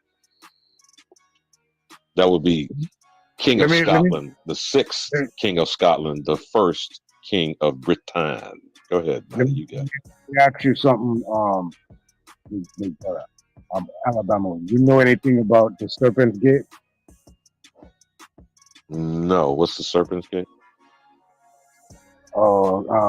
What about Xenononia? The land where they say they've been taking a majority of people. No, I'm not hip to that one either. Is that spelled like xenophobia, or with a Z or with an X? Z with an X. So that would be in a sense where xenophobia comes from. Cuddy, if you want to go ahead and hit that beautiful beam footage on Operation Paperclip, man, you got it, bro. Operation Paperclip was a secret United States intelligence program in which more than 1,600 German scientists, engineers, and technicians were taken from the former Nazi Germany to the United States for government employment after the end of the World War II in Europe between 1945 and 1959. And you do understand that created NASA. I'm sorry, massa. But go ahead, Nadi, you got it. Hey man, there's no such thing as a Blanco scientist, bro. Shout out to Hebrew Heinous. Yeah, I relinquish the floor. We got Sister Soul in the house.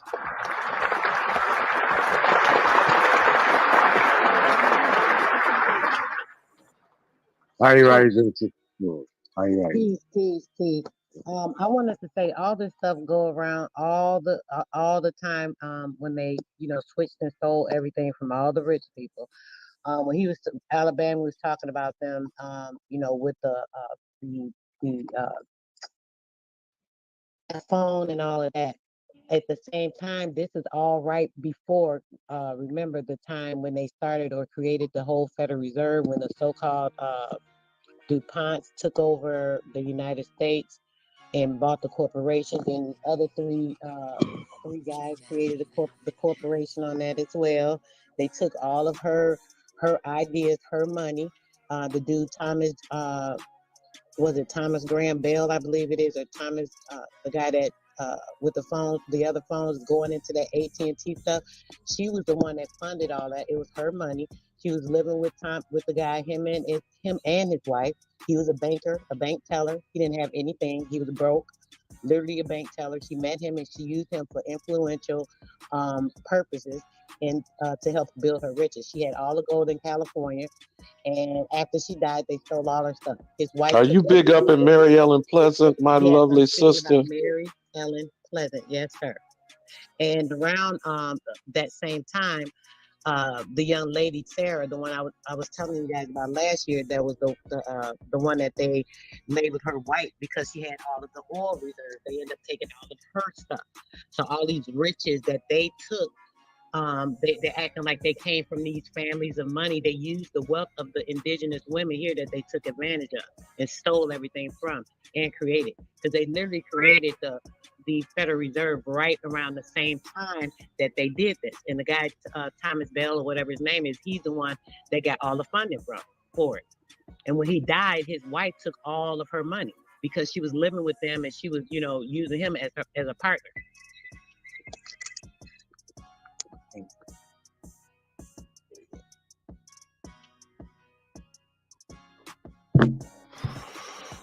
So yeah, it's the Soul dropping bombs. Let me drop you a bomb, sis. They took seriously. They took all of the stuff, right? And then remember, it's in the paper, April the 5th in 33. That was before May. They had all of the gold coin, the gold bullion, all gold certificates, and they were owned by the Federal Reserve branch of the agency, or any member bank of the Federal Reserve was using it. It was an executive order. They was taking everybody, they had everybody turning in their gold, just like they did a few years ago, talking about, cash for gold. Every damn where you turn around and talking about turning your scrap gold. Why the hell you want our scrap gold so bad? Everybody's running, turning their stuff in like nuts. But yeah, they took collected people's gold. It's a whole rerun of the same thing. And they did the same thing. Now you see all these things are going on with the railroad crashes. All that goes back to the pesos as well, because this is the same thing. They're using the banks again for the bailouts and this shit is so repetitive and ignorant and stupid. And I get so annoyed with people not really understanding how this stuff be going on. And when the brothers get up here today, it's just like fire. You guys getting in. Man, I was trying to get in earlier. So much I want to say, I can't even remember now. But y'all be dropping these bombs like this. It's like when people don't see it, it just aggravates me because it's like how they don't understand, especially when you're putting it together. Because it's so hard what people don't get to put all this information together and just put it on a display for y'all. You can't look. I could do a week of bills where I don't get no sleep for 24 hours for a whole week straight and not lay all this shit out for everybody. Like real talk. That's how deep this stuff is. And people take it so lightly and playing and manipulating it, get up here and be talking and jiving around and shit. And it just be so annoying because it's like, it's so real and it be right in our face. And how blind are you? You're talking about blind, deaf, and dumb. Sister Soul. Like, I understand some people, you know what I'm saying? They be like, hey man, my bank account work. Everything seems to be working for me, man. I don't know what y'all talking about. I get it. You know what I'm saying? But yo, there is an extra layer. There's veils behind veils behind veils. And sometimes I'll be shocked that people are blinded behind like a veil that's like, wow, translucent almost. But Cuddy, how simple is that one paragraph with Operation Paperclip? How the fuck did you transport Nazis that you let survive and live, and brought them here into this government and created the CIA and NASA? I mean, I don't know. I'm just asking. Naughty, you got my back. Alabama, hold up though. Hold up though. Are those the same Nazi scientists that were With him? Yeah. Hold up, Ross, nigga, you ain't heard me yet, nigga. German.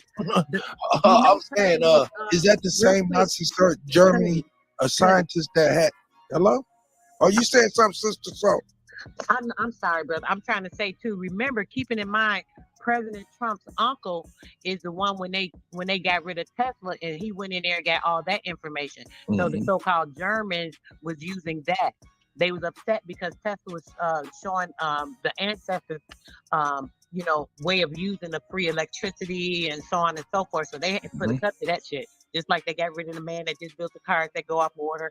Just like they shot him up over there at the Tops Market in Buffalo, the other year. You know what I'm saying? So this is what they've been doing. Yeah, that security guard was about to bring out an engine that run on water, Cut. Yeah, they do this conspiracy.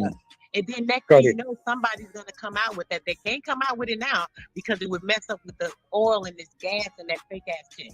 So they listen. It's a brother. I'm gonna tell y'all something. I used to recycle oil, right? The dude came to my thing one day. He was fixing something under my sink. He was like, "Oh, what are you gonna do with that oil?" I said, I'm gonna take it to the recycle, because you can't put it in the trash. I'm gonna take it to the recycle place. I just, wait till I get a couple of them because it's a little ways away. So he was like, "Oh, well, how come pick up your oil?" He was like, "Yeah, I recycle it and I use it for the gas." I said, "The grease, the oil." I said, "This is cooking oil, He was like, "Yeah, it's cooking oil, but," he said, "you can use that for gas." I'm looking like, look at this. They have listen, it's so much stuff It's out a here fact. that they let us know Hey, about. Sister Soul, it's a fact that you can use. They can transfer diesel and I think it was diesel and gas, regular gas, into burning cooking oil. And cars be rolling down the street smelling like a whole bunch of French fries, but that motherfucker moving though. It run on water though, bro. To get it deep is deeper than it can get. I'm just using that as an example of the shit that's out here that's free. You can cook with the shit, then put it in your tank and drive off it. Like literally, we should be able to do that. That access should be available to us because this is technology that's available. The brother built the machine for the water. I mean, come on. They haven't even talked about I can't remember the name of it, but a new some rock or something that they found, and the rock has electricity. They put the damn lights on and lights the light up. Does anybody know the name of it? I'm so mad I can't remember it right now. You talking about? Hey, are you talking about that vibrate? They put the light onto the rocks. Yes, thank you. Yeah, hey, yes. sis. God damn it, Cuddy, don't go goddamn Wakanda on her with that shit. That's not Wakanda forever, goddamn it. That's a book, sis. It's so much stuff out here that these people playing with us with. Well, it could be information. Go ahead. No, you're fine, sis. But it was brought to my attention that was a hoax. I brought that to the people too, and it was brought to my attention that you fucking with her saying vibranium. But go ahead, Cut. You know he's a comedian, sister. Go ahead, Sister Soul. I promise you, the video I brought, they said, they found real life vibranium, and they was sparking a light off of a rock. Go ahead, Sister Soul. Let me go in one. I don't remember what I'm saying. Go ahead, John. So the piggyback off of Alabama. All right, so the Ukrainians they bringing over here.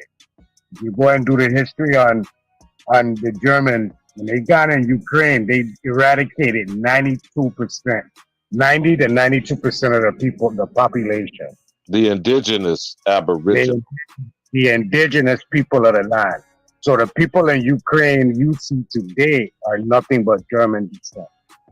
So the people that they are allowing to come to the States, are Germans Just like they again. brought the goddamn Operation Paperclip. Cuddy, you kill One him! more time. Again. Yeah, that's a spoiler alert right there. A lot of people believe in the Russian. They're not even Russian. That's how come Russia don't mind going in there killing them. Because they ain't even Russian. That's why Biden had a underground tunnel over there where they were human trafficking. That's what Russia was actually fighting against. Him and his family. Because I'm sure Biden is one of those French, not French or German or something. Yeah, no doubt. You know, so he had him and his son had a so-called bio lab over there, right? But it was an underground sex trafficking thing that they were doing over there. And they went over there and the Russian soldiers actually found it. They got the people out of there. They saved them. They blew the shit up. That's what's been going on with a lot of these They not places only too, have that where trafficking, they they keep have having them. bioweapons lab. Don't Y'all, forget that come on, y'all. Hunter Can we Biden move had a on serious company. though? Like I literally was almost done. Oh, go ahead, sis. Go ahead, sis. The lab. The thing, they blowing up the tunnels, right? These earthquakes, and they keep saying all these things are going on. That's because they've been blowing up these tunnels, a lot of these places where they have been trafficking people. That's what I want to say. And don't forget, Hunter Biden has a germ warfare company in Ukraine. That's all I was saying. Sorry for stepping on your wisdom. That's what I was talking about Alabama. They went over there and they busted. It was an underground sex trafficking ring. It wasn't really a lab. That's what they said it was. That's what I'm talking about.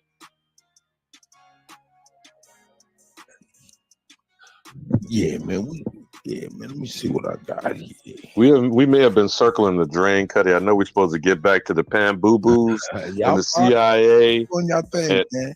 And Chief done what? He done went in hiding on us or what? Oh yeah, man. He over there on that. I lost my battery life shit.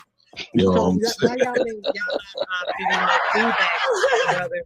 I need y'all to feedback on what I was mentioning.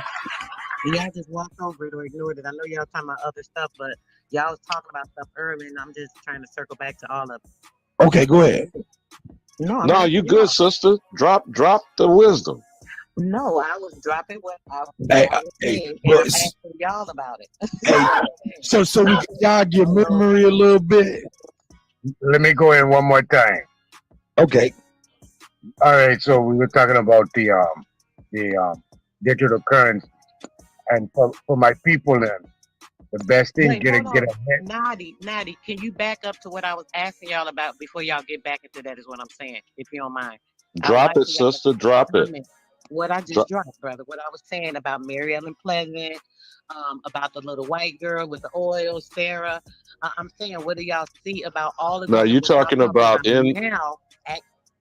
Go ahead. No, we're talking about in Indian territory that we call Oklahoma today. And that sister was the wealthiest with oil. Is that what you're talking about as well as Mary Ellen Pleasant? Yes. They put her under conservatorship. Did they not? Ward of the state. They had white people try to roll up on her. Yes. Go ahead, Nadi. I think they purchased it for like 100,000 something, and end up getting it for 100 grand. Yeah. Well, Sarah Rector was something of the multi-millions of dollars, but you need to give us more insight on Mary Ellen Pleasant. That's what they can't respond to, Sister Soul.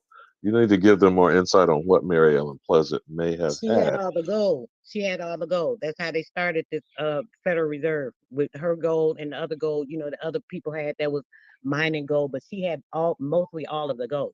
So this would be the fraud they told us about Fort Knox, is what you're saying? That they stole some of the gold that was supposed to be going in the Federal Reserve, and they were taking it to that Fort Knox.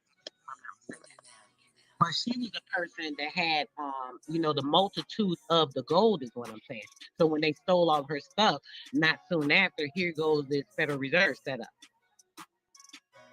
And when that would be 1913. So the two examples, I got you. The Federal Reserve was created in 1913 along with the 16th Amendment creating the IRS. But these two sisters, again, to reiterate for those listening in the chat or will listen to the playback, Sarah Rector became the wealthiest Aboriginal woman in what we call Oklahoma Territory today because of the oil gushing. And when was the statehood of Oklahoma? Was it 1907? Something like that? I believe it was around that time. I'm not very good with dates, brother, but And yeah. then Mary Ellen Pleasant would have been holding the gold reserves that end up being used, confiscated, similar to what would happen 2 decades later in 1933 with FDR. So the Federal Reserves created in 1913 due to the white men that went to Jekyll Island, and Woodrow Wilson signed it in the dark of night on Christmas Eve to create this monstrosity that we're dealing with called currency and the Federal Reserve note. Am I getting somewhere near to you now, sister? So. Yes. And all of this, the people, I'm sorry, I can't remember everything, but some of y'all were talking about earlier with the railroad and all that stuff was going on. It's kind of like a repeat of the same shit.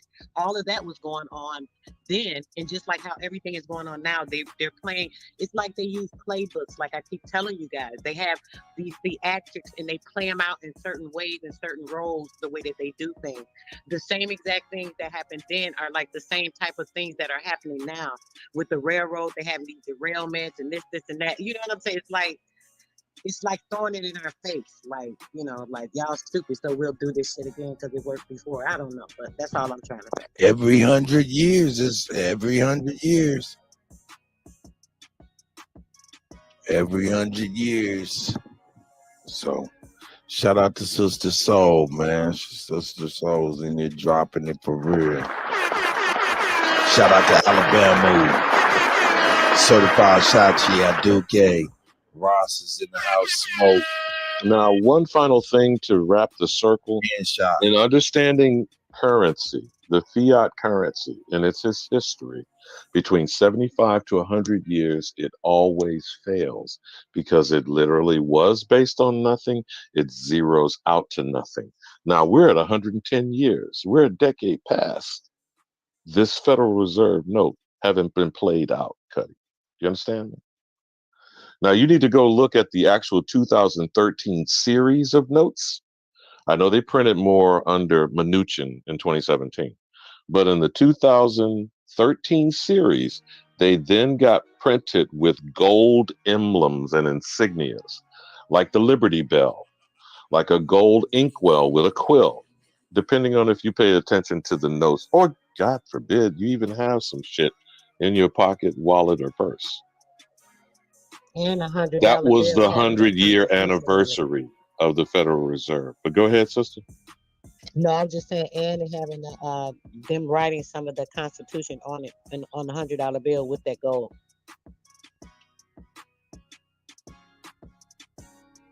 This is crazy. Hold up, bro. Real quick. Ain't no Constitution, bro. I relinquish the flow. Hey, yo, that's what what's the name? Glenn Beck said that last night on Fox with Tucker Carlson. Said that the Bill of Rights had been suspended.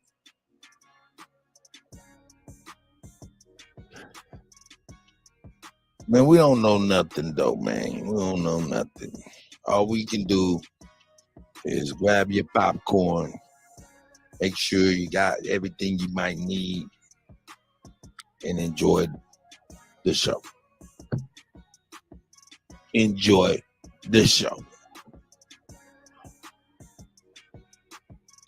That's crazy.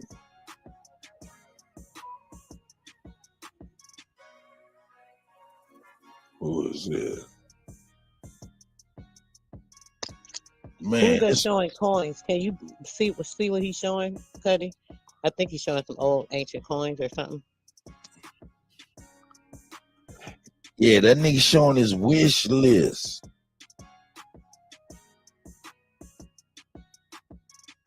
Oh shit. Yeah, that's some cash. No, but who is that? Is that showing collectibles? Those are collectors' coins, aren't they? Yeah, that's C.I.A. Oh, I love coins. I collect coins. All right. YouTuber shot while filming a prank. Stop pranking people. Okay, don't put that in the cosmos now. You already had that San Francisco hoax of the Cash App creator. Is that what you said? Hey man, I don't know what the hell that was. That was crazy. That's all on my little phone to keep jumping off with this crazy news. All right. What is Why do it? they keep having these so-called archaeologists going all over the place? Every time you turn around, they're saying that they dug this up and they found this and found that. Why don't we do that? Why aren't we finding things like tons of gold and all these different things that they keep digging up and finding? Why can't we do that? Why don't we go out on archaeological trips, maybe make a weekend trip to meet up somewhere and let's go to digging or something? Because it's funny how they find all these things in all these places that we know are of our people, but we're not even there to verify anything, or we don't try to verify these things or find anything of our own. I just always wonder about that myself. Hey man, who's to say they're not planting some of this shit? Talking about they finding it any damn way. I don't trust white people. I don't give a fuck what type of duty they performing. That's my whole question. Right. How they know where to look at? Do it and find out for ourselves and see if actually there's anything that could be digged up. If we were searching, a bunch of us, we should find something. I mean, I'm just wondering. But they strategically avoid the mounds, though, and those are our sites, our soil. Right. I think we're more accustomed to just letting sleeping dogs lie. That's why you don't find a lot of niggas digging shit up. Niggas way too superstitious for that.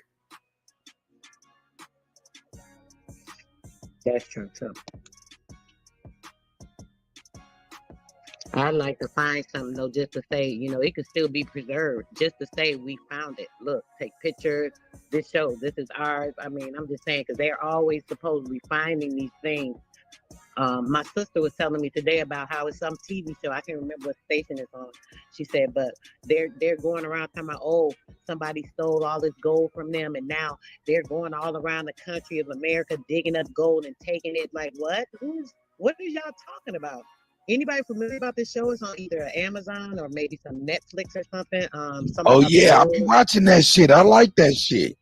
Okay, so from what I'm understanding, I've never seen it. She said she was going to send it to me because she couldn't remember where it was at, but she said that what they're doing is claiming that someone stole some gold from them.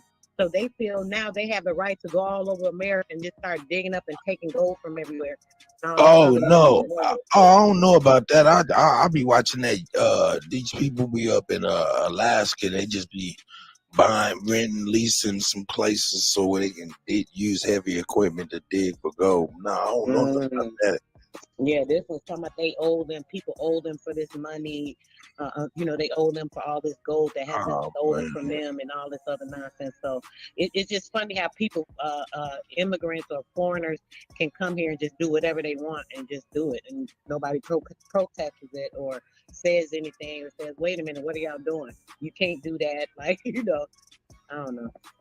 Hey, yo, Nadi was saying something. I just wanted to bring that up. Oh, you good? Can I say something? Yeah, sure.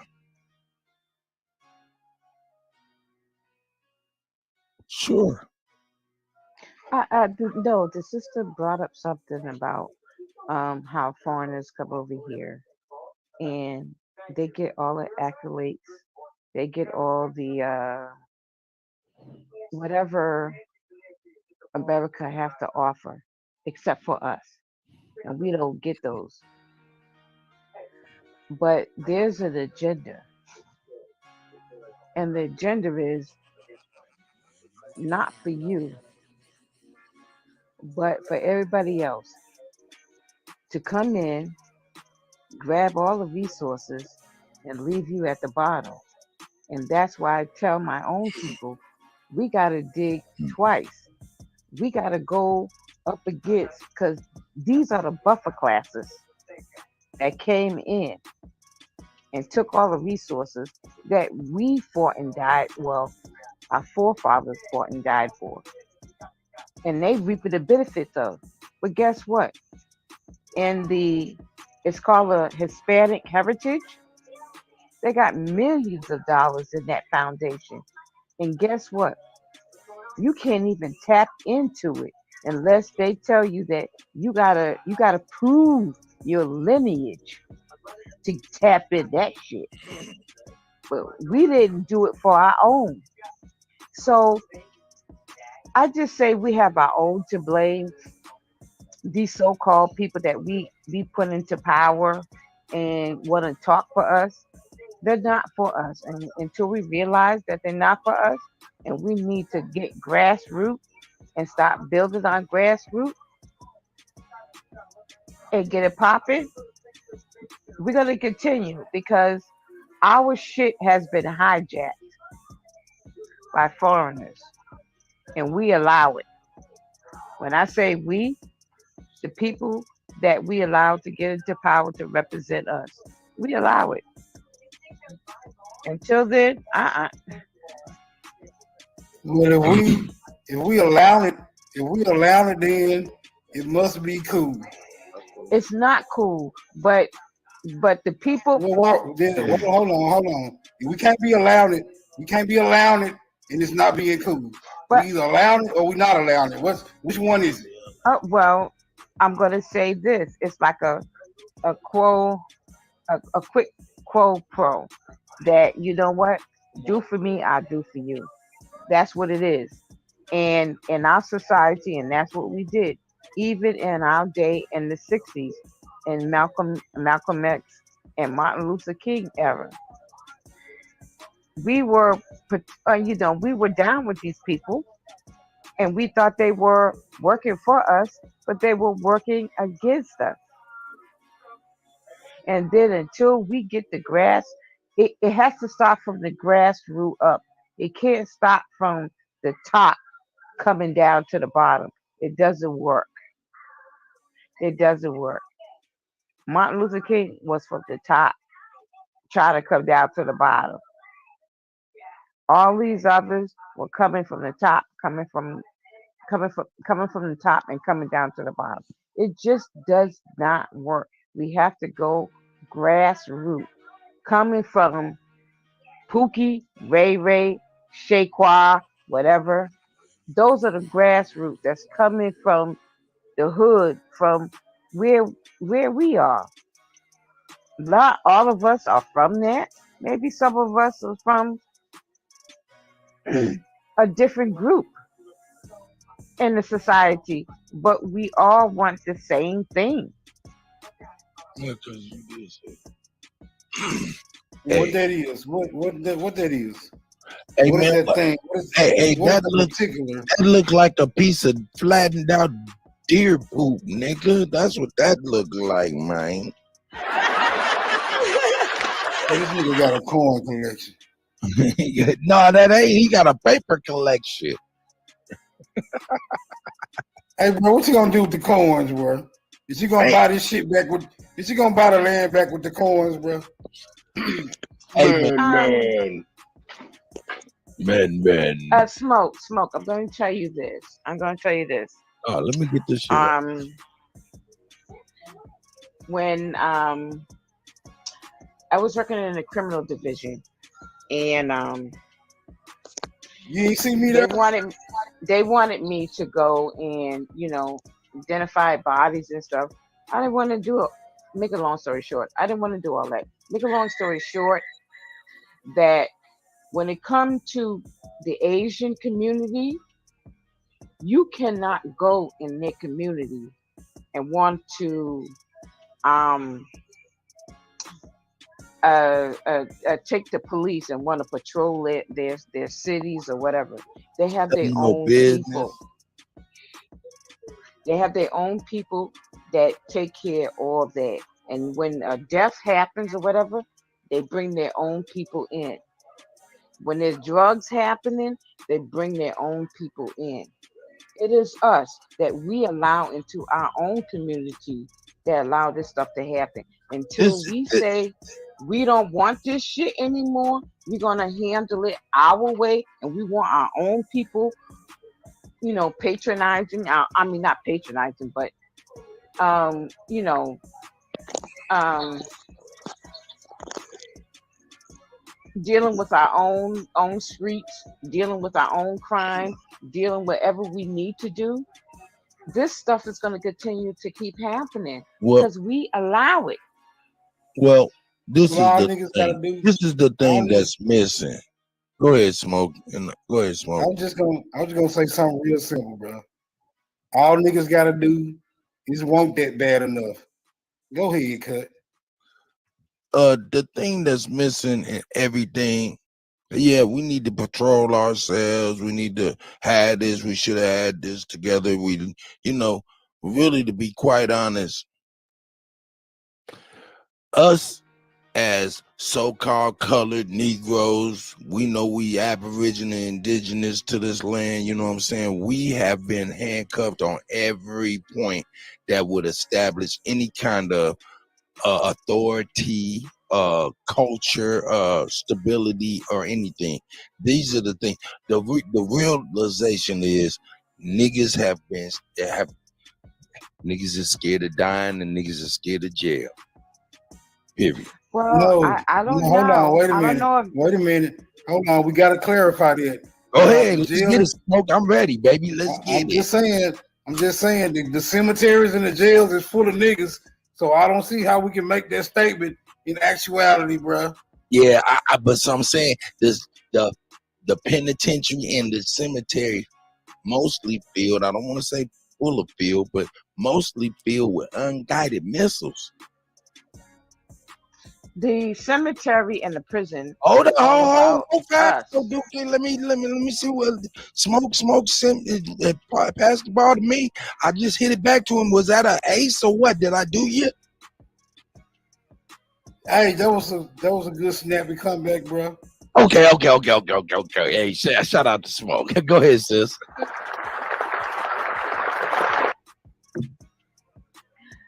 I just think we need to truly get on code. Like I said, a lot of us is not going to make it, and I'm okay with that. But Okay. I'd rather you need to be with like-minded people because Talk to me, yo, Duke. Talk to me. Let's have this conversation for real. We need to get, because I hear a lot of people saying we need to get on code, we need to do this and another. When you say let's get on code, you mean let's get on a wave list, let's start moving it as a unit, let's start communicating, let's be a community that communicates within unity. I get you when you say that, correct? Am I right with that? Am I right with when yes, sir. Okay, so that's what Yes, you sir. mean. Yes, Well, sir. my thing is this right here. In order for us to establish that code, we have to break some laws. That's a fact. No, ain't no laws. Well, Look, bro. hold up. It ain't no laws that got to. Ain't no laws that got to be broken, bro. Well, we gotta let me say. We gotta start. Look, we gotta start breaking these policies, bro. That's the hindrance, right? It's these policies. The law is universal. Okay. I just want to what I'm saying to you. Hold on, don't trip over okay. each other. Don't trip. Do not trip over each other, bro. Just come. It ain't number 6 people up here. We got plenty of time to exercise our contention. No doubt. Okay. What I want to say, what I want to say is this: is that I relinquish the mother. Me too.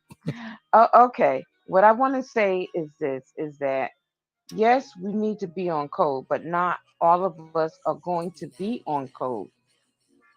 And then, yes, you have to break an omelet to make an egg.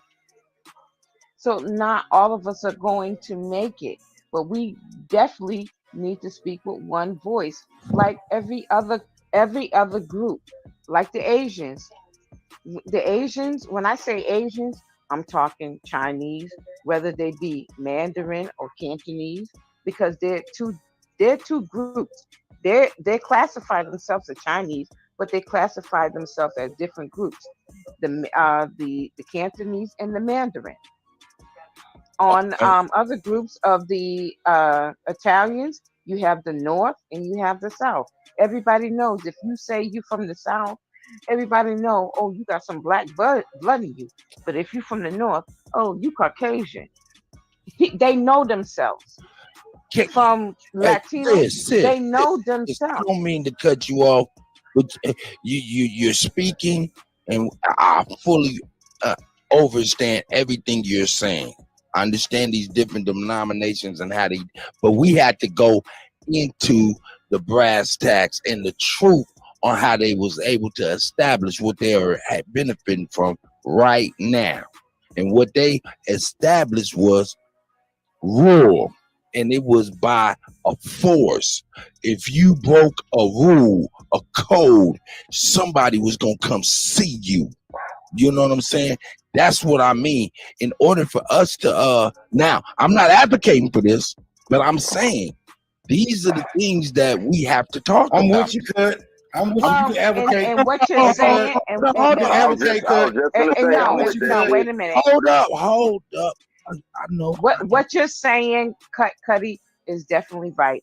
And like I said, being in all these different communities, they have a code, and if you break that code, yeah, there is they be at your door. There is consequences. Be at your door. This thing. Now hold up, sis. Hold up. Let me just at least get it in real quick, cause y'all some long winded, and y'all let y'all go, man, for real. But this right here is something that y'all, cause every time I talk, I get cut off. But go ahead, sister. So I hear you every time, though. I make sure I try to hear you. Hopefully that's true. I'll try. I'm sorry, Sister Soul, if you got cut off. I'm sorry. I don't mean to disrespect anyone on the panel or anything. I'm sorry. It wasn't you, sister. Oh, was it me, girl? I ain't cut you off. And I ain't gonna get on it because it's one of my favorites, but it's okay. Let's let it go. But I'm just saying it happens. Yeah, I know it does. I know. I try to listen out for you, and I definitely don't cut you off. I try not to. If I did, I apologize. I'll be trying to tell you niggas to stay out there. I'll be trying to tell you niggas to stay out there in rabbit holes. That's where y'all get that long ass wind from. Y'all got to take them deep ass breaths. Stay on the surface where you can regulate your shit. Hey man, I relinquish the motherfucking flow. Yeah, man. Hey, I usually just kind of like I get on out the way when y'all speaking, man. But anyway, what I was speaking to is like, these people, man, in order for the Chinese to get it like that, man, they have regulated their people and to the point of unearth. You know what I'm saying? For the Italians, same thing in America, outside America. You feel what I'm saying? These are the things that we, for real, up to after the 30s, 40s, and stuff like that, we've lost touch with being able to at least discipline our own. Because without discipline, there's no code. Not suggesting anybody do anything crazy. I'm just saying, there has to be a system in which, but we can't speak on everybody else's halves right now. And we've been systematically handcuffed to not be able to have that benefit. I guess that's okay. All right. And I totally agree with you. But you know what? Let me tell you about the Asians. They speak what money is power. They put their money on the table and say, this is what we want. You don't see them out there, bowing down and saying kumbaya, singing all this stuff. No, they don't. They put their money where their mouth is. Until we decide to say, because all these artists that we built up, because they didn't build themselves up, we built them up. Because if we didn't stick our hand in our pocket and give them our money to uplift them, they wouldn't be where they are. And so until we say, no, enough is enough, we're not going to put money in your pocket. We're not going to do this. We're going to shut it down. And guess what? And you will see how shit is going to turn around. Pushback. It happened. It happened with Trump, because when Trump, whatever's going on with Trump right now, I voted for Trump twice, and I'm on the fence on the third time around because he it's just not. He just got to come clean with what the hell's going on. I see what's going on, but this is a power structure that's been put into place millions of years before we even know what's going on. This is a Masonic, Freemason type of stuff. If you look at your outline of your streets, everywhere you go, it's always Freemasonic. And when they get on TV, the newscasters, everything is all Freemasonic. If you guys you can't see the handwritten on the wall, I don't know. But only thing I want to say to you guys is that, and the only way for us to get out of it is that we need to just not participate and say we're going to shut this shit down like we did in the 60s. We're going to shut this shit down until we have the grassroots coming to the table. I don't want no sportsman. I don't want no movie star. I don't want no Beyonce dancing craziness up on stage talking for me. I want some grassroots people that's been in the trenches, is know what's going on. It's going to speak for me, speak for my people, and say this is what we want. Until then, we're going to be chasing our tail. That's what we need. All right. Hey, shout out to Aduke. But Aduke, you said something about you said a number of things, but most of which I agree with. But there's always things I'm trying to tell you, man. We as people, man, we don't be thinking about like other things that be playing a huge role in things. Like, think about this, Aduke. Who has the most buying power in America? Who has the most fighting power? Most buying power. Most buying power. Yes. The most buying power is the people. The people are the currency. Okay. So if everybody, okay, no. This wasn't a conversation for you to go ahead and just take flight. No. Just build with me, because I want to talk to you. Walk with me. Unmute your mic and walk with me, sis, because I think we can get there together. Are you with me? Yes, sir. There you go. Yes, sir. Take it out, Taylor.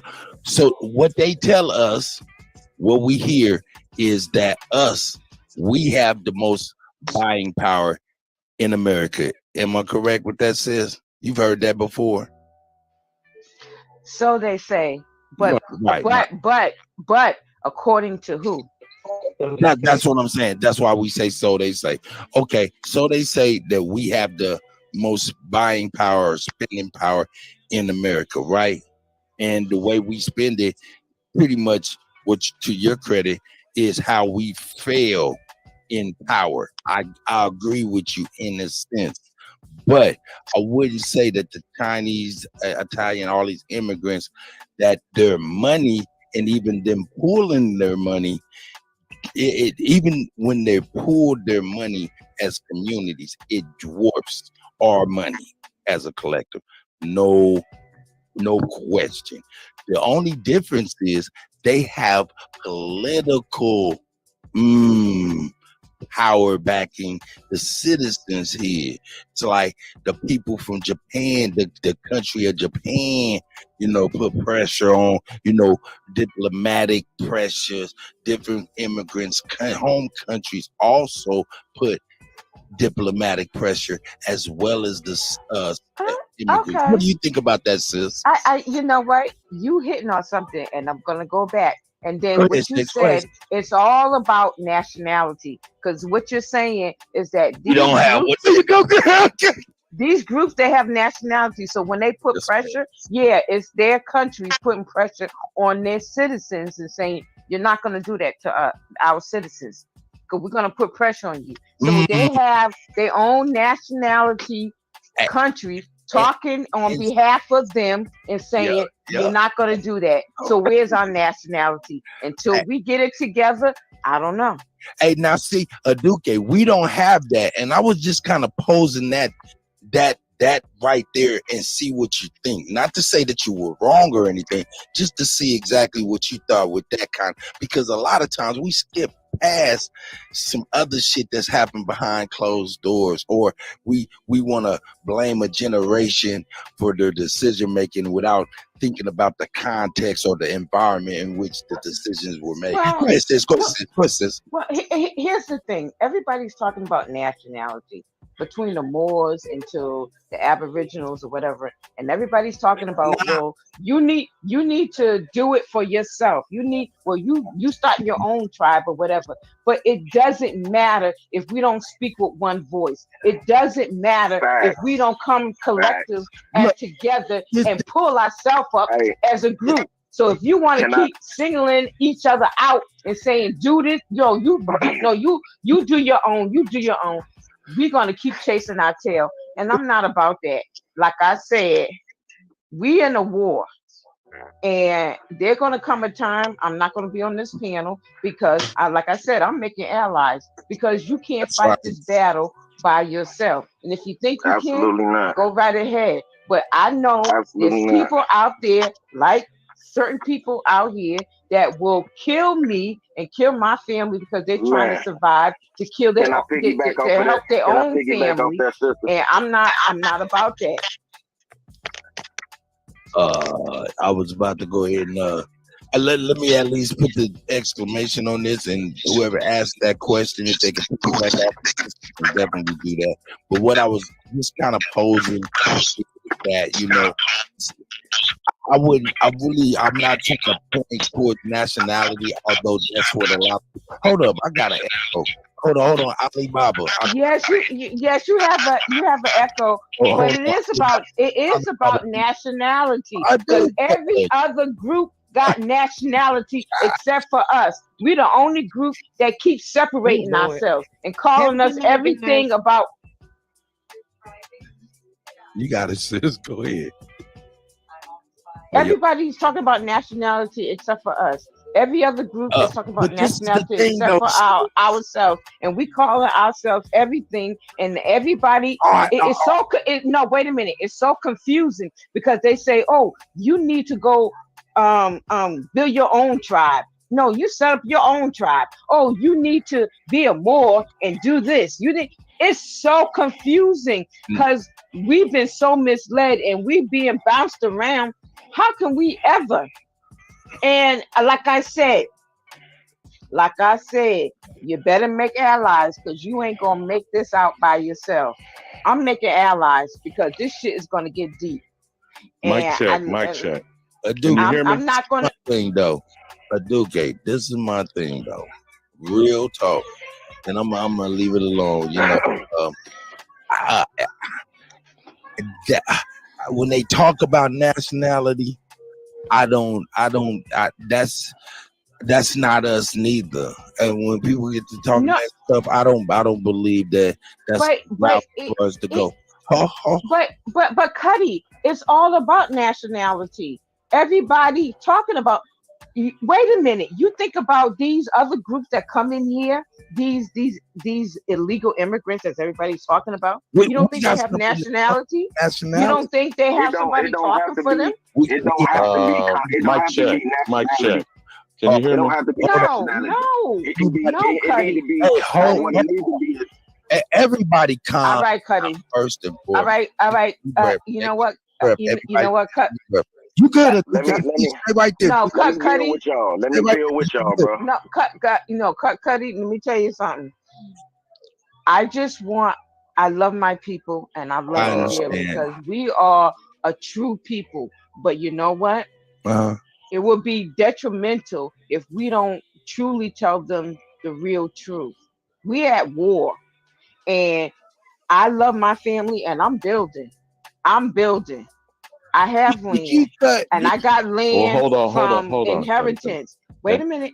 I'm building, and I reach out to other groups because I want to know what's going on in their group. I want to know how you move and shake and do all this. Because what's happening that my people are not doing that. And I move and shake, and I reach out because when that time comes, I'm gonna need them. Because guess what? We don't have stores anymore, Cuddy. We don't have those supermarkets. We don't have gas stations. We don't have none of that we used to have in the 60s. that's It's right. all of it I is do care. gone. I do care. There's no disputing what you're saying. Now, may I answer you, please, ma'am?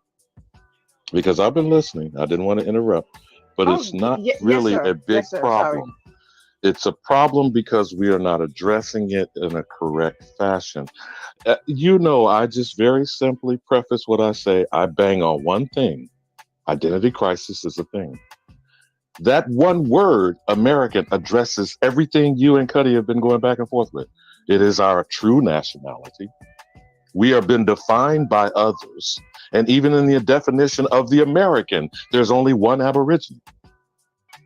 There's only one copper colored race of people who inhabited this land that were then co opted and stolen. Says it in the definition, very second phrase, given to the descendants of Europeans, the colonizers, the invaders. Now, these are just simple facts. The problem for us was you're lamenting, and we say this every time we get together in a group: cookout, family reunion, funeral services. Black folk need to get together. Well, we're not black. Niggas won't get together. Now, certainly I'm not a nigga. Negroes don't have their shit together. We're not Negroes. So until we can at least understand, and this is a very simple thing, though it's complex in our obvious dysfunctional behavior. We are the only American. Our nation exists. There is a flag that may represent it, but only we hold dear the inheritance of the true, authentic American. Now, if we can stop, focus, and agree on that simple fact, any trans-African mofo who shits pan boo-boo, what do I say, Cuddy? Check at the door. So if you don't want division, and you surely shouldn't, Queen Mother, I hope that I at least said something with clarity and focus and simplicity. What say you, dear?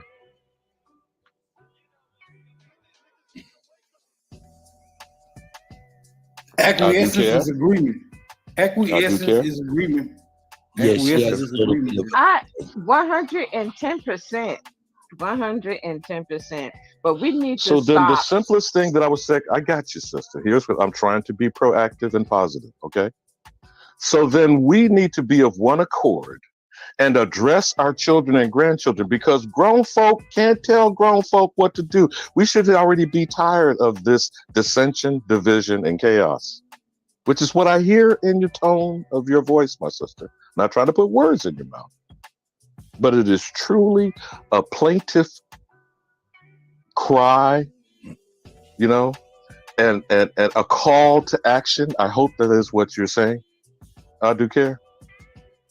But until the behavior reflects the correct mentality, do you feel what I'm saying? That's why everything is going on. It's not working. We have plenty of empirical evidence showing we're not getting, I don't care whether you call it being on code or not. These FBA folks, drop the foundation, stop calling me black, then maybe we could talk American. You feel what I'm saying, sister? Stop being a descendant of slaves, ADOS. Just be American. And goddamn it, I'm not going to be deceived by this BIPOC shit. Black, indigenous, people of color. Who's the only people of color? The American. You know what I put on there? On any applications or whatever, I put Aboriginal American. And you know what? Come talk to me and I'll tell you who I am. You're not going to do that. Don't put me in a box. I'm so tired. I'm so tired. But we got a lot of our folks there's a lot of us are awake, but we are the grassroots, and we are just under the table. Everybody's burying us, and then we don't get that platform to say, hey, look, no, this is not, it's a lie. This is not what it is. And we got other people that they prop up and thinking that they all that, and they're not. Don't participate. Stop buying their albums. Stop going to their games. I'm in one Shut accord it with you, down. sister, but do you understand why the behavior will not change? That's what I want us to be on one accord tonight. I think we at least hopefully in agreement in one thing, and then build on that. Stay focused. Repeat the message, because we're being bombarded 24 hours a day, 365 days a year with this idiocy. Just like the people that keep banging on there are no abos or not. It's very interesting. I just said, no matter how many times I repeat it, the first label defined in this American English in the dictionary says the American is the aboriginal. It's within the definition of the American. There is only one aboriginal, and there are only one heir to the aboriginal position of American. So until we can be of one accord, I hope you get my point, Duque. We have to be of one accord before we act accordingly. You feel me? So everything you're saying is correct. It does need to be. It does need to take place. Action must be had immediately, I would say. But again, we got niggas, Negroes, colors, mulattoes, Balalians, wannabe Africans in America. But the only American is the one being confused by all these labels and name changes.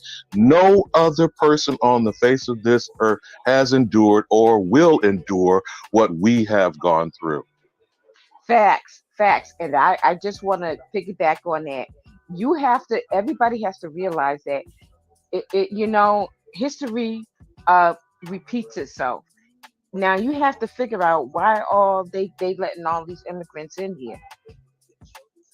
It's been done previously before. Now they're doing it again. Stop. We don't need it. We don't need all these immigrants in here because it undermines us and it cuts us. And it's going to erase us. We need the immigrants. We really do need the immigrants. You need the immigrants for what? For who? For what? When McDonald's has already came out and said they're cutting like close to well, I won't say close to millions, but they're cutting a lot of jobs. And you know why? They bring in all these immigrants because the ruling powers, George Soros, is undermining America and saying that they want a third world countries like Venezuela, like all these other countries that they put into poverty. They want it for America. And why do you think they're having all these people come in? And so you want them to come in over you? Now they come in over you. They don't speak the English language, but yet they got a job and you don't. How that works? Hold on, wait a minute. It works out just fine, right? Because if it didn't work, it wouldn't work. See, this is where we're gonna have to start taking the candy coating. Hold on, wait a minute. How does it work? It works because it works. If it didn't work, it wouldn't work. But how does it work? You are out of a job, but they have a job. So how does it work? Look, hold on, real quick. You getting a little bit too attached to the scenario. It works because if it didn't work, it wouldn't be working. You feel me? And it's working. It might not be working for you. It might not be working for me, but it's definitely working. Okay. So in other words, what you're saying is working for the system that they put in place to knock you out. So that's what you're saying. Working. That's right. Okay, so that's what we don't want. That's what I'm saying. That's what we don't want. No, we can't so say, I don't want that. We can't say we don't want it. but we still got it. Because if we still got it, If I, it means not to put words in your mouth, Smoke, you want it working for you, right, Smoke? Isn't that what you're simply saying? No, I don't want it to work. But what's strange is we find out that it is working, right? It shouldn't even be so. It shouldn't even. But wait a minute. So what prevents it from working for our benefit? Hold on, but see the reason why I don't talk a lot, because I just expect to come back again. Right, look, bro. I just want to get my list off. Y'all can have it again, bro. You know what I'm saying? Cause my shit be profound and real to the point, bro.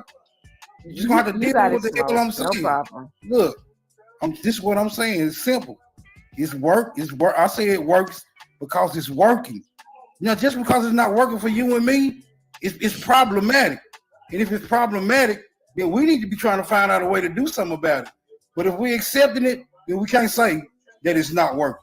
I'm gonna land right there, bro. I relinquish the motherfucker. Okay, I totally agree what Smoke is saying. He's saying the system is working exactly the way it's supposed to work, and it's not at the beneficial of us.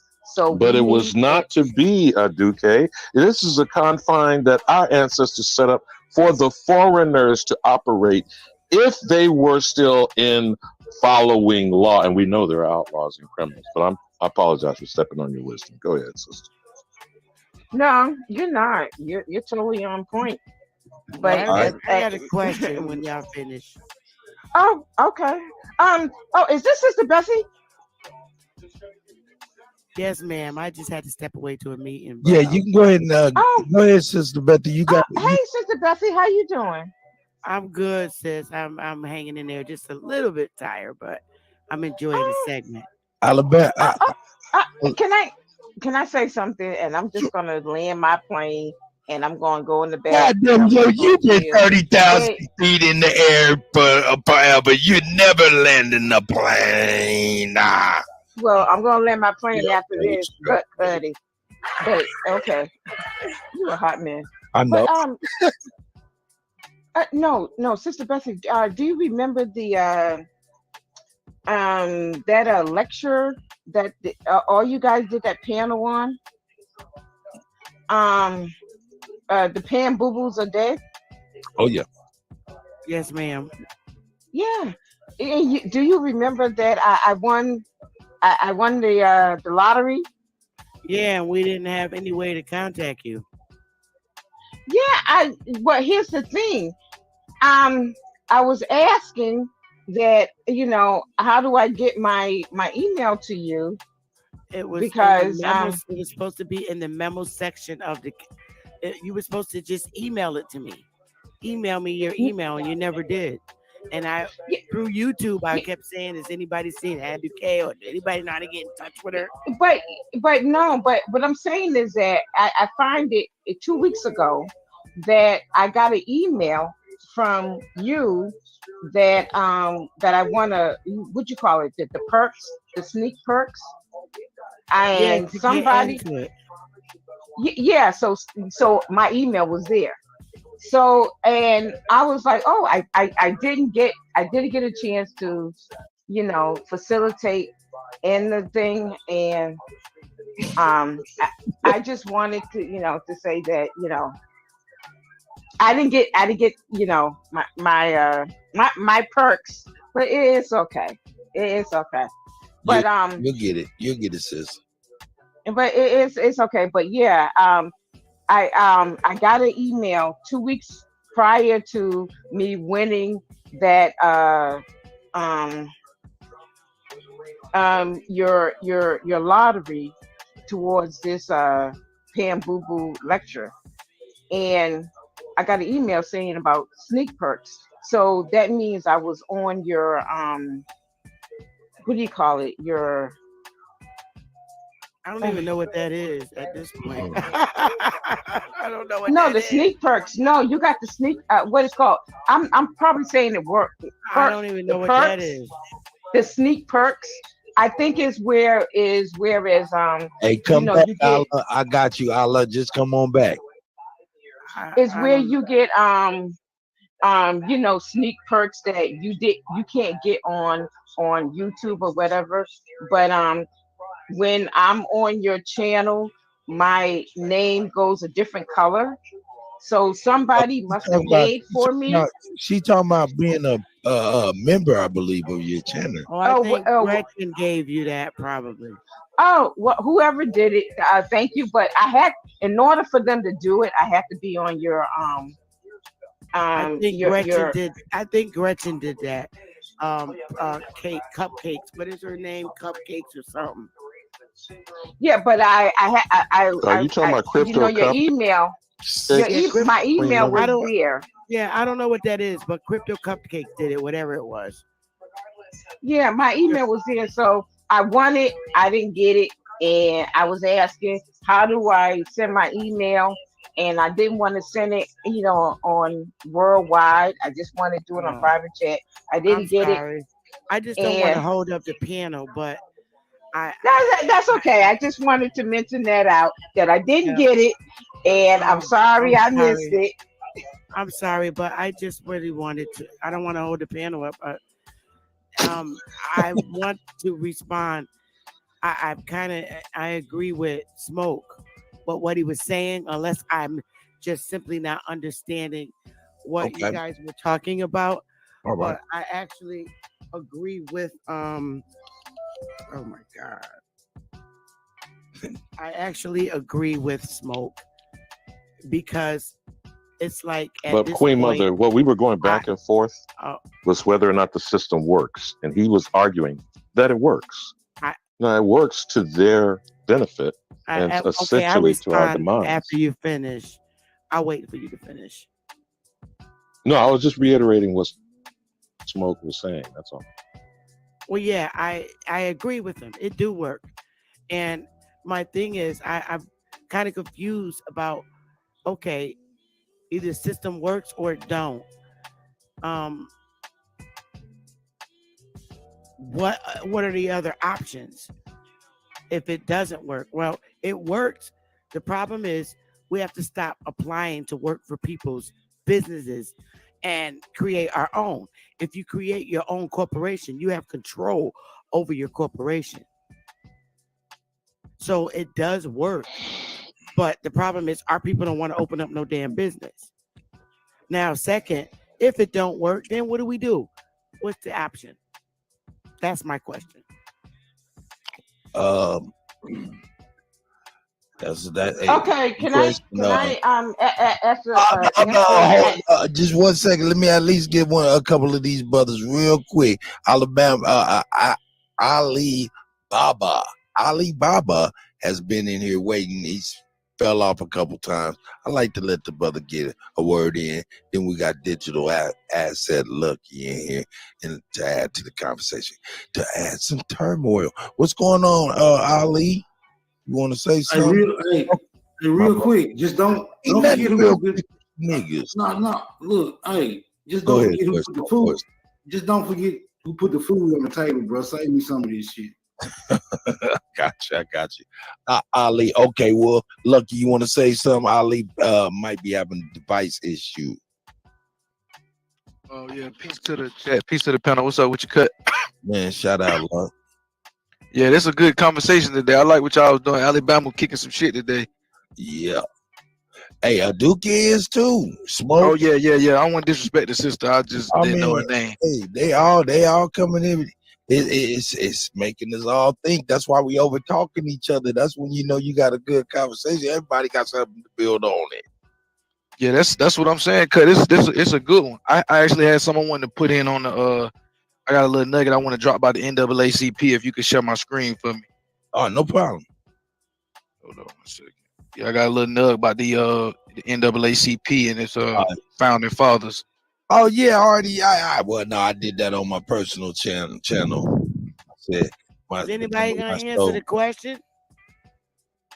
Do we have anything other? Well, Queen Mother, I was going to, but I was trying to let him get those other people in. I did want to directly address what you asked. Go ahead, Lucky. I would really like to know what a solution. Yeah, y'all go ahead and just y'all address it. I'm just pull it up. Chief Morning Thunder, where I was, and I wasn't in contention with Smoke. What I was saying to him was, who's to imply that it can't work in our benefit? Now, the first thing is, well, again, we're always operating out of ignorance as a people. Where we started in transitioning this was to agree that there is only one American. I know that's not something that you would argue against, Chief. And the understanding of that and embracing it would hopefully reduce some of the chaos and confusion that's going on with all these labels, name changes, and memberships in these organizations, like he's trying to pull up the NAACP. Okay? So if we are the only American, and we are, and this is an American institution, and it is, and this governing structure should be authorized and run by Americans, who's to say that we should not be at the controls of it? I agree, and I could say this. I don't want to be a part of any organizations that's in operation right now. The NAACP is a piece of shit, and the Chief is right. None of those organizations help us, and I don't want to be a part of any organization that's been established. I think we should start our own, so that way we know we're not dealing with an agent. But go ahead. Y'all niggas is old. I'm just gonna keep it $1,000. Y'all niggas is old, man. You know what I'm talking about? Okay, Cuddy, because you're killing me if you're not killing them. You know what I'm talking about? Y'all niggas is old. Y'all see Cuddy over here. I'm putting their faces out there. You see these white people with WED, the ID, Audible Wales, all of them. Yeah, but boy, y'all missed that. And come on, man, their number one award is named after Spingarn. Who the fuck is that? But back to Queen Mother. Chief, you are correct. And again, I say this in different ways and bring it up for us to keep context. In 1919, the Red Summer, hundreds of our communities, and you going through this constantly with your lecture, hundreds of our communities were attacked by domestic terrorists, mobs, thugs, lynchings, burnings, flooding out of our existence. We know we operated independent of our own accord, and the most famous was obviously Tulsa and Greenwood, Oklahoma. So yes, we do always have the option, and we should be doing that, which would mean we would work on dependent households. And when I'm saying dependent, not independent that people got in this mentality, like independent ladies, these songs and all this mythologies, the superwoman and all this kind of stuff. How would you suggest a dependent household function? Because I think you're doing that with your genealogy and with your tribe. What did you think about that, Queen Mother? Well,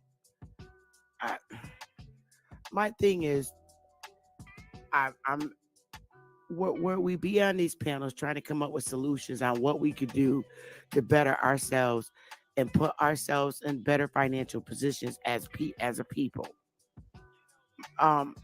We know that this government is not for us, and it never was. Some say we should start our own government. Some say we should run for office in this current government and take our seats back, which was something that I brought up.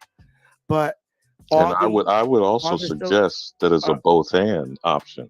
But what I'm asking you as far as the household, maybe I didn't make it clear, how to explain it and get it understood as a business unit. You feel me? To get what understood? The household. Every individual household. Because people in the chat keep talking about, we need to be starting businesses. People like to say stuff and be flippant. They're not being factual and practical. Right. Well, every business should be operating as our households should be operating if we're functional in our behavior. Do you feel what I'm saying now, Queen? Yes, I do. So what say you? Well, one of the things that I put out there is to reestablish the individual family tribes, because establishing individual family tribes is a family business, and you could take it in many directions. And then the business interacts with the government, county, municipal, state, and federal, right? Well, that's to some not. degree. I mean, of course, we'd be talking about how we change the relationship, but you understand what I'm asking. Yeah, I do. But at least with the individual family tribes, we work with each other and we support each other. Like we trade with each other and Now, not, that's what I meant about dependent household. yeah, and not support other organizations that's established and businesses and people's buying people's sneakers. You know, we should do it ourselves. If we pull away from supporting them, they won't do so great. Kind of like on Black Wall Street. We were working with each other, correct?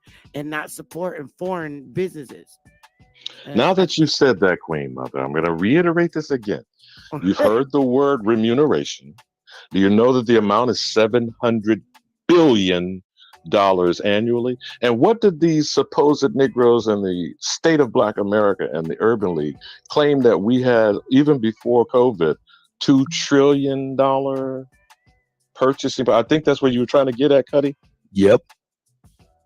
Okay. Who the hell is saying that?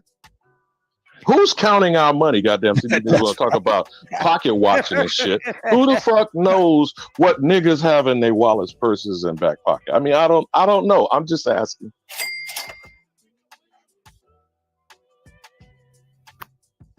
So how about we cut off that 700 billion, Queen Mother? Because, you know, that's the time wasting tethers that have operations in our community. If we boycott them, not buy black, don't talk about this black shit. If you stop doing business with foreign invaders, how quickly could they be run out of our communities? Very quick. Well, that's what I said. I just said that. Stop supporting. Every business in our communities exists because we keep supporting them. If we don't go to the Chinese restaurant, if we don't go to the Jamaican restaurant, if we don't go to any of the stores in our community, we can get them out of here because they're all foreigners. So how do we get that across to the ghetto fabulous well, it's probably like 3 or 4 generations, Section 8 on EBT, SNAP, WIC. You feel me? We do the same thing that they do to us. We start the door-to-door knocks and begin starting to communicate with our communities. We go to the household. We set up camps in the urban community, in our hoods, and talk to our people and get them to understand. I'm not sure, Ricardo D, I think it is. I don't know if you're being, flippant, but so is every household as a business, not every individual. I mean, come on, man. The business operation is more than one person, right? You conduct business by interacting. So it's not an individual that's a business. Would you agree, Sister Bethy? Well, yeah. It takes activity. You have to have a transaction between two parties. That's already more than one. Sell high. Yeah. A buyer or consumer. No, I'm just trying to make this simple, Cuddy. I'm saying it takes more than one person. Me, how do we get it out to the families? And doesn't that start by knocking on the doors? Absolutely. So what I'm saying to you is that when you're talking to, all right, there's an $8 billion industry that these nails and hair and cosmetics can be addressed by many of these female head of households immediately. Would you agree? It's way more simpler than that. It's way more simpler than that. Yes, I would agree. I think our people should start opening up shop right next door to their asses, and it'll push them out. Yeah, that's more like it because there's we a have lot to of young women in our community that know how to do nails and eyelashes and all that shit. And I think we should open up shop next door to their asses. We need to repeat the price tag, Queen Mother. $8 billion. Don't know why they seem to be saying that. That's real. And that could be done by this Saturday. Because isn't that when the most of the scheduled appointments are? Yeah. So then you're knocking on the doors. And I'm trying to make a point here, but I think you get where I'm going with this, Queen Mother. So does that cause a very simple conversation that everybody would relate to, specifically the female part of our community? Yes. Just a call thought. your girlfriend on the phone. We can call your girlfriend, tell her don't go back to the chinks. Now, could we move on the fashion? God forbid they're going to bring some sewing machines back from the past. You know, I just wanted to drop some examples because I'm getting a little weary of the people and their little offhanded back ass comments in the chat. But go ahead, sister. Hey, you know what? Hey, we got Ali. We got Ali Baba.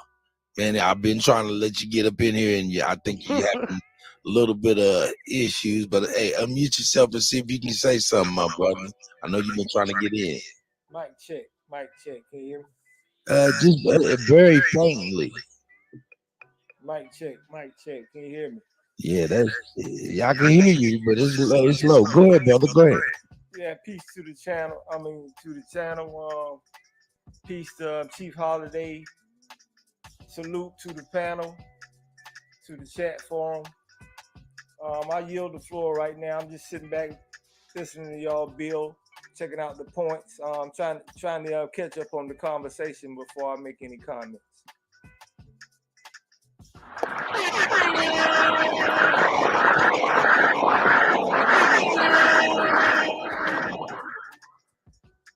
Hey man, shout out to Ali, man. Shout out to Ali once again, man. I see you, Beast Mode. DJ ZP is up in there. Shot One. I see y'all, man. XY Cole, Von, Ricardo D. I see y'all, man. OG Green Machine is in the building. Kingdom of the English. Shout out to everybody, man. Lucky. Now, I don't know, since before he transitions to that, Queen Mother, did we address what you were asking? Because I did want to maybe put a cherry on top. No, not really. But man, you about to put a watermelon on top, man.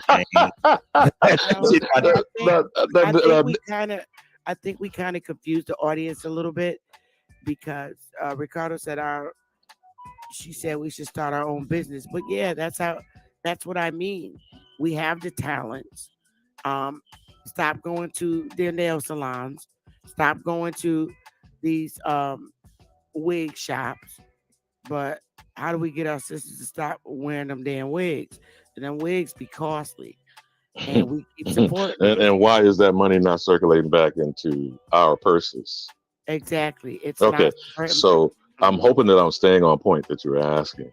And I think it's a both and approach here. And it's nothing against. Calm down, Ricardo. Go ahead, I'm sorry. While that takes time to build up, and I'm not saying it's starting from scratch, to some degree it is, but we already have the connection if we work on the communications, like you said, knocking door to door, right, Queen Mother? But the other piece of it is the bulk of us, especially since 90+% of us are in church, being led to vote, being taxed, and we shouldn't be. And until there's a campaign to educate them on that, then that's the both and part of what I'm saying. Move people amongst that crowd and get the levers of power and evict and eject these foreigners who do not have authority based on the document. And they've been operating as criminals. You see what I'm saying, Queen? I do. But like you said, we need to knock on the doors and educate our people about our history. And I believe once we start telling our people, do you know that you're not supposed to be paying taxes? I think that'll bring a little shock to them. And it'll make a difference. So we need to educate our people because they don't know. A lot of them think they're from Africa, and we need to go around and correct it. Until we get on YouTube and knock on their doors. Oh, I'm sorry. Go ahead. You know what I think, though, bro? On the real, I think you niggas just jealous because the ice is colder than y'all's. Hey, man, I relinquished the motherfucking flow. Okay, all right, Lucky. Hold on 1 second. Sister Bethy, I want you to finish because I think you were still speaking. Oh, no, I'm done. Okay, shout out to Sister Bethy, man. Let me get you together here.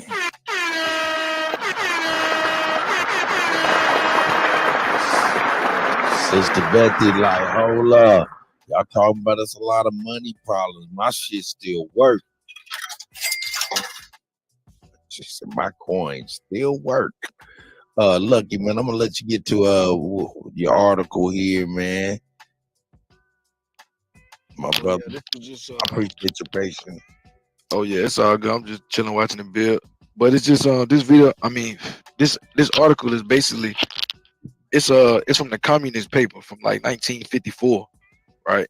Uh I like to consider this could be like some what you'll call like some Breitbart, the Breitbart of his day. You know what I'm saying? But you can get the goods from him. So as you can see, he You says got, I you got an echo. You got an echo, bro. You got. Yeah, there's somebody else. It wasn't, who got their microphone? That's Ali. I got you. Ali. Hold on one second. You good, Lucky? Go ahead. Yeah, so right here in the article it states like the NAACP has never adequately represented the Negro citizens of America. And then it goes on to say, it explains like how the NAACP was began. It talks about the book that was published in 1951, and it explains how basically, man, it was created by like some Russian Jews. You know what I'm saying? And it's always been infiltrated with the Jewish Congress. And it explains, it lays this whole article really lays out how segregation was working in our benefit, and how like the teachers and the amount of money they was making and what it was bringing in and all that type of stuff, and then what it was done or what it was like after segregation, because they had case studies from the North, so they were seeing how different teachers they weren't getting jobs once the segregation started. Like I think it was like a number like in Georgia they had like 7,000 some odd teachers. They was making like 15 million a year, and then when the segregation happened or whatever, when it stopped, niggas couldn't get jobs, and then the money was going into the white communities. You feel? So what that says to me is somebody should open up or start a 501c3 like that and call it the National Advancement Aboriginals. There you go. Yep, that's right. Lucky came through with the bomb.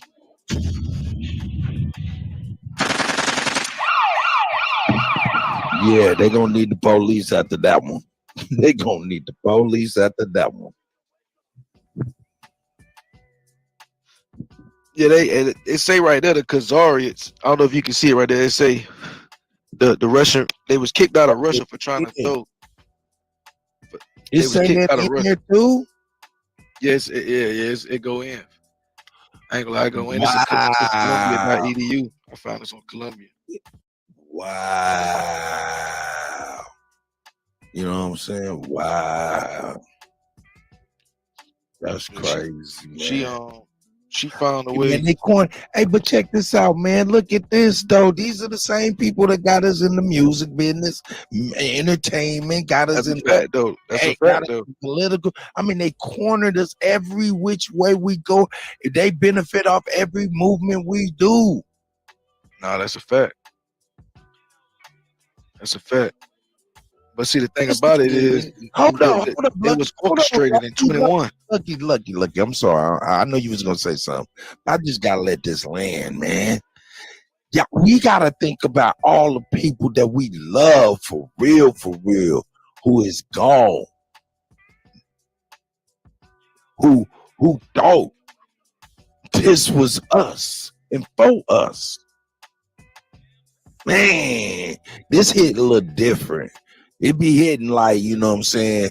You know what I'm saying? Like, you know what I'm saying? That Bible shit, you know what I'm saying? When I think about my ancestors and how much they committed to this type of stuff, and they end up being a goddamn lie. Sorry, Lucky. Go ahead, brother. No, that's a fact, brother. I just really just wanted to present the article, you know what I'm saying, and drop some a couple of facts about what they was even saying about NAACP back then. Like niggas been knowing that the NAACP is on some other shit. You know what I'm saying? Niggas been knowing the foul play. But this guy here, yeah, this article goes in specifically to the small hats. Hold on. Shout out to Lucky, man, with So we the got info for real, for real. My let me say God, right. going in. Is it? Can you see? Like, is it big enough to read? Let me. No, it's not big enough. It's not big enough. Nah, we just got to trust you a little bit, man, because that's that old school type, right? That shit, damn. But it's going in. This paragraph right here is going in, right? It says the anti-segregation decision of the Supreme Court was dictated by one of the most sinister men in America, an Australian Jew named Felix Frankfurter, leader of the radical world Zionist movement and a lifelong advocate of socialists and the left-wing objective. Felix was head of the defense committee for Sacco and Vicente, anarchists who were what they say electrocuted in Massachusetts in 1927. Law partner Henry L. Stimson in the firm of Winthrop and Stimson, lawyers of Kuhn Loeb Company, and international Jewish bankers who financed the communist revolution in Russia. So I don't really even need to read too much further into that paragraph. That's just letting you know right off the top of the paragraph, but they letting you know who we talking about. We talking about bankers. We talking about financing revolutions. So this whole segregation thing. Hold on, wait a minute. What's up? Don't forget about the sellout niggas. Don't forget about the sellout niggas who was utilized to push this shit too. Oh, they got about them. Yeah, they got Mr. Robeson front and center. Hold on. Wait a second now. They got Mr. Robeson front and center. Hold on. You see what I'm saying? We know who the perpetrators is. You know what I'm saying? So this article right here really goes in for real. Tom Launder. You know what I'm saying? So I could drop this in the back chat if anybody want to go into this, but it's basically like I'm trying to give you the synopsis of it. It just explains basically the tentacles of the all these different ones, all these different organizations, these Jewish organizations, and how they found their way into segregation. This lady right here. This lady right here, Anna Rosenberg.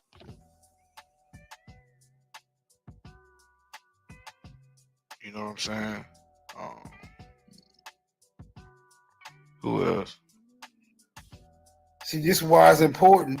This is why it's very important for niggas to think separatist, bro. Niggas gotta think separatist instead of universalism. The universalism shit is killing a nigga, bro. That we can all get along, shit, kumbaya, work with other groups, let's do business with the foreigners. Man, fuck all of that, bro. I agree. Which, I mean, niggas gotta have shit shaking. You feel me? Like everybody gotta do their part. I personally think we should start our own. We can't work with the current groups in place because they don't represent us. Look at where we are. And I work for the government. We need our own organization. Hey, man, all of y'all absolutely correct, man. I don't disagree with y'all at all. We also need our own way of whooping each other's ass. We need our own way of discipline. We need our own way of keeping ourselves on sort of street code, right? That's a fact. You know what I'm saying? That's a cheap thing that I be thinking about, man. It's like, you know what I'm saying? I mean, look, man, we got all these people, man. They get on the news, they get on all kind of different avenues. For the people in this newspaper, you know what I'm saying? They get in all kind of avenues to derail us at every corner, and they are own people, and we don't even have no checks and balances when it comes to them motherfuckers. Hey, not advocating nothing though. You're right. You're absolutely right, though. You right. That be the shit. I ain't gonna lie, man. I'll be like, man, motherfucker need to, yeah, well, allegedly, emotionally, whatever will keep me the fuck out of the courthouse. But to be honest with you, though, Cut, for every program that they created where it's supposed to be helpful for our people, we need to create. They're getting their funds from the government, so we, as a people, can create those same programs ourselves, and that's our way of shutting down that current program because it ain't helping us. Like a program like the NAACP, they don't help us, and if they do, they only help primitive white mainstream society blacks. They don't help us, so we need to create our own program like that and get the funds from the government on our own. And that's our way of letting them know, look, y'all don't help us. So the majority of our people are start coming to us because we know that we need to help each other. We got to be able to self-law and govern. We can't You know what I'm look saying? to the That's real. NAACP. We can't look to none of those programs to help us. Man, that's They're crazy. getting the government funds and they're applying them to who the fuck they want. They're certainly not applying them to us. So if we create our own, we can get those same funds from the government. It's called taking over your own shit. Man, they be playing with us, dog. They be playing. You remember they had the president of the NAACP in Seattle. She was a white lady.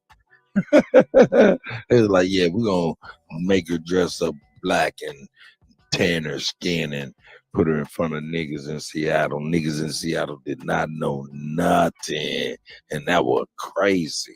Yeah, it was. You know what I'm talking about, Sister Bethy? Yeah. So yeah, her name was And they didn't even Rachel. fucking get rid of her ass either. Mm-hmm. That's some crazy. That's when I knew it was some crazy stuff. Then I started hearing more and more stuff, doing a little research, and then I was like, "Yep, I'm mad, mad for my ancestors." You know what I'm saying? But you know, But a lot of those programs, like the NAACP, they get a lot of their funds from donations.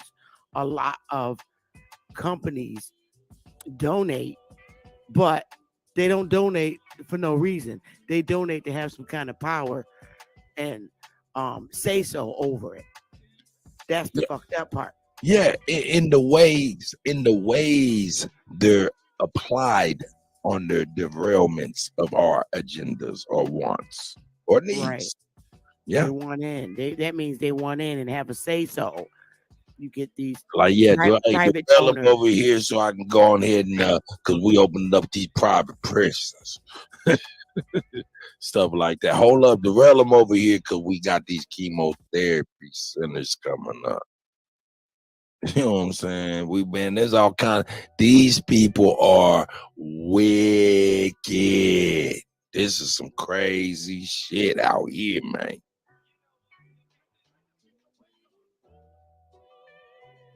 This is crazy. This is crazy. And this is crazy. God bless. Let's see, man. Who's up in here? Lucky done came with the straight bomb in the form of pissy paper. I'm a nut. Let me see what we got going on here. Yeah, has anybody seen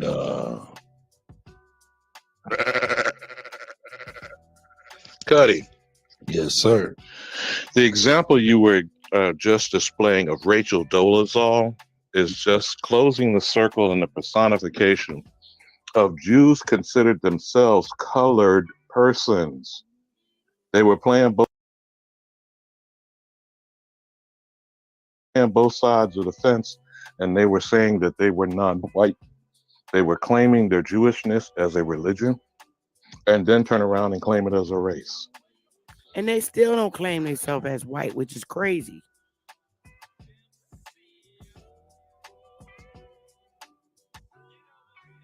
Yeah, you got to see the game though. That's the game. What they The claim damn white. Arabs be saying that they ain't white too. They You know that? claim as white as Euro Gentile, meaning like cattle. But Cuddy, we're not talking about WIGHT. We're talking about a status that is in the government and extended through the State Department. Got you. White status has become synonymous to Caucasian, and we already know that's pseudoscience from Darwinism. Yep. Yep. Well, hey, let me drop that bomb. The facts of the matter is Jews were not designated colored in this government experiment. There is no Negro but us, though the Africans want to take the term because if you believe this Portuguese, Spanish, dumb diversus out of Africa mythology, well, they came across them dark niggas first, right? But Negro is a Spanish, Portuguese, Latin term that still exists in the English language by us calling ourselves Negro. Quick question, bro. Is there a white or is there not a white? And if there is a white, what are the eligibility requirements to meet that status? Ask Sammy Sosa. Oh God! Now you're going into the bleaching, the skin bleaching. I forgot who shared this. Might have been John Henry Clark or Professor Yosef Ben Yakinen. But there was a anecdotal story shared about a Japanese businessman that went to Pretoria, South Africa, and during his temporary time there, he was extended the status of honorary white man while conducting his business trip in South Africa. Now, I don't know that answers your question, good brother. But those who didn't follow the story with Michael Blackson, who was a nigga that says he's 1159 dark, or when have you looked under the bed, black. Now on his document, he whited out and prevented people to see it when he became naturalized because he knows his document bestows whiteness to him as an immigrant. So basically, you got to be from a certain geographical location to meet those eligibility requirements. No, you just got to not be us. You just got to not be niggas to be There white. you go. In America. Not motherfuckers who keep trying to convince us that all skin folk is kinfolk and we black. We all bliggity black. Uncut. Is that what you're hearing with these goddamn biting motherfuckers in the rap world, the rap game? Akon, et cetera, you know, fill in the blank. You feel me? Oh, no.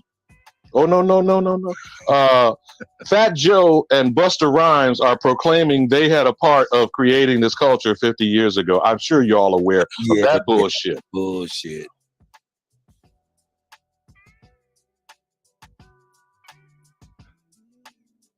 Yeah, that was some straight. You know, Cut, whenever there's a bill that discusses immigration for the understanding for the Aborigine, we need to have the documentary evidence from the State Department that these bastards are given the status I described. It is on visas and green cards or HB1, the fucking Albert Einstein Genius Award that Melania, the first Slav, supposedly came here under. And they get tax-free status for about 7 years. They even have credit card companies giving them 700 plus credit lines. Of course, these motherfuckers don't even have birth certificates. They don't have one moment of time existing over here. How is it they're being bestowed these privileges? My elder, please go back. You talking about they don't have to? Please, all of this stuff I did not even know. I just thought they got some money and an EBT check and was like, fuck it, you know, like that. What? All of that? What? Then I think you need to define what the fuck does a bag mean. Goddamn it! This is crazy. What? I knew it was something, but I didn't know what it was. They flashed in your face when they let motherfuckers fall off the wings and the landing gear of Afghanistan. They put a 6-figure bounty on their heads. They gave them 100,000. They told you the Ukrainian motherfuckers they're giving $1.50. They even intimated the ones that they separated from their children at the border, 450,000 per individual. That's 1.8 million a household, Negro. Oh my God. Now, these are the facts of the stubborn thing. Look the shit up. You ain't gotta listen to me because I'm just a nigga.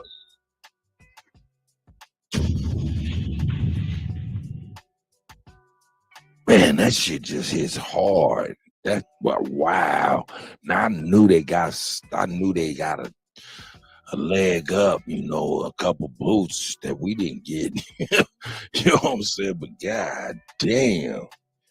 Man, and now when I go, man, gonna have me looking at this motherfucker at the cigar shop in a different way, man. God damn it.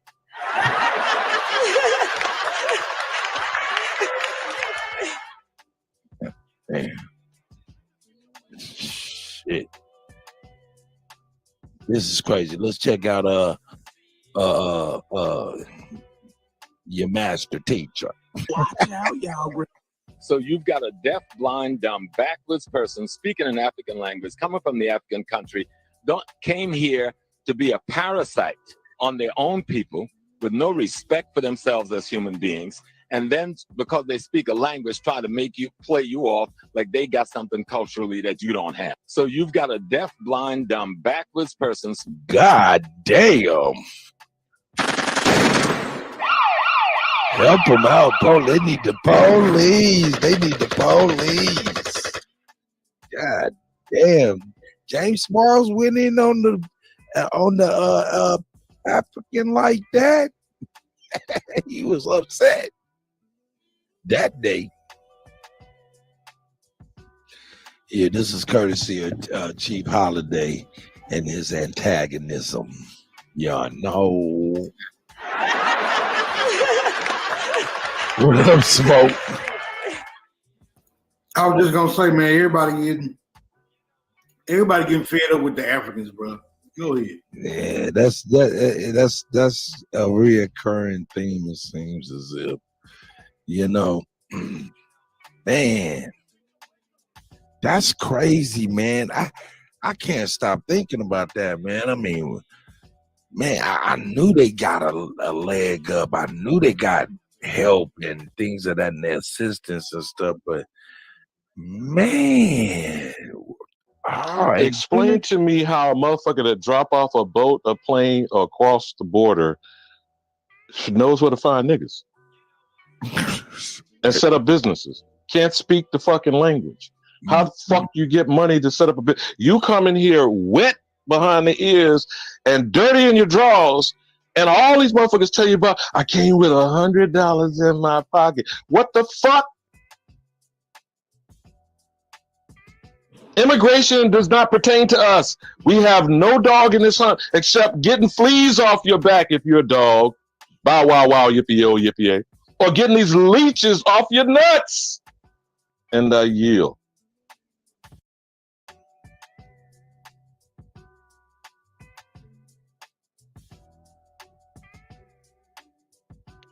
Belinda, don't be asking. You starting some shit in the chat talking about who voted for Biden. she started some shit. Ain't nobody gonna say that right now.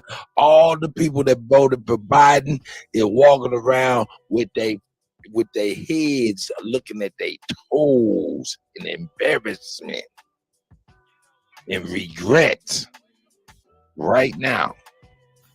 If you ain't voting, I voted for Trump. If you're not voting for American, if you are not voting for a damn American, you wasting your time.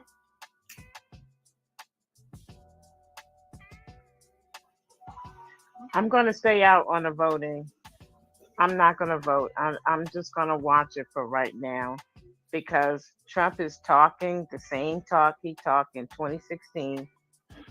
Hey, come on, the Duque, vote for me. Vote for me. Vote for me. I always vote for you, Cuddy.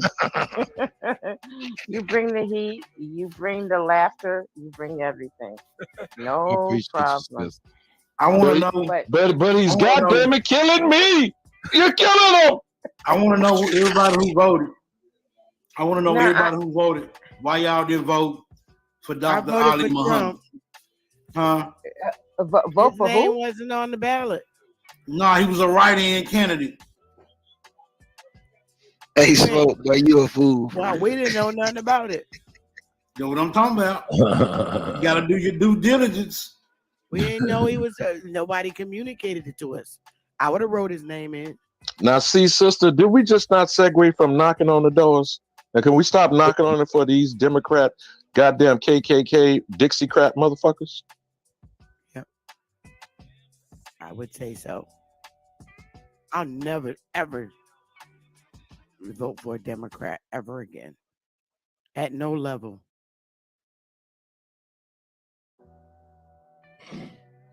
Wow, this is some crazy, strange. Hey, now check this out. Duke, are you there?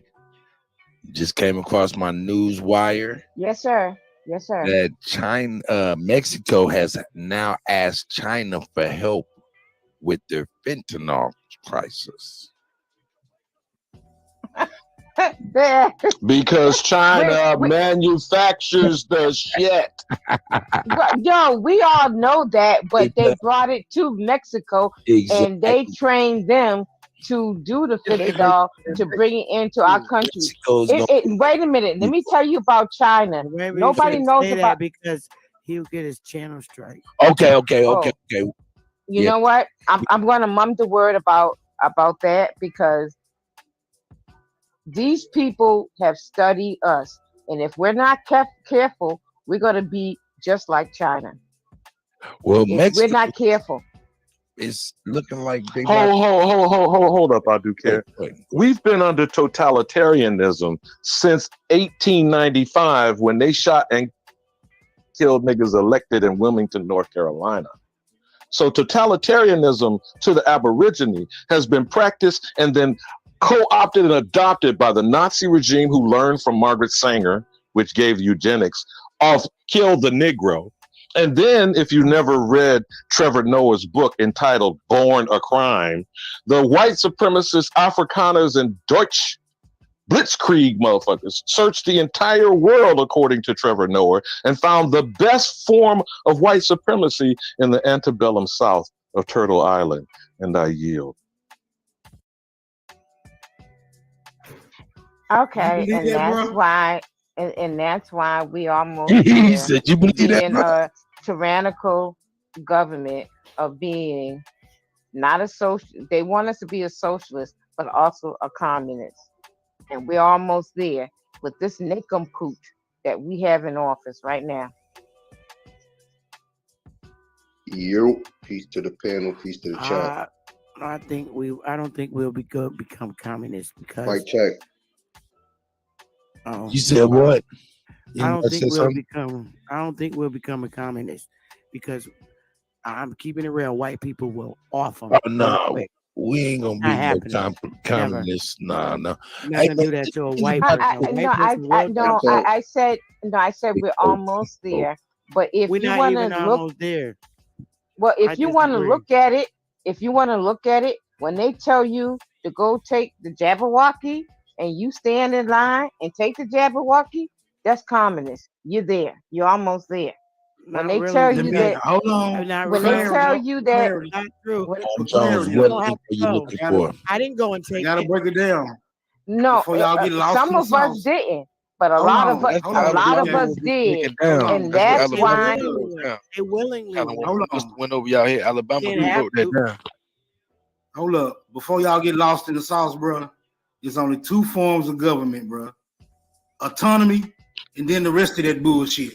So the rest of that bullshit is all the same. No matter what you label it, it's only autonomy and the rest of that bullshit, brother. What y'all got? It's a hard pill to swallow. Okay, Smoke. Okay, what constitution are we under? Can somebody tell me? Because there's two constitutions. What constitution are we under? I'm gonna tell you. We're not under the original constitution. So tell me what constitution we under. Don't make it a multiple choice question. Just let me answer. We are under no constitution. There is no constitution for niggas. I know people like to assume and assert that our people wrote that shit. They wrote it for the foreign groups. I can't motherfucking tell. You have to show me how that's practical that we wrote it and we ain't benefiting from that motherfucker by any means. And if we is, we benefiting the least. So I would say we had the least to do with this some bitch being wrote. On that note, everybody just said they ain't voted, bro. So we not even participating. If everybody just said they ain't voting, then niggas not using it. You know why niggas don't vote? Say that. You know why niggas don't vote? Everybody didn't say that. We Well, the niggas chat don't was vote. flooded with I did not vote. Stop the vote type shit. Nigga, I'm voting this year. I'm voting for Trump. Niggas, So, niggas basically don't vote. Y'all forgetting that Chief Morning Thunder showed y'all a bill about two different governments. That's why I hit this link. If they did that then, how can we do that now and make our own autonomy? That's why I asked about how can Pookie and Ray Ray or this community set up little demos or blueprints for us to get busy. We hungry. So what we gotta do instead of keep talking about it, well, when we can start showing lives and videos of us going into city council and letting it down. Agreed. They ain't gonna do them but cancel the channel if you get to showing us winning in court.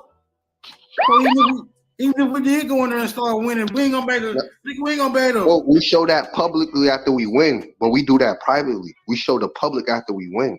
I'm saying even if you show it after you win, they still gonna be shutting shit down around this motherfucker. Either or, I'm ready to get busy. Like I said, Chief Morning Thunder showed us clearly that was some Negroes, whatever you want to call them, Aboriginal, melanated when niggas was in position. So we could do that now and tap into this $1 trillion contracts. If we set up our own company. I want to ask you a question. Hold on, y'all got to pay attention to what's going on the floor. I need to ask you a question, bro. When was this? When was this? Oh, it was in the 1800s. See, that's what I'm talking about, man. See, you know what I'm talking about? How we gonna build on the successful mount? But Smoke, that's when we stopped. After we got out of office, we never went back to try to get back on the ballots. But see, this is my question. Why did we get out of office?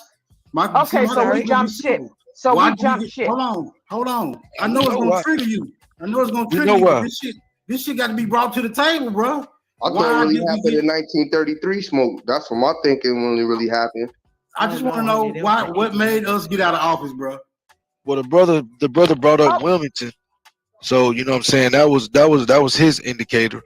It was shit before then, but Wilmington was a direct representation. We know they knocking off the landlords. Niggas are scared to die, bro. Fuck that shit. Okay. Who's that brother that just said that just now? What's your name? Identify the brother yourself, that just bro. said that. Talking to you. I think that No, was the brother that just said we're afraid to die. Who said that? I said that. C.I.A. I'm sorry, Chiapas. Okay, you're absolutely right, because you remember when the Black Panthers went onto the floor of the assembly, they came in there with rifles. They were about business, and they were meaning what they say, and they're gonna do what they say. And what happened? The government came in and they shot them down. Like I said, revolution. You cannot have revolution without death. That's what I was trying to say. Hold up. I think you finish. That's what I was trying to say. How are we gonna be able to build anything with brothers and sisters scared of death and scared of the penitentiary? I'm telling you, as long as we're here right now, it's too late for us. All we can do is build for the next generation, and it's gonna take sacrifice within ourselves. Go ahead. Stop my fucking head off. I volunteered. That's how the Mayans did it. Niggas are scared. Hold up. Go ahead, Sister Bethy. I hear you. First of all, I don't think we need to go in there like no fucking Black Panthers. I'm keeping it very real. Anybody with that mindset. No, Sister Bethy, I never said. Why be scared of? I never said that we should. Hold up, ladies. We're talking at the same time. I never said. Saying what I'm saying, so you could properly answer me. Is that hold up? First and foremost, yes, ma'am. we're talking at the same time. Were you talking to me, Sister Betty, by chance, or was you talking to Duque? I was talking to Duque, but I No, relinquished Sorry, my no, mic. she was Sister no, Betty. she was Sorry, I talking to was me. talking to me. Go ahead. No, she was No, go talking to ahead. me. Yes, ma'am. Sorry.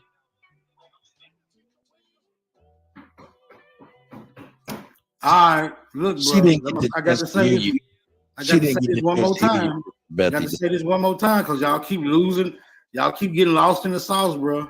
Niggas is not afraid to die, right? Niggas is not afraid to die. Niggas is scared. Niggas is scared to sacrifice, right? Dying is no problem. Niggas die the most every day in every area of human activities. We are the most casualties. So niggas are not afraid to die. Niggas are Smoke, how you gonna say? Hold on. I know this should not be burning a hole through your soul. What I'm saying, because we all know it's true. No, it's not, because Wait you a and I minute, had this same conversation on this Hold on. channel, and Hold you on. said that no, I'm afraid to die. You said that. We need to rewind the tape back. But see, look, we got to keep that whole conversation in context too, right? That whole conversation got to be in context. Because I'm scared. Okay. I'm scared to die for nothing. I don't want to die because I stepped on a nigga Jordans. You feel me? I don't want to get killed in a dice game. I don't want to die in penitentiary. You feel me? I'm not okay. Let him walk, Mom. Let him walk. Look, we got plenty of time. Real talk. I ain't scared to die for trying to. Hold on. Okay, Smoke. Okay, Smoke, but Sister Becky was talking, and I interrupted, and I apologize. Look, real quick. I'm not scared to die trying to topple no de facto ass government. I hope that don't get the channel struck, but I ain't the type of nigga that's scared to do that. You feel me? Freedom of speech. Fuck that. Yeah, I know we got freedom of speech, but we got guidelines too. So which one is more relevant? I think the guidelines is. Over natural man smoke? I'm not the one making the rules up around this motherfucker. We getting a lot of strikes in this bitch if we got freedom of speech. Because freedom of speech means you can say any goddamn thing, no matter who get offended. Right? That's true freedom. That's true freedom of speech. I don't think we have freedom of speech anymore. I think it's something. All right, Smoke. Hold on. See, I can't even speak freely now. I'm being impeded by my own. Sir. I'm being impeded by my own. Sorry, Smoke. Sorry, sir. I'm just saying. I'm gonna tell you what I'm gonna do. I'm gonna relinquish the motherfucking flow. I must be causing too much smoke up here. You niggas can't see us. I don't think what's going on? Relinquish the smoke. I'm actually enjoying your lecture. So go ahead, because I don't have nothing to say. I'm enjoying what you're saying, and I wish people would stop cutting you off. So I'm relinquishing my mic. See, the shit I be saying is gonna ultimately lead you niggas to make one or two decisions, bro. To accept some motherfucking responsibility or to deny it. But ultimately, the choice is gonna be on you individually, or you gonna choose the collective. That shit on y'all, bro. Like I said, my sword already drawn, nigga. I didn't already imagine how much blood I'm gonna have on my shit. Victory is what I see. I'll relinquish the motherfucking flow. Well, I'm gonna jump back in here real quick. Like I said, all throughout, we don't want to advocate bullshit, you know what I'm saying, law breaking or anything like that, people getting in trouble or anything like that. But, just getting back to code, code comes with guidelines, rules, and regulations that we just simply do not have. And what we have more than that is fear. And at some point, we have to drop some of the fear for the future, is my whole point. I don't know if that makes sense. False evidence appearing real, Cuddy. Again, and since the false evidence is telling you you're a Negro, colored, black, mulatto, African American, the shit is now BIPOC, FBA, ADOS, XYZ, elemental P. What the fuck, man? This is causing chaos and confusion. Tom Jones, Chief don't got a PayPal, from my understanding, my man. He got a cash out. And now the nigga that created it got stabbed in fucking Homo Town. I don't know. Was that a news alert or was that some hoax shit that you shared, Cuddy? I don't know, but I ain't trying to find out. Yeah. The dude that owned that owned Cash App. Yeah, but they rolling in. Somebody said that they did that just in time when they rolling in something, fed something. Yeah, because they are going to tax your income off of Cash App. So they took the nigga out if we want to go and spread conspiracy theory. Whatever. All these billionaire crypto people mysteriously dying and stuff. So whoever said that, then who's taking over the crypto world? Is that the SEC or whatever government arm you believe? You said it right. There's always going to be a government branch. Get the scientists out the way, the farmer out the way. We'll take over from here on your intellectual property.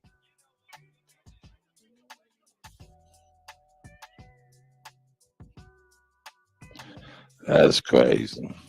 I'm gonna put this link out here for anybody that would like to come on. Now, Cut, I'm gonna say again, whether you and the chief decide on, because we killing pan-boo-booism, I guess, every day. Then explain to me about what immigration means to the Aborigines.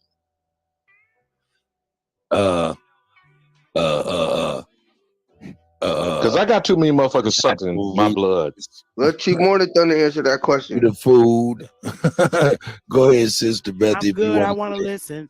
And she says she's good. She want to listen. What about Smoke? You want to answer that question? What is the immigrant to the Aboriginal? Well, the way I see it, bro, the more servants, the more better. If you ask me, what y'all niggas see when y'all see an immigrant? Now that was just that was good. That was good. Hey, y'all better get on real quick while you can, because I'm about to get ready to run for about 30, 45 minutes. You know what I'm saying? You know what I'm saying? Chief will be here in just a moment and stuff. So if you want to get on while I'm here, you better jump on the link. And I'll let you on and y'all can hold it down until Chief get here. Other than that, I appreciate everybody being here, everybody on the panel, Duke, Sister Bethy, Ali, Alabama, Smoke Signal, Shy Apples. I appreciate y'all, man, and everybody. First pilgrimage. Save me some chocolate frozen donuts. Hey, you know what, man? No, he didn't. No, he didn't go there. Nah, man, I don't. Because we don't need to hear you smacking anymore now, damn. I got chocolate X-Lax. Now where are we moving shit from, Cuddy? I'm taking a lax before. Move this shit up out of here. Who's the shit? You said who's the shit? Yeah, because I think some shit need to be moved. That's people who the famous quote from Batman, Jack Nicholson's Joker: "This town needs an enema." Straight up. I'm over here about to get ready to detox, get myself together, get up off this flesh. We flesh eaters, meat eaters, flesh eaters. Now we don't even know what the hell we for real. It could be impossible. It could be possible. We don't know what it is. Look, here it is. Supreme Chief Holiday is trying to connect his device. It's the GOAT. Yeah. The greatest of all time.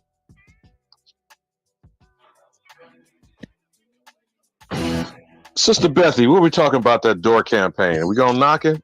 We're knocking on my door. Either that or set up right there in the community, set up a table and you just talk. You start talking to people. You start waking them up, passing out. No Mary Kay, no Amway, Cuddy. What you doing? We pass out our newspaper. No, seriously, go ahead, Beth. You were saying. We pass out our newspaper.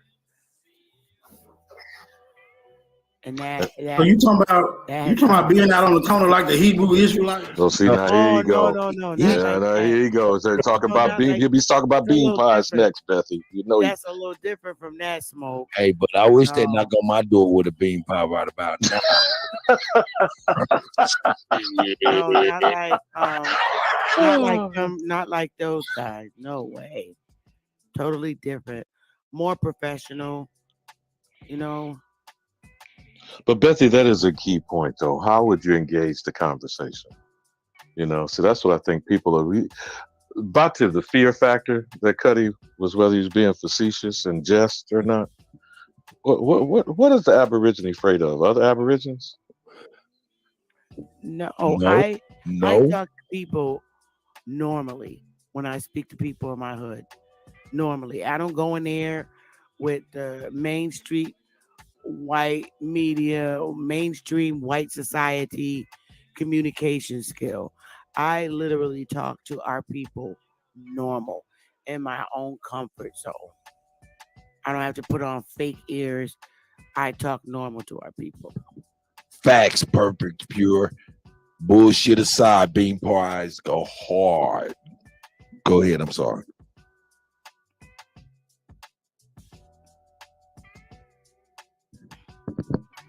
On Facebook, all my childhood friends. Oh yeah. You will be on the Boo Boo Nation eating the bean pie. Facebook is a real place to start.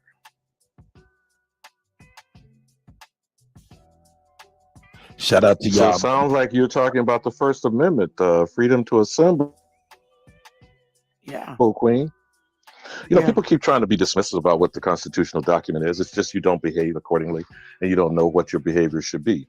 Now, I don't particularly agree with some of the notions and the propaganda, certainly of the Moorish nation, about what is civics, because everybody comes with their agenda. What places us first, foremost, and a priority?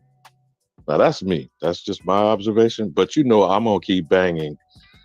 Identity crisis is a thing. I don't think we have no identity crisis, bro. Elder, I got a question for you, and it's for the panel. Is it one Pacific nation, or is it an international conspiracy what's done to us? Now, when you're talking about the attack and the agenda on the Aborigine, is that what you're asking? Yes, sir. Well, that's why I raised the issue of there should be a bill, and I would hope it would be cross panels, on what is immigration to the Aboriginal American. Because I don't know about you, that's just my opinion, it's my perspective, it's just my frame of reference. Everybody and their mama is coming to our doorstep, kicking their heels up on our coffee table, disrespecting Big Mama, locking up Pookie and Ray Ray, and all agreeing, get the nigga. Now, you heard of eugenics, I imagine? And do you know what the agenda of Margaret Sanger was with the Negro Project? Are you aware of that?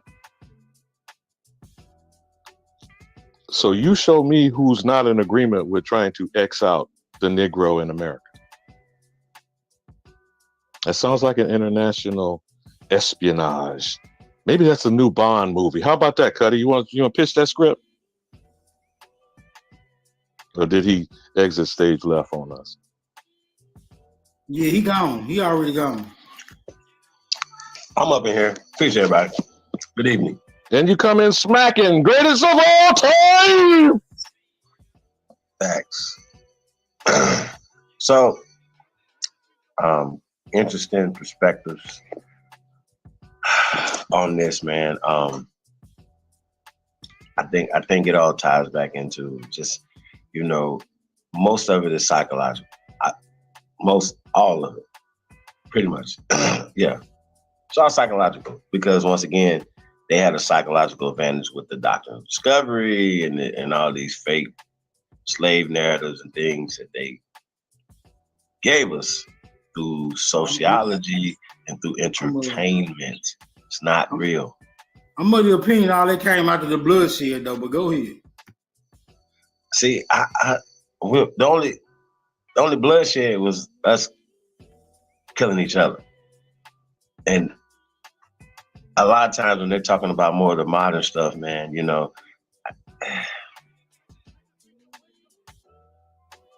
there's a reason for that. We just had a civil war, right? Pleaded people. And they sent people. I'm still trying to figure out, y'all, how was it legal to draft like that? World War I. How? Korea, how? Vietnam, how?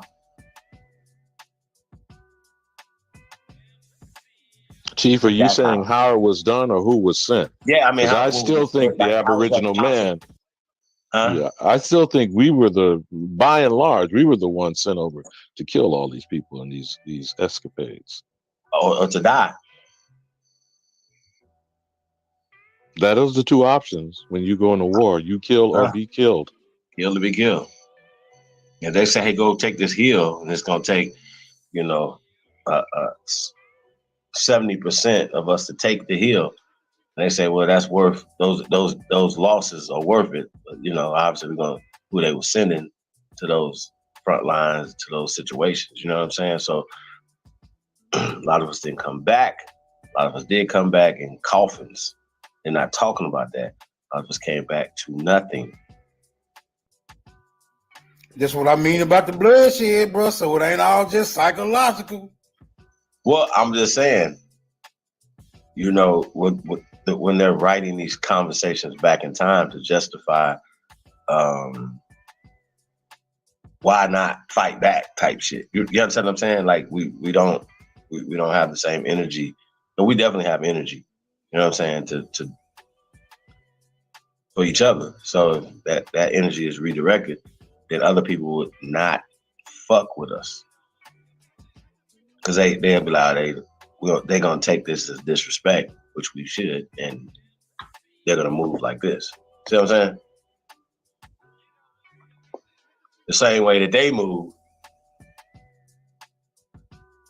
when it seems to be disrespect on our side to them. You understand what I'm saying? Or anybody that disrespect them.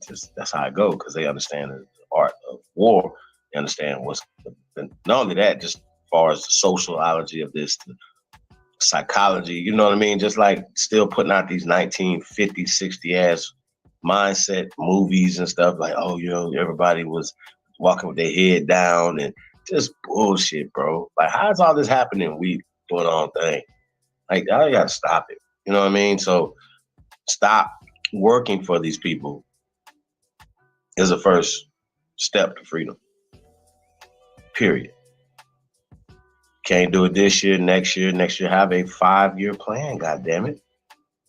Start building, we were talking about this earlier, we were talking about solutions, but start building a family business.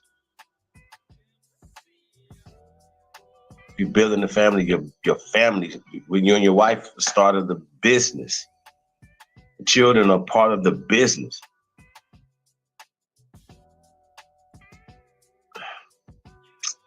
Yeah. That's what you should be building, not nobody else's shit. That's the first part of freedom. No matter how much money you make, you're gonna still be a slave. Well, I'm of the opinion that niggas is the most useful group on this plane of existence, right? That's my opinion, right? And Okay. I don't think a nigga would be at odds with being utilized, right? If he can just be compensated properly for being utilized. Probably why we got so many sellouts around through this bitch, right? What I'm saying, I'm trying to leave it up to you smart niggas. Y'all the smart niggas, bro. I'm trying to leave it up to you smart niggas to implement a motherfucking plan to be able to utilize niggas to get the shit done that need to be done. Just remember, everybody want to be compensated, bro. Money can't be a part of it. Money can't be a part of it. See, there you go. There you go with the high speech, bro. Why not? Why are we seeing our people being bought and sold every goddamn day? Now, man, what's gonna stop them? What's gonna stop them from being bought and sold? Hold on. The same thing that stop them from being bought and sold by the other motherfuckers who buying them, right? The contract. Ain't that what stop the sellout niggas from being bought and sold by any old random son of a bitch? I'm talking about, bro. What's wrong with utilizing what we seeing is being used against us to benefit or take advantage of that shit? It's just not rocket science, bro. It's just these are logistics. These are just logistics, bro. But y'all the smart niggas. I can't figure it out all by my damn self. I'm just saying, observe your reality, bro. See what you can utilize out of it and take advantage of that. I relinquish the motherfucking flow. I don't know. Do ninjas like get paid? Like, was that like, did they have like a job? Like, it was like, yo, hey, master, we're gonna learn this, become these assassins, and you know, like becoming a ninja, to be a master ninja, right? Just this analogy, y'all. Did they get paid for that? Did they pay for that? And what's the reward, right? Obviously, becoming a master ninja. We got Wolf in the building. Hey, Wolf. And then we also got, I can't pronounce this right. I can't even see y'all. What's going on, Chief? What's going on, everybody? How y'all doing, man? Shaquella.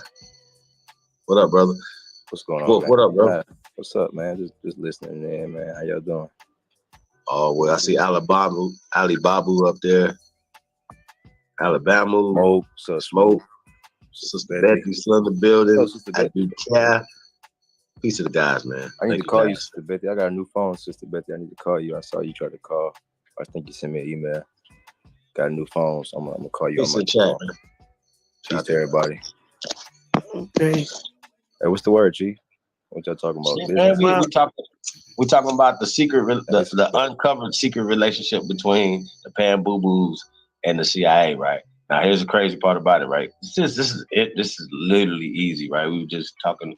We were showing the Cultural Congress or whatever, how they were funded in 1991. How they got in bed with Open Society, which is George Soros.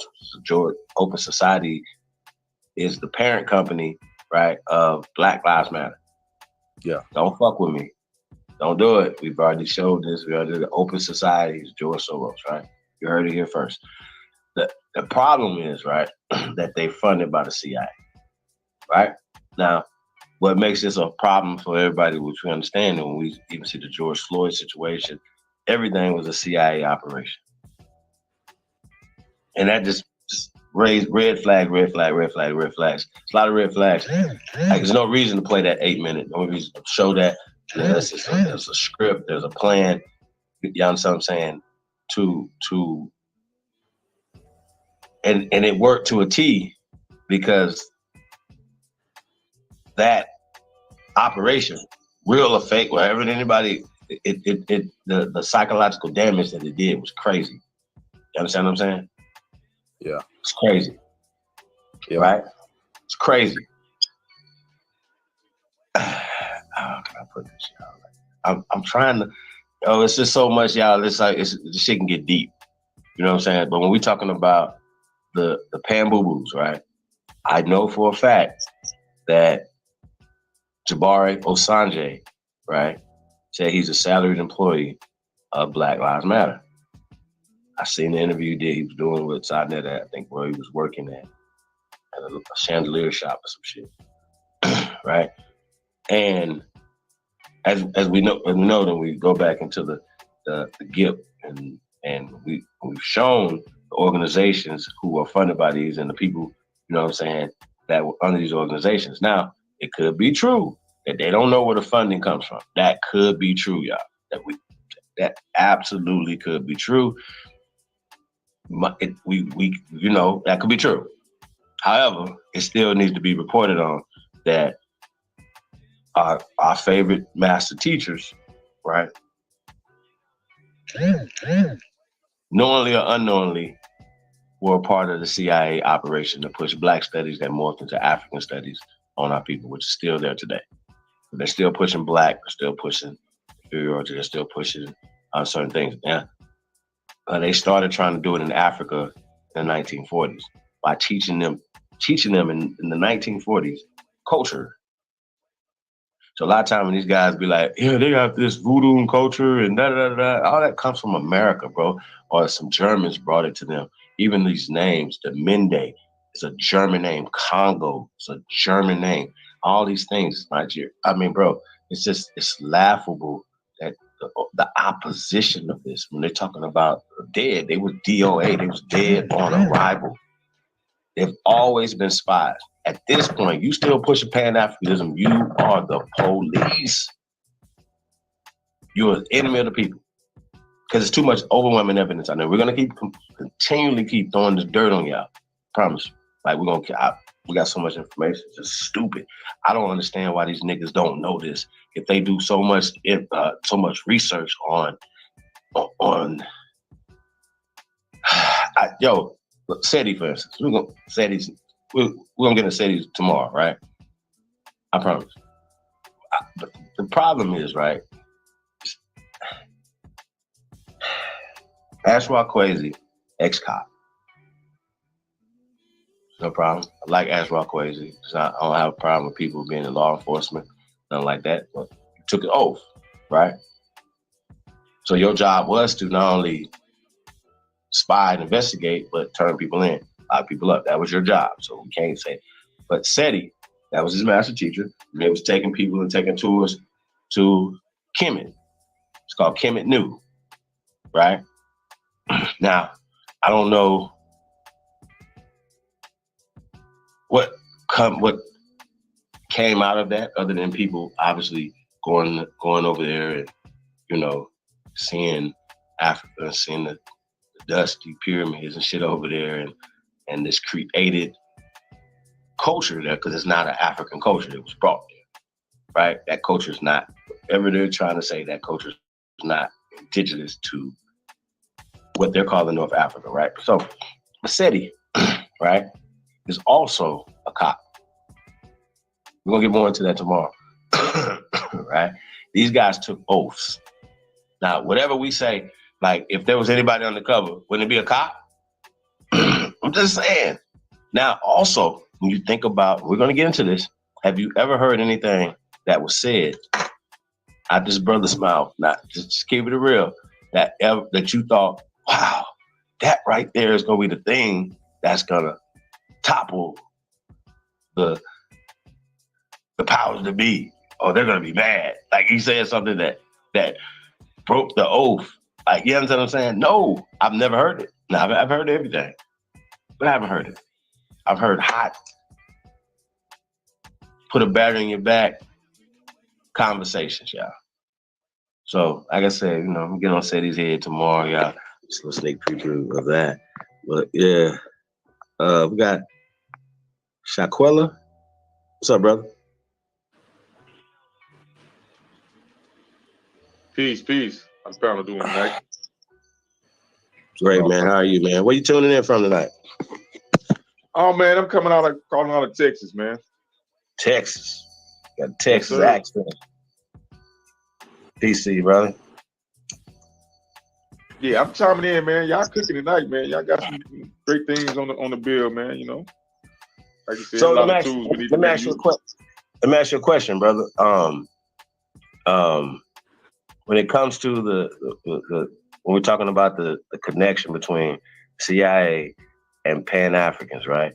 Now we've shown everybody. We know Melvin Hershovich and Boaz were part of this and were funded, because these are the guys that were Du Bois and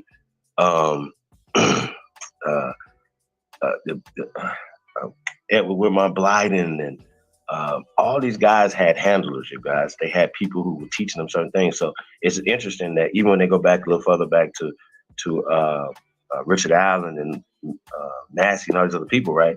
It's like they just failed to realize, or even to inform you, that these people were under these people.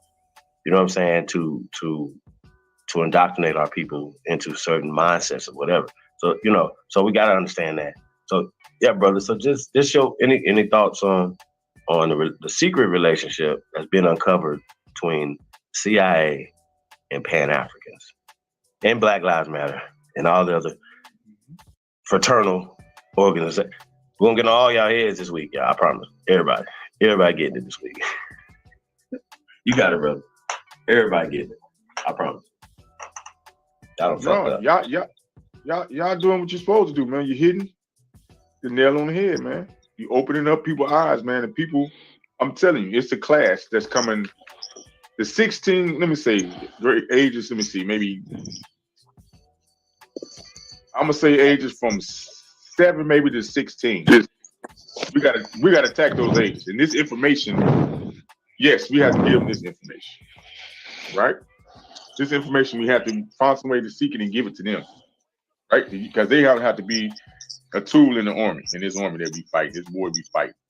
Okay, As my you can see, brother. they're attacking them. Mhm. Let me say something right there too, y'all. I want to get at that. Yeah, go ahead. Go ahead, Keep on. Wolf. Well, I'll make sure he finished. Go ahead, bro. Keep on. I want to cut him off. Yeah, I'm just saying, yeah, this information Yeah, that keep y'all going. uncovering, yes, we definitely need to. I want to salute y'all for bringing it up, bringing it available. Some other people is doing it too, and it's a good thing what y'all doing. And I see what I was saying, and I see some of the young people are actually uncovering this information too.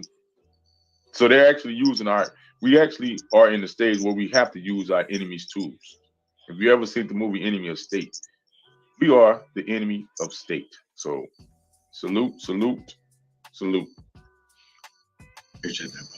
Salute, brother.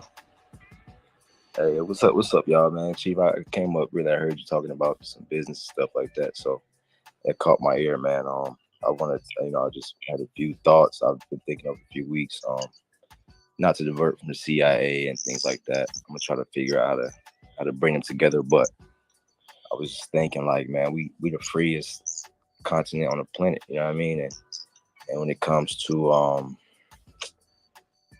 like our lives is not subjected to a king or a queen or anything like that. So really, we are free corporations ourselves doing business with this overseeing corporation or this bigger corporation, right? So I would, in my mind, I'm thinking that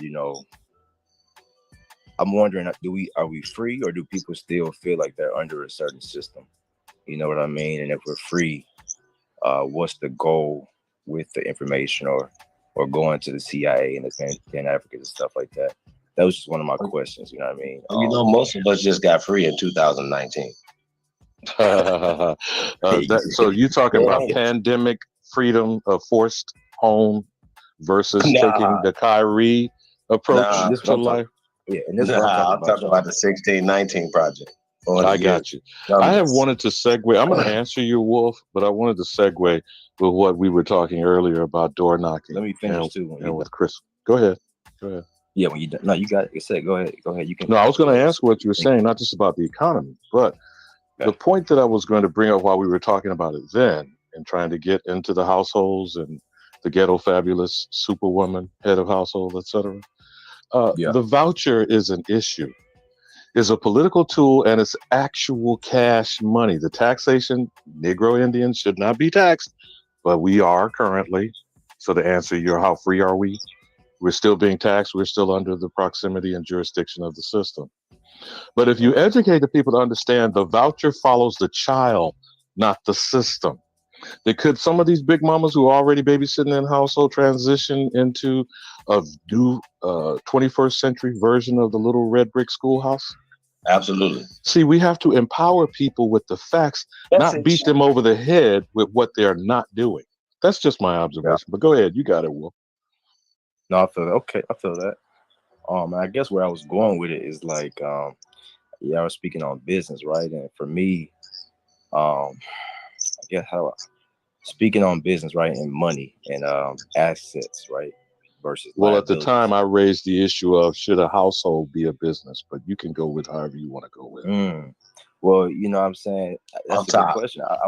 I would say, I once heard that our women were paid to be at home and to everything that you're producing through your household was your business for these corporations that came to do business with you. So it wasn't about finding a job from somebody else. It was the fact that you exporting all these great goods. You should be at home producing something. You see what I'm saying? So I'm just asking, while we're at home, what are we producing, and are we, speaking on business? To me, business is a loose term, right? Like, you can mind your business, but I don't think we're minding our business. You see what I'm trying to say, y'all? I feel like we're minding. Yeah, exactly. So when I'm at home, I'm creating business. It's like my business. What am I doing? What am I producing? I ask people, are you a producer or a consumer? You see what I'm saying? Are you a buyer? Are you a buyer or a seller? Right. So when it comes down to your food and your household things, do we have assets lying around the house? And an asset is something that can make you money. A liability is something cost any money. So that's one thing I would, that's what I'm thinking. Now, Wolf, just right there. Get there. That would be called financial literacy, right? Yeah, for sure. That is not a part of the curriculum of the existing K through 12. Would you say? Would you agree? That's right. That's right. So then I'm just saying, there's a reason why I'm banging on this, just to underscore again. The voucher would follow the child, not the child being released to the enemy. You understand what I'm saying, bro? Yeah, what you mean by the voucher? You haven't heard about the voucher movement? Now, a lot of times Negroes are ignorant about it because they think this is a Republican issue. But the issue of a voucher is the tax dollars that go per child the per child in each household to the school districts where they collect the free lunch program and other stuff like that people are ill-informed about. Okay. That government funding. You feel me? So if I don't care if you call it voucher or something, or you can call it the damn ticket or free pass or get out of jail card. I don't give a shit. Right. But it's that amount of money attached to the child in the school districts currently diverted at your direction where you send your child. You get what I'm saying conceptually? Yo, hey, Alabama, you just made me think about something, you guys. Do you guys believe that the CIA has been conducting not only illegal surveillance and as we're gonna get into like what the COINTELPRO was doing, as the FBI was an extension of the CIA and stuff like that or whatever, and all the misdirection and all the things. Like, I could talk about this without even having to pull this shit up, right? Are you gonna bring up Five Eyes? Five Eyes. Well, I'm losing my train of thought, but You saying are we under surveillance? Hell yes, without a doubt. But where were you going? Are they conducting espionage as well? Hell yes, without a doubt. Where are you going with it? Is there such a thing as corporate espionage? Absolutely. Okay, so hell yes, without a doubt. I'm not trying to be facetious here, Chief. I'm saying to answer the questions, hell yes. Now, if you want to be specific, it is the Aborigine that is the focus of all surveillance, I would argue, worldwide. But I yield. What does espionage mean for some of us that don't know what that term specifically means? What does that mean? If you spy and a snitch bitch, do I need to talk ghetto fabulous? And I need to get some ebonics? Do I need to get hood fabuloso? Please do, yeah. But you snitch on a motherfucker, like who was that bastard that keep coming over here talking about calling ICE? Yeah, okay. Yeah, you a surveillance motherfucker, aren't you? Okay. Terrible. If you eyeing on another motherfucker, I'm gonna use some. Hold on, Chief, because now he done lit me. Okay, I'm gonna use some more of the FBA shit. Are you a time wasting tether, pocket watching a motherfucker? What's that, Wolf? It's fine. That's not. I'm just looking. Am I talking hood enough for y'all tonight? You talking that street? Yeah. Okay. So then, who is under constant surveillance? Is I think what Chief is asking. Right. And let me answer your question, Chief. I would say this, right? Like outside the matrix, I don't think there is a such thing as legal or illegal. You see what I'm saying? I feel like legal is the trap. To think that something is legal, right? Because in reality, I had my buddy is into I think he went to school for like something about or something about how politics are, how they came about. But he started science, political science. Is that what I think so. But it's something more specific than that. But anyways, he was just telling me something about how the government uses these different stages to get what they want. And then the at the end of the day, they use this thing called might makes right or something like that. Have you heard of might makes right? Superman. There's a simple phrase called carrot versus the stick. But keep going, Wolf. All right. And okay, so that might be the same thing. But like, just with that being said, that's why I was breaking down to finances and assets. You know what I mean? And then on top of that, it's warfare, right? And army. So when it comes down to legalities and finances, at the end of the day, having an army and warriors ready to fight and to take over with might, that's what really matters. Everything up until then is a game that they let you play until they're ready to take that shit over with their might. So when it's coming down to business and things like that and laws, legality, I think they're letting everybody play these matrices when they know for a fact the only thing that matters is might makes right. And I think, but you know what, Wolf? You know what's legal? It's what's agreed upon. Now, what's lawful is what's in harmony with nature. Yeah, and what's supposed common law, which is us, the Aboriginal, not other people who are serfs and peons. You feel me? But we're letting the motherfucking inmates rule the asylum. You feel what I'm saying?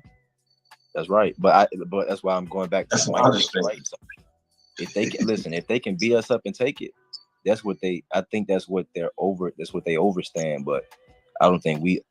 I don't think we understand. If we beat it, we beat each other up, and then they still take it. What We're doing it for our own communities right now, bro. We're doing it right now. Okay, so in order for us to build that security forces, right? Yeah. Okay. Security firms. It reminds me of Grandmaster Jay and not fucking around. No fucking around. Yeah, I was just about to say that. Because that nigga is still in jail, isn't he? I was thinking that same thing you just saying it, Chief. I ain't gonna lie. But people though, right? When I seen it, I was like, "That's great! I can't wait to talk to him." Me too. You know what I mean? And you know, have a conversation with the brother, right? You know, because I'm thinking before you realize he was a fraud. I mean, but it ain't even that, man. I can't deny or confirm that right now. Not only that, Brown Wolf might find that he's a snitch bitch agent. There we go. And that can absolutely be a part of it, because once again, he is he was still an active participant in their system, and he thought, so even his defense, heard out his own mouth, was suspect to me as a person who understands what's the fuck going on. Like, you signaling motherfuckers with your flashlight, how, why? You don't know them. Like, no, sir, that's not. You're a liar. Like, you know what I'm saying? And for you to even say that, or he was reverting to his military / law enforcement training and was communicating in the surveillance situation at hand. I mean, I don't know. I'm just making an observation. Anyone can answer this question. I like where that's going though, y'all. Yeah, it's about to go somewhere. You got it, I don't know what industry. Yeah, what industry can we get into and dominate? There's got to be an industry we need to be focused on. Security. Security. There you go. There you go. I've been saying it. You were right. Let's talk about it. Okay, now hold on. I'm gonna say that is for. Hold on, bro. Hold on. Because the earlier part of the conversation, for the female side of the column, $8 billion is on the table right now coming up this Saturday. Can he stop putting these lace fronts and these nails doing they sell and this stuff? Okay, then. So that do we have option A and option B? One male, one female? I yield. No, you know what I'm saying, and I would say every industry, y'all. NBA, like, you know what I'm saying, rap, hip hop, no, but he was saying to start though, Wolf. You're saying, and this, by the way, could be started by women every day today before this weekend. $8 billion is on the table. Goddamn, now the security stuff. I'll let y'all discuss the security stuff, but I just want to throw that out there for the consideration. But there's different levels of security, as we know. IT analysts, the physical security, yes. Yeah, security. But even then, but listen, y'all, hold on. Intelligence and security. Hold on. Let me run it back. Let's bring it back. We said we invented everything. That's right. This is what I'm realizing. We're lazy. Niggas are lazy. Niggas don't want to move and niggas don't want to do shit. They want to do what's easy. So my point is, not that you want to be offensive, Wolf. I prefer to use the term complacent, but I get your drift with what you're saying. But let me say this. He's actually right. I have to agree with him. Niggas is lazy. I'm sorry. We lazy. That's a true statement, but we're thinking now we need to project. Hold on. No, we good. Now we need to project. We're gonna need about 5%. Let me say this clearly though, y'all. Let me get this off. So we're lazy, meaning like niggas move when it's too late. I do it. We all do it. It's like when you get down, it's like, oh, let me let me hustle now. No, we lazy. But all these other parasitic people and beings have always fought to take over. You see what I'm trying to say? They say evil comes in, evil comes in to take over, and then good eventually wins later because they realize they have to kick in a different gear. So I think naturally we're like we've always been producers, and we've always had an abundance of our own things, but now we're in a war that's different than a physical. So secure is different than all that. We in a war against ourselves. But what though? You said we that lazy. you know the guys are lazy, right? But you know that there's a few of us, and you work out with them. You won. That think different, right? So being able to, we need the best anyway, the most disciplined. That's what I'm working on. That's what I'm working on. But here's the thing, though. I think the discipline should start. You said 7. Yeah, it should start, especially for males. I'm only speaking for young men. However, that should start at 3. Well, I was going to say 5. So let's split the difference. So 5 or somewhere in there, because 3, let them walk and talk a bit. Yeah, that's why I said 7, just to let them have a. Let me speak. I got you. Let me speak. Let me say Oh, you this. put it together. I was a youngin. Let me say this, y'all. I was taught. Listen, when I was 5, I'm gonna be a professional artist. I'm 5 years old. It didn't take me till my folks sat me down like, hey man, we're gonna pick something. You gonna do this or you gonna be that. We're gonna produce something. You see what I'm saying? So it's more so the parents have to have the mindset. Like, what are y'all producing? You see what I'm saying? We're beyond teaching. We're beyond like sitting somebody down, telling us we all in this war. So I'm asking. Let me agree with you, Wolf, in this way. Let me hold on, bro. Hold on. Let me agree with you in this way, Wolf. You ain't producing nothing. Hold on. And this is just the way the world exists. We're talking about modifying our version of the world. Out of 10 people, there's really only 1 that's creating the jobs for the other 9. Now that goes on right now. It's basically 10% of the society. Right. And that's but all other 90% expect some employment, right? Right. And that so you already the 1, bro. Where's the other 9 people? I'm not trying to put this on. Right. I'm just saying, but you get the point that I'm making as far as it ain't gonna be 9 out of the 10. That's all I'm saying. No, but Alabama, I got you. I understand what you're saying. I'm trying to say something. So yes, that's the problem, is that we accept that everybody don't have to own something. This is what I'm trying to get y'all out of the mindset of. Everybody on this panel, are you a producer or a consumer? If you're not producing nothing, you're not really adding to. You see what I'm saying? I'm sorry. I tell my mom. I get what you're saying, brother, but everybody can't be a producer. Right. You gotta have people to participate, man. You gotta have a body to participate in your production, though. You saying everybody can't be a producer? There's different levels to it. Yeah, it's different. How about this? Hey, big bro, I got you. Let me tell you this. Everybody is a producer. Niggas are lazy. Okay. You produced your child. So let's stop. Listen. I don't know. I'm an artist. I've been a free thinker since I was 5. My mama, everybody hated it until now. So I'm just telling y'all this from a clear stream of consciousness and awareness. Mm-hmm. Everybody is a producer. So it's not. Right. So have you started an apprenticeship? When somebody said, right, and when somebody have you started yours? Yeah. I'm asking, have you started a apprenticeship yourself? Yeah, I got a lot of. I got like 5. I think I got 4 or 5 apprentices right now, like 5 students. Yeah, I've been doing all that's this how we do it.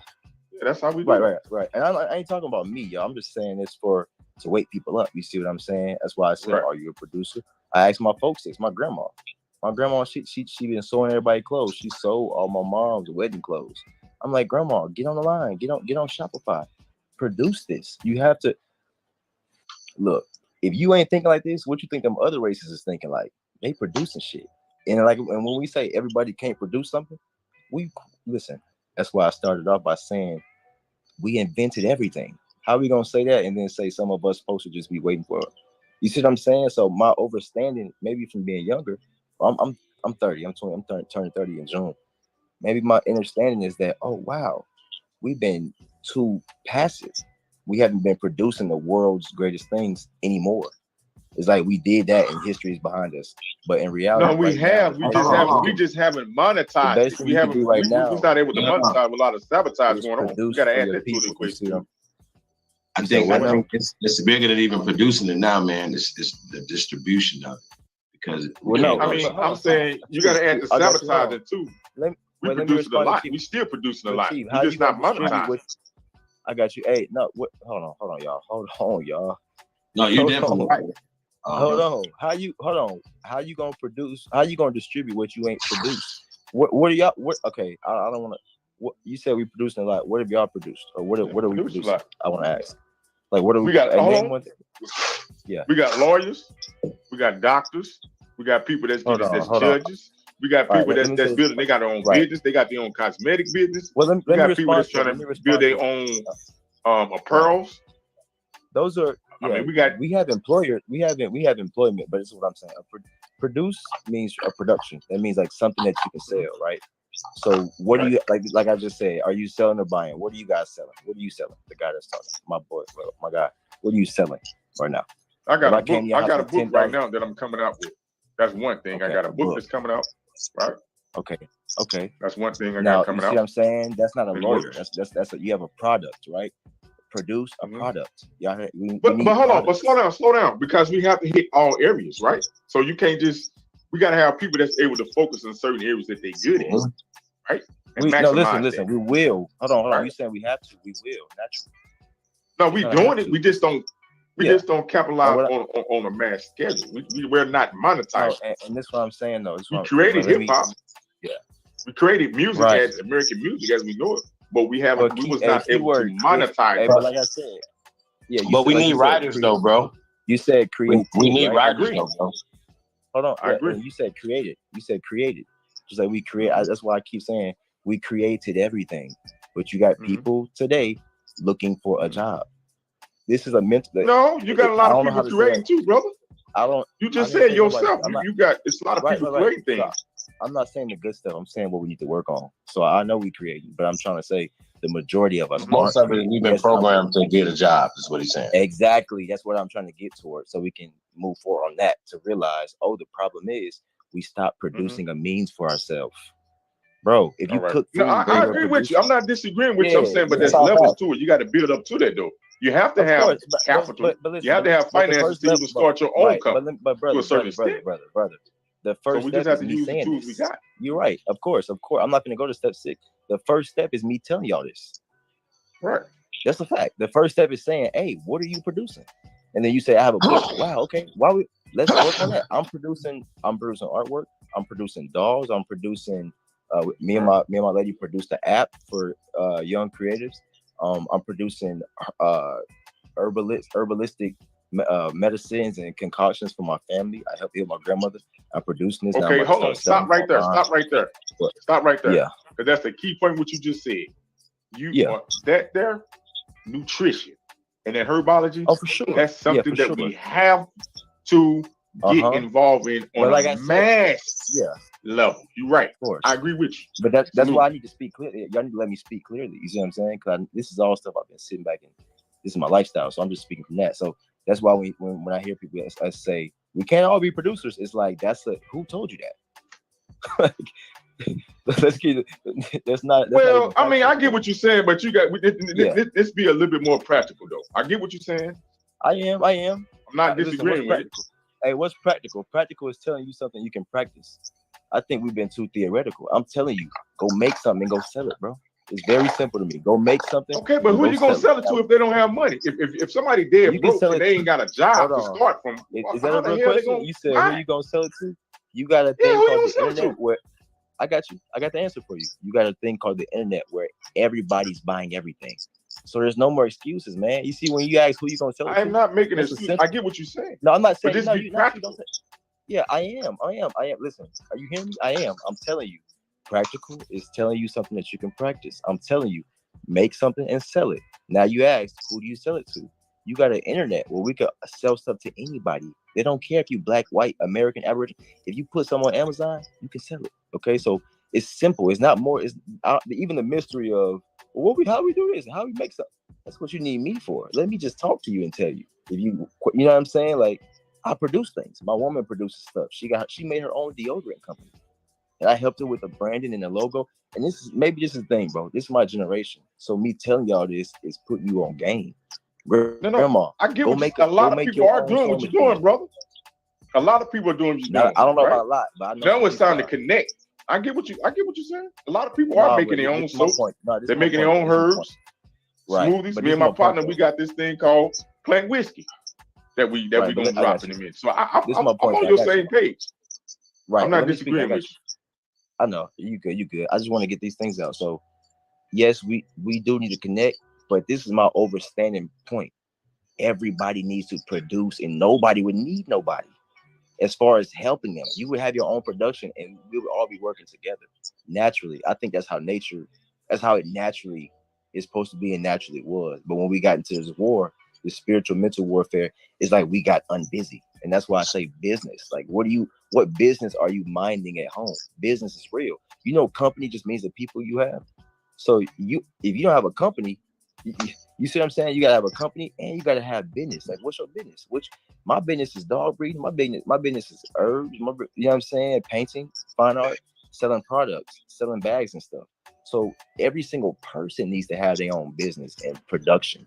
And that was my main point. Even for everybody, even you, brother, that's good you're doing those things. You need to be telling other people to produce something. And you buy from them, they buy from you. It's very simple. You see what I'm saying? That's all I was saying, bro, is that we need to all be on the same page of that mission, is that you need to be self-sufficient. And that starts with production. Because if you ain't got nothing to sell, all you doing is buying.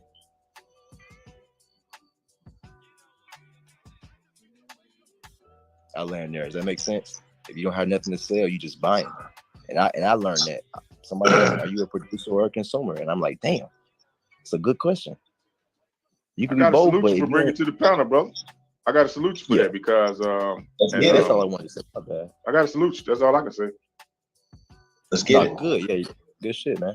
And I just asked everybody that. I'm challenging everybody to think on that level. That's a macro level, not micro. Is like, this is what they're doing, and this is how we get. Man, listen, think macro.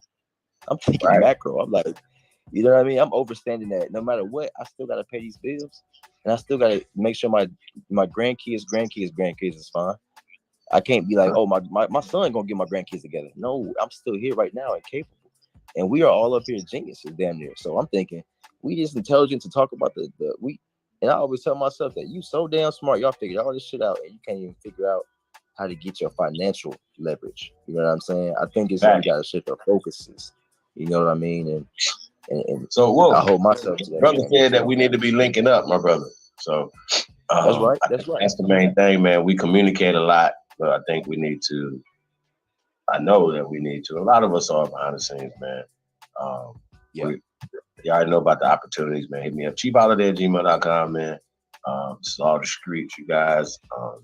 I pass you on. This is slow. Unless I need somebody to, work. I don't say work for me, you know what I'm saying? Work with me, you know what I mean? With you, yeah, work with you. That's right. Yeah, work with me. But yeah, we got a lot of things going on, man. So we are definitely hiring,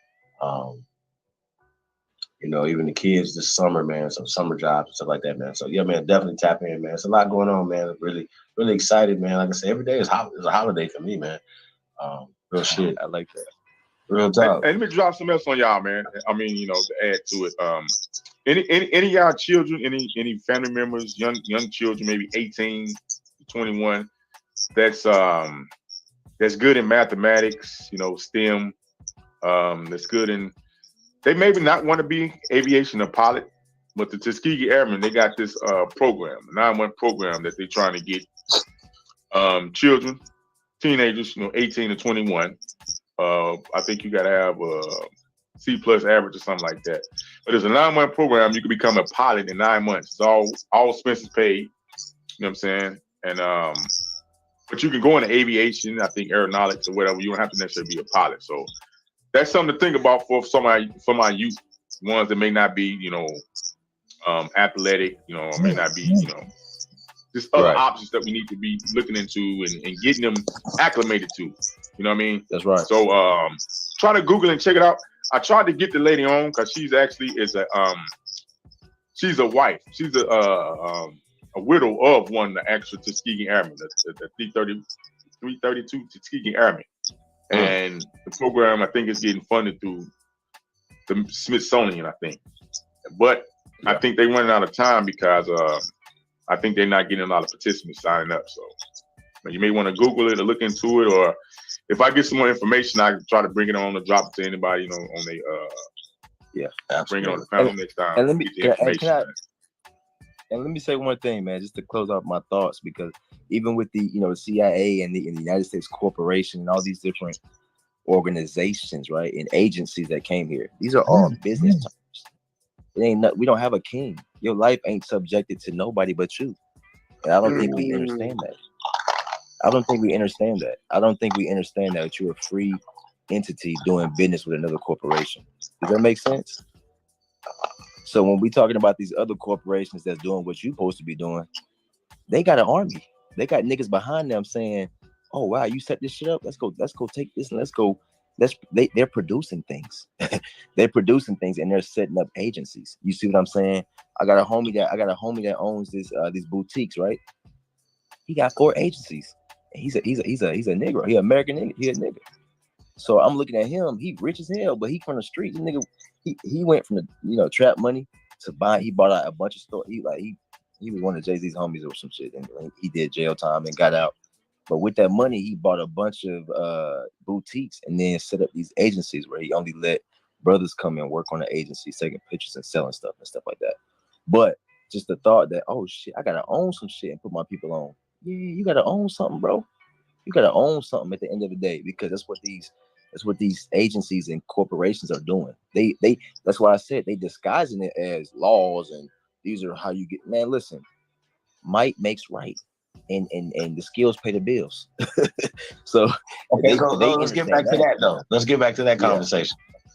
They know that. Security forces, right? Security firms, right? National one, regional one, local one, chapters, whatever the case may be. Y'all follow me? I think it's a great idea, but definitely get the funding, private as well as Okay, public. now here again, whether people were listening to what I was saying, the Indians not taxed. We already are taxed. So then how are we diverting our tax dollars back to us? One other thing for the table, this is to transition from what he said.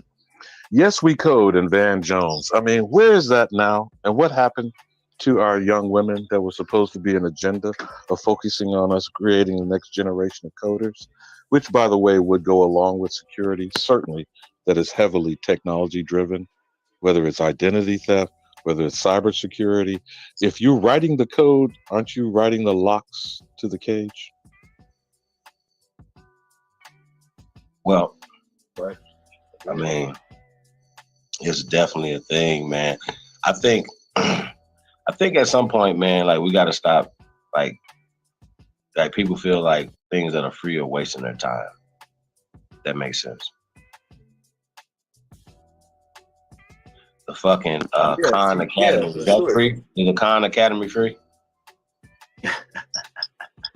Like, you understand what I'm saying? Like, yo, we got to stop acting like money is a tool, but you definitely love to give it away for other people to build. You know what I'm saying?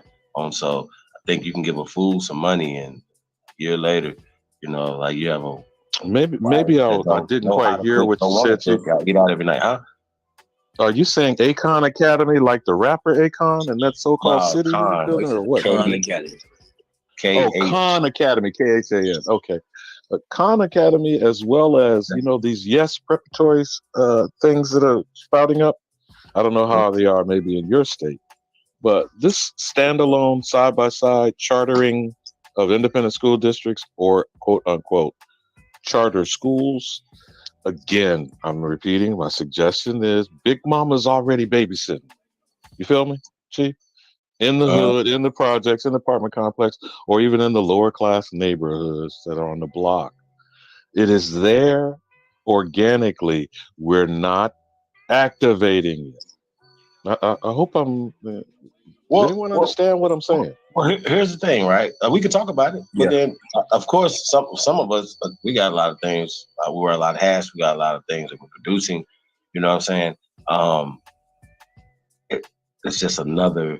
You know what I mean? We say this all the time, and we need all hands on deck right now. There's teachers out there. That's right. That could help with the curriculums and all this other stuff, man. Like, it's a lot going on. You know what I mean, you guys? And we do multitask. Like, it's notebooks right here. It's study guides. I mean, it's things going on, you guys, that we really. If y'all follow me. I was pointing that out, Chief, to show that this is a multitasking thing when you've got the woman who's got the children who are in the household, hopefully homeschooled. If not, you've got a daycare operation because there is some big mama or some older woman, grandmother, great grandmother in the midst that could hopefully lay hands on them. And Wolf, could you circle back with some financial literacy? You feel what I'm saying, brother? Now, like I said, if they're like, in the the daycare house needs to be operation, a we business. have an organization where we've done this for more than a decade, provide low access, immediate access to refurbished computers that will put the coding situation, any type of laboratory could be set up as a safe space in an apartment complex. I could go on and on and on, but I'm just saying we need to activate people. And that's why I asked Bethy earlier about her door campaign. Big Mama needs to be pulling these ratchet grandmothers that are in their 30s, okay, and got grandchildren, and they're either clueless because they're 2 or 3 generations in with a welfare mentality on WIC, SNAP, and EBT cards. Now, all of that is already a cashless society that's self-contained, but not organized. You follow what I'm saying now, Chief? Absolutely. Now, before I forget, are you familiar with Molefi Kete Asante, who coined the phrase Afrocentricity? And this is in the context of the banner discussion of the CIA funded Pan-Africanism. You familiar with the running joke that Henry Louis Skippy Gates likes to make about how him and Molefi Asante would go back and forth tit for tat? And remember, he pronounced himself a Nubian queen with, was it Rick Kittles? And the so-called African ancestry shit. Mm-hmm. Now, what is your understanding of Afrocentricity? Because he authored a book entitled such. And I'm getting back to the article you had earlier about African literature funded by the CIA, which, by the way, when we researched it, because you kind of stepped away, Chief, Cuddy had brought up a thing where it's transitioned in 1991 under the auspices of open society. Did you know that? Absolutely. I said something about it. We talk about George Soros and Black Lives Matter. And Jabari, you said, is a paid snitch bitch agent, right? Absolutely. Okay. So then, far as what you understand, Afrocentricity, Molefi Kete Asante, Henry Louis Skip Gates, which is out of Harvard, just like a W.B. Du Bois, right? So Melville Herskovitz, Frank Boas, University of Chicago, where does the letter C.I.A. enter the equation? You say where? Whatever you suggest, Chief. We've already shown just within just this one group right here that it was funded by the CIA. You see what I'm saying? But we gotta address the part that they say that a lot of people that don't know it. Like, you know what I mean? So do we hold them accountable for that? Oh, right? So this is my thing. I think that we have to hold them accountable to answer to this right now. I think it's interesting. None of them have hit the link other than Cass, and he don't want to address it. He wants to talk around everything. Hey, what about Buddhism and that? Nigga, what about this right here? What about Pan-Africanism being funded by the CIA? Y'all don't make me pull up more stuff, bro. Don't do this. Y'all don't understand what the fuck is going on right now. Okay, something's wrong with y'all at this point. Yeah. If you need more evidence, like it's in black and white, names are on the paper. Trust me, we're gonna, like I said, we're gonna lay more out. I just think that these conversations are stupid. Like, make these people address this. What about Melville Herskovitz? What about Boaz? Y'all not gonna? And that's just low hanging fruit, y'all. Yeah. Those facts are stubborn things. The University of Chicago creating the W.B. Du Bois and the Talented 10th, and which now, if we will close the loop, critical race theory, Derek Bell, Kimberly Crenshaw, Abraham X. Kendi, I don't know. I'm just making an observation. So what is African literature, your understanding, Chief? Or anyone on the panel? What is you understand African literature to be? All right, so for me, right, once again, their whole thing is they're doing this to fight Marxism and communism, right? So it's a Cold War. So we're talking the Cold War thing. So their thing was to for them, they're saying that they created this situation in Africa, right, to not lose Africa, you know, or to the communists, or lose this situation to the communists. So they're fighting for not only ports and land space. Think about it. All this is happening with our tax dollars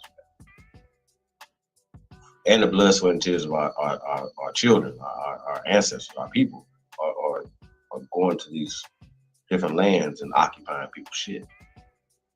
Let's just be clear. And, you know, even though they don't have a problem with us, they still like, you guys, y'all, these guys, it's the corporation. We're not talking about, it's a white man. White man ain't doing all this. Stop it. All right, stop.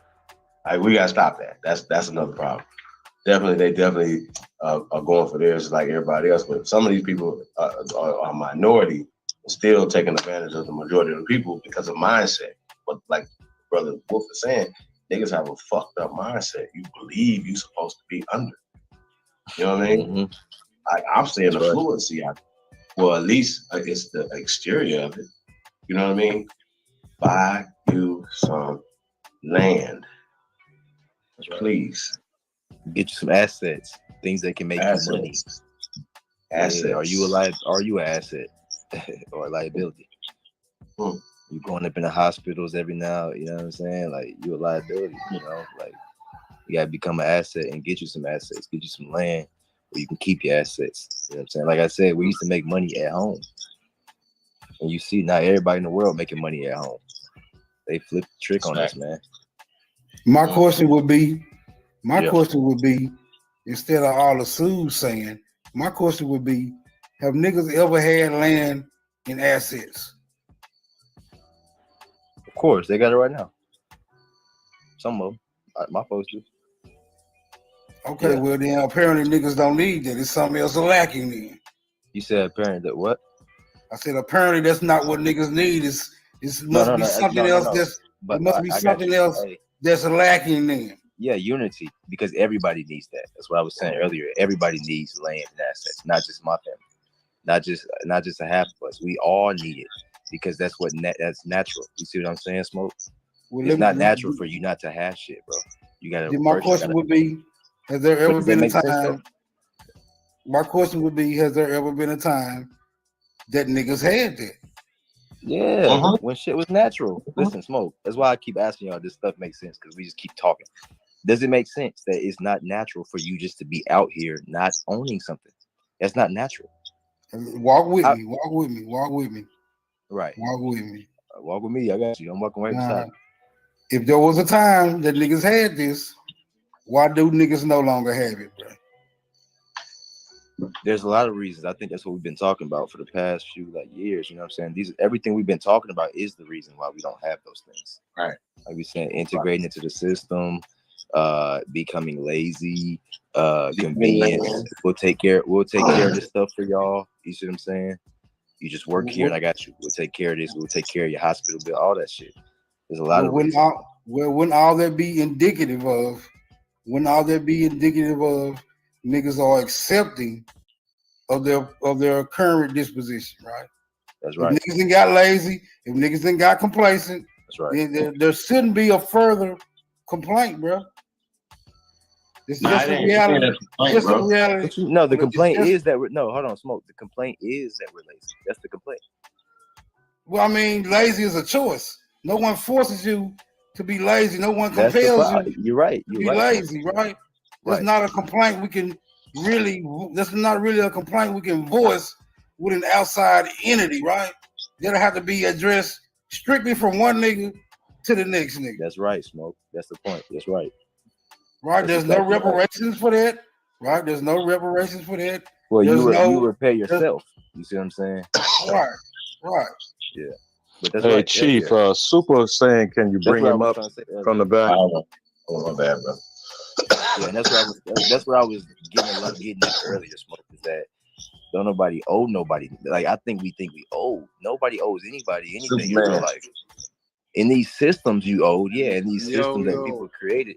But in real life, what happened if a lion eat a squirrel? Is the squirrel family owed some shit? No, nigga, it's real life.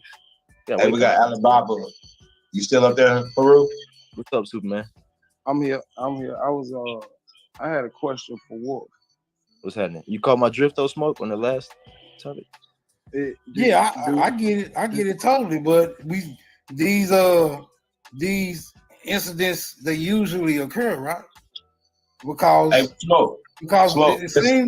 seems as if though niggas are asserting that there's a particular grievance, and if the grievance is half of you niggas lazy, hey bro, that's not a grievance. Hey, Smoke. It's a grievance, man. It's not a grievance. Hey, Smoke. I think it's about a lack of opportunity. Wait a minute, hold on. That's what I believe. I don't believe it's laziness. Let's pick it. See, For real. This is what we don't usually we want to do for ourselves. We don't want to go work for them. This is what we usually don't get to do, right? We usually don't get the opportunity to pick this shit apart piece by piece. Now, if you're gonna make that assertion, right? Because to me that's contradictory to being lazy, bro. Not having the opportunity to do something and being lazy with the opportunity to do something, that's contradictory, bro. You feel me? Lack of opportunity means you don't even get a chance to express whether or not you lazy. So which one of these is the primary factor? I think it's both, bro. It don't have to be one. I think it's laziness and the lack of opportunity in the past. Now we're trying to reconcile incompatible ideas, right? We're trying to reconcile incompatible ideas. I know. Right. See? Right. Look, who are you? Right. Smoke. Who are you to determine who's lazy? If I want to be lazy, why can't I just be lazy? What I'm saying is, I already made the assertion that being lazy is a personal choice, right? But once you introduce the lack, who got me echoing? Somebody might be. Because once you introduce the lack of opportunity, that's throwing lazy out the window, bro. You cannot determine to be lazy. The opportunity for you to do something does not present itself. So these are not compatible. These are not compatible ideas. They cannot be reconciled, bro. That was Chief's opinion, bro. It's not that deep. What is he basing his Chief? What are you basing your opinion on? My opinion is laziness. So it's all good. It's just okay. That's your opinion. Now we know what Chief is basing his opinion on. I'm basing my opinion on. Yeah, it's definitely. I don't know if it's Superman. It might be Superman. My mic on mute. Oh, damn. Everybody just move up there and see who's got the echo. Mic check. Mic check.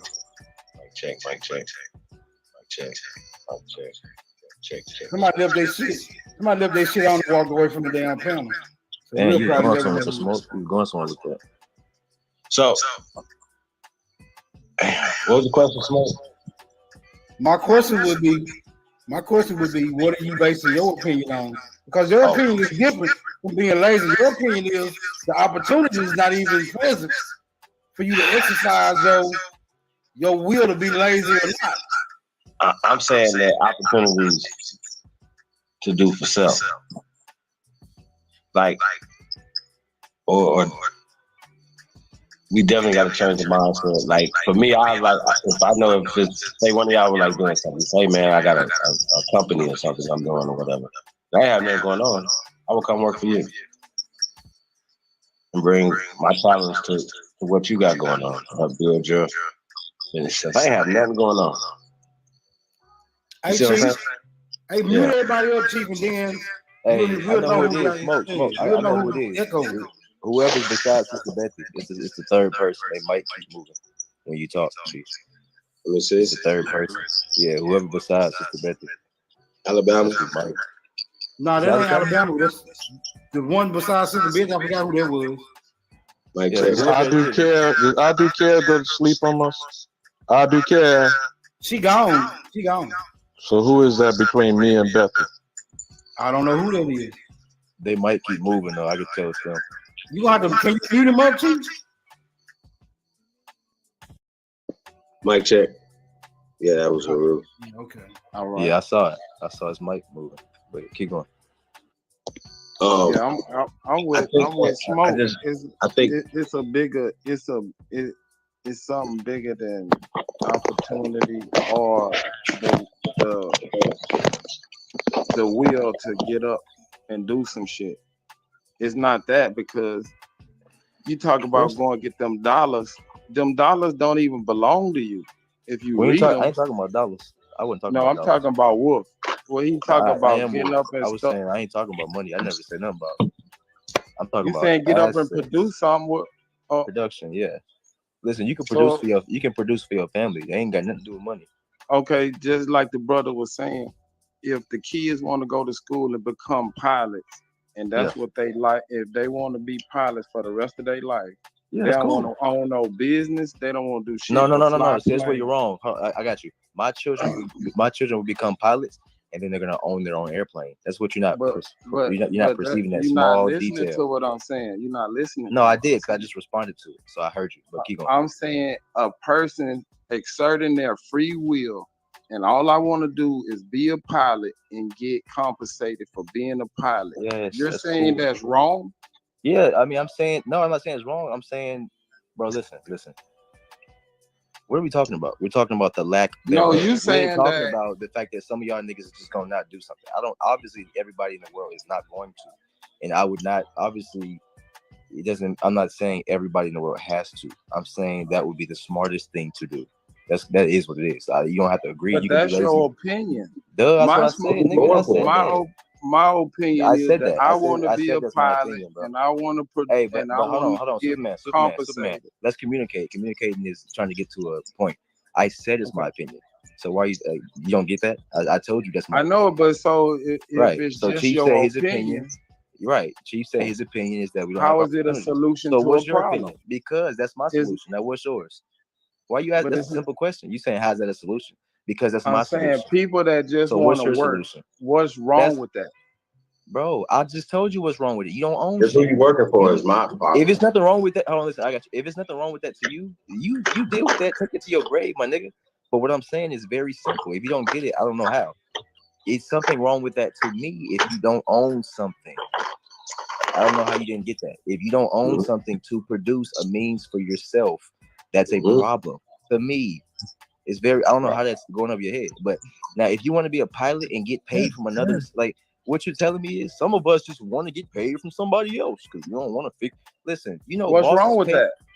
What I just told you, nigga. Yeah, bro. I'm sorry. Listen, I keep answering your question because if you don't own something, it's not making sense because to somebody you, got brother, to pick to the you, fruit. brother, to you, brother. Somebody got to pick the fruit. Somebody got to lay the highway. Listen, somebody I'm doing all of it. I'm doing all of it. We doing all of it. You can't do everything, bro. You can't do everything. You talking to yourself. When y'all come up here talking, realize you talking. So you can't just tell me some shit, bro. You don't know me. So you can produce. So you can produce gas to put in your car. I can pay somebody to, and then they can produce. Thank you. We can work They're together. working. Duh. That's my. So if they don't work, if they at home producing shit for themselves, who's gonna dig the oil? Who's gonna lay you're not producing it only for yourself. You're producing it to make a means for yourself. That's why I said assets. That's my point. That's my. They're just. That's been my point. What are you they're talking about? exchanging labor for compensation. Duh. That's what I've been talking about. Some people time. just want that life. Nobody wants to run a business. Bro, Not that's everybody good for you wants and to them. run That's a good business. for you. Hey, listen, Superman. I don't know why you talking to me about that, but that's good for you and them. Because what you're saying is not a solution. Not to you, nigga, because you lazy. What are you talking It's about? not for millions of people. Well, if everybody stays at home and start producing, I guess you well, don't that's proving his point. He said that's lazy. No, nigga, I'm saying that's why we in this situation because all you niggas is lazy. Well, let me ask you a question. Well, let me ask you a question. Well, we're gonna have an intelligent conversation. I'm gonna ask you a straight question. If everybody stays at home, without trying to prove your point, though, let's try to have let's try to make sense of something because niggas. Right, that's what I'm saying. I want to get to a solution. I want to get to a solution. Let's communicate then. I want to communicate. All right. So if everybody stays at home and produces their own, everybody don't have to stay at home. I don't think that's smart. I thought we was gonna have a conversation, bro. Go ahead, my bad. I just didn't want you to change the words. But go ahead. because I don't think everybody needs to be at home. But keep going. Your point still remains. Keep going. So if everybody's doing their own thing, they got their own shop, or they're producing out of their own warehouse. Yeah. Right. Who's gonna build the infrastructure? All of us. What do you mean? The same people that's producing stuff. This is all I said. You need to produce something and have something production. That's all I said. I didn't say nothing about where you at. I said we used to get paid to be at home because while you were at home, you were producing things. I don't know how it's getting confused. That's very simple. It's black and white. You make something, you sell it so you can get money for what you're doing versus working for somebody else and getting paid for that versus waiting on money to come in and getting paid. Okay. All right. Let me you know what I'm ask you saying? this. That's just all the right. answer. Well, let me put it in this format. Okay. I'm an engineer. There's Right. no way that I can produce a offshore oil rig by myself. What kind of engineer? What kind of engineer? Electrical engineer. Okay. So if I want to earn money using my engineering skills, I have to work for someone who put together this corporation. Listen, y'all hear what he just said? I cannot. So who you gonna work for? Let me ask you this. Okay, who you gonna? Let's communicate. Let's go back and forth so we can get to the point. Who you gonna work? You said you got. You said first off, you said I can't. I don't use those. We don't. Me and my people don't. I don't even have that mindset. But you said if you want to do it, so you can build an oil rig by yourself. I'm not gonna say I can't. Like you but did. can you? You can't. Are you gonna say yes, you I can? Fool. Yes, I can. If I wanted to learn that, I can. I could do that. Okay. You know what else? My mindset that's tells physically me. impossible. My mindset I got you. Listen. Well, the dude that built it ain't touched a boat. Right. And my mindset that listen. Exactly. Right. So it has to be a corporation. It has to be a bunch of people coming together. All right. You don't want to hear it. You don't want to hear it. I got you. My mindset is this: if I can fucking do it, I can make a business that teaches other people how to do it. You just don't have that mindset, and that's cool. But who's gonna go to your school? Nigga, you asking questions. You ain't even did what I just said. Like I'm saying, who's gonna attend your school? I'll answer that in a minute because you still on third grade. So I'll go back. So you said I can't. If I'm an electrical engineer, I can't do. I gotta go work for somebody, sir. That's the matrix they gave you, and that's what the problem. That sounds crazy to me. That's not a matrix. That's definitely that's not a matrix. Listen. How was that a matrix? Because I got you. Let me say it. Because listen, bro. It's not a fact that to do that you would have to go get a job from somebody else. That's not a fact. There's no. You have to work. I didn't say get a job. I said work with other people. No, you didn't. You said I would have to go work for somebody that does this or has it. You said I would have to go work for somebody that has the something. Right, like a contractor. Right. If I wanted to be a private contractor, listen. And that's work. what I'm trying to get y'all to realize is that the trick is you need to create that and then contract people. You don't get that? It's a mindset. Like Chief said, niggas' mindset is fucked up because you already telling yourself, I have to go do this. How am I gonna go do this? No. My point is, if you can, I'm saying that all the people in society is gonna fall into a slot. I'm talking very simple. No, all of them are not gonna be CEOs. I know they're not. I know they're not. Just like you are. So I'm wise. So listen, if you are an electrical engineer, right? Could you create your own company? Yes or no? Yes. But do I want to be a businessman or do I want to be an engineer? Do y'all hear that? Do y'all hear that? I don't want to be a businessman. I want to be an engineer. That's good for you. That's a want, nigga. That's not what you Hey, want. brother Wolf, how about you build a nigga. business? Hold on, let me and let communicate. brother what's his name come work for you. Hold on. No, I'm saying I got jobs, but hold on. Listen, I don't got no. I don't hire lazy niggas though. So listen, you just said I'm an electrical engineer. I have to go work for some, and then I just asked no. Hold on, don't I'm saying don't cut me off. Don't cut me off. Society. I'm saying people in society, bro. You said I'm an electrical engineer. I have to go work for this. Let's stay there. That was an example. That was an example, just like your example. Bro, I'm not fucking. Okay, let's use that fucking example then. Now you can cut me off. Let's use that motherfucking example then. You could cut me off, nigga.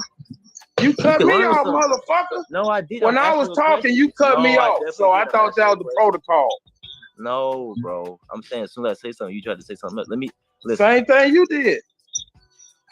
Okay, we're cutting each other off. I got you, bro. I'm done. So let's go. I'm gonna let you talk, and then you let me talk. Because what you're saying is crazy. And then you ask me another question. So it's like, let's stay here. You said I'm an engineer. I said, what kind? Electrical engineer. You said, okay, so I can't do if I'm an electrical engineer, I have to go work for somebody that you said I can't remember. I just heard you say I have to go work for somebody that has something. And I just asked you right now, if you're an electrical engineer, can you create your own company? You said yes, right? So that negates the fact that you would have to go do something else. You electrical engineer, you can create your own company. A lot of people are doing it. There's a lot of niggas out here that are electrical engineers that have their own company. So what you're saying is completely false. It's just your own mindset, nigga. Does that make sense, bro? Why I'm saying it like this? There's niggas that have there's electrical engineers that made their own company and they contract to other people. This is the work I'm in. I'm not electrical engineer. I'm an entrepreneur and I teach entrepreneurs that being an entrepreneur is natural, my nigga. It's not natural to get a job from somebody else. Well, you're still an entrepreneur. You're still a contractor taking when you work with somebody else. You just not benefiting the majority of your income. To start off life, you would have your own things, right? And you would produce these things and you trade them, right? Naturally, you would have these things and you trade them. What you're saying now is, I got this skill, but I have to go find somebody else that I can work for. That's what you just said. And then when I asked you, can you produce your own company? You said yes. But, you see what I'm saying? The but lets me know, nigga, you know you don't have to work for nobody else. But I don't want to be a businessman. You said that. So my point I know is, right. So let me communicate because I'm making sense and you won't cut me off now. Let me keep going. But you keep repeating yourself. You're saying the same thing over. But it's not sinking in because I'm repeating what you're saying also. Because what you said was, I have to go do this. And you also said, well, yeah, I can create my own company. So what I'm trying to tell you is right there, you're exemplifying the mindset. Is that yes, niggas can create their own things. But what they choose to do is all of us ain't gonna have it. We don't want to be businessmen. And you just said that out your own mouth. You don't want, what if I don't want to be a businessman? That's a want, my nigga. I'm saying example. I know bro. exactly what you said. I overstand. I'm speaking about a you solution. can either accept that or just say something else. But what you just said was, yes, I can create my own company. Why is it shouldn't be no more argument. It should be that's right. Because you said said yes, I can create my own company. That's not a solution, bro. That's Nigga, not a it is solution. for me. It's not for you. I know. Y'all gonna work with each other, man. You speaking for the masses. You're trying to speak for the masses, but you're making it personal. No, I'm not. No, I'm not. Let me ask you two brothers. I'm not speaking for nobody. Are y'all gonna work for each other? Are y'all gonna team up and work for each other? I told you my opinion, and you're trying. Listen, hold on. I told him my opinion. I thought we was looking for solutions, and you I gave my solution, fool. You're not listening. I know it, but that's the solution for you, nigga, and everybody that agrees with me. Silly, it's a lot of niggas that agree with me in here. You just talking. No, I'm saying as a whole in society, everybody cannot be a fucking chief. I'm not so what about the dude that just? What about the dude that don't have skills? Hey, listen. We're not doing this. What you gonna do with him? What you just said, Super. You just said I can't. I have to go work for somebody else, and then you also said, okay, I can create my own. I'm talking about other people in society, bro. I'm not talking about dumb shit. I'm talking about right now, this point, so you can learn. You just fucked yourself up by saying I have to go work for somebody else, and then you admitted that was an example. I know that, nigga. Why you keep saying that? I know it's an example. Because you keep saying me. Because your mindset is that you have to go work for somebody else. And I'm telling you, no, I'm saying that everyone does not have the same mindset. I know that, bro. The issue is, I think we get it, man. I think we get it. Y'all have refused. The issue is that y'all have refused to listen to each other. This is the whole issue now. That both of you have refused to listen to each other. No, I listened to him, and I spit back everything he said. No, you didn't, bro. I've been listening to both of y'all. I've been listening to both of y'all. Y'all wrong. I've been listening to both of y'all. Nigga, y'all talking. Y'all cutting each other off.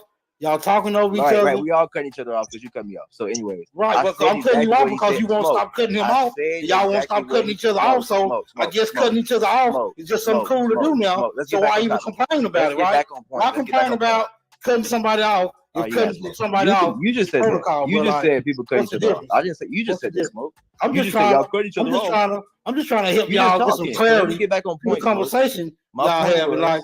If y'all just take y'all niggas be old niggas talking with y'all do 30 seconds apiece. I spit back everything this man said, and I didn't put no words in his mouth. So stop saying I ain't listening to him. No, bro, we witnessed you cutting him off, bro. Like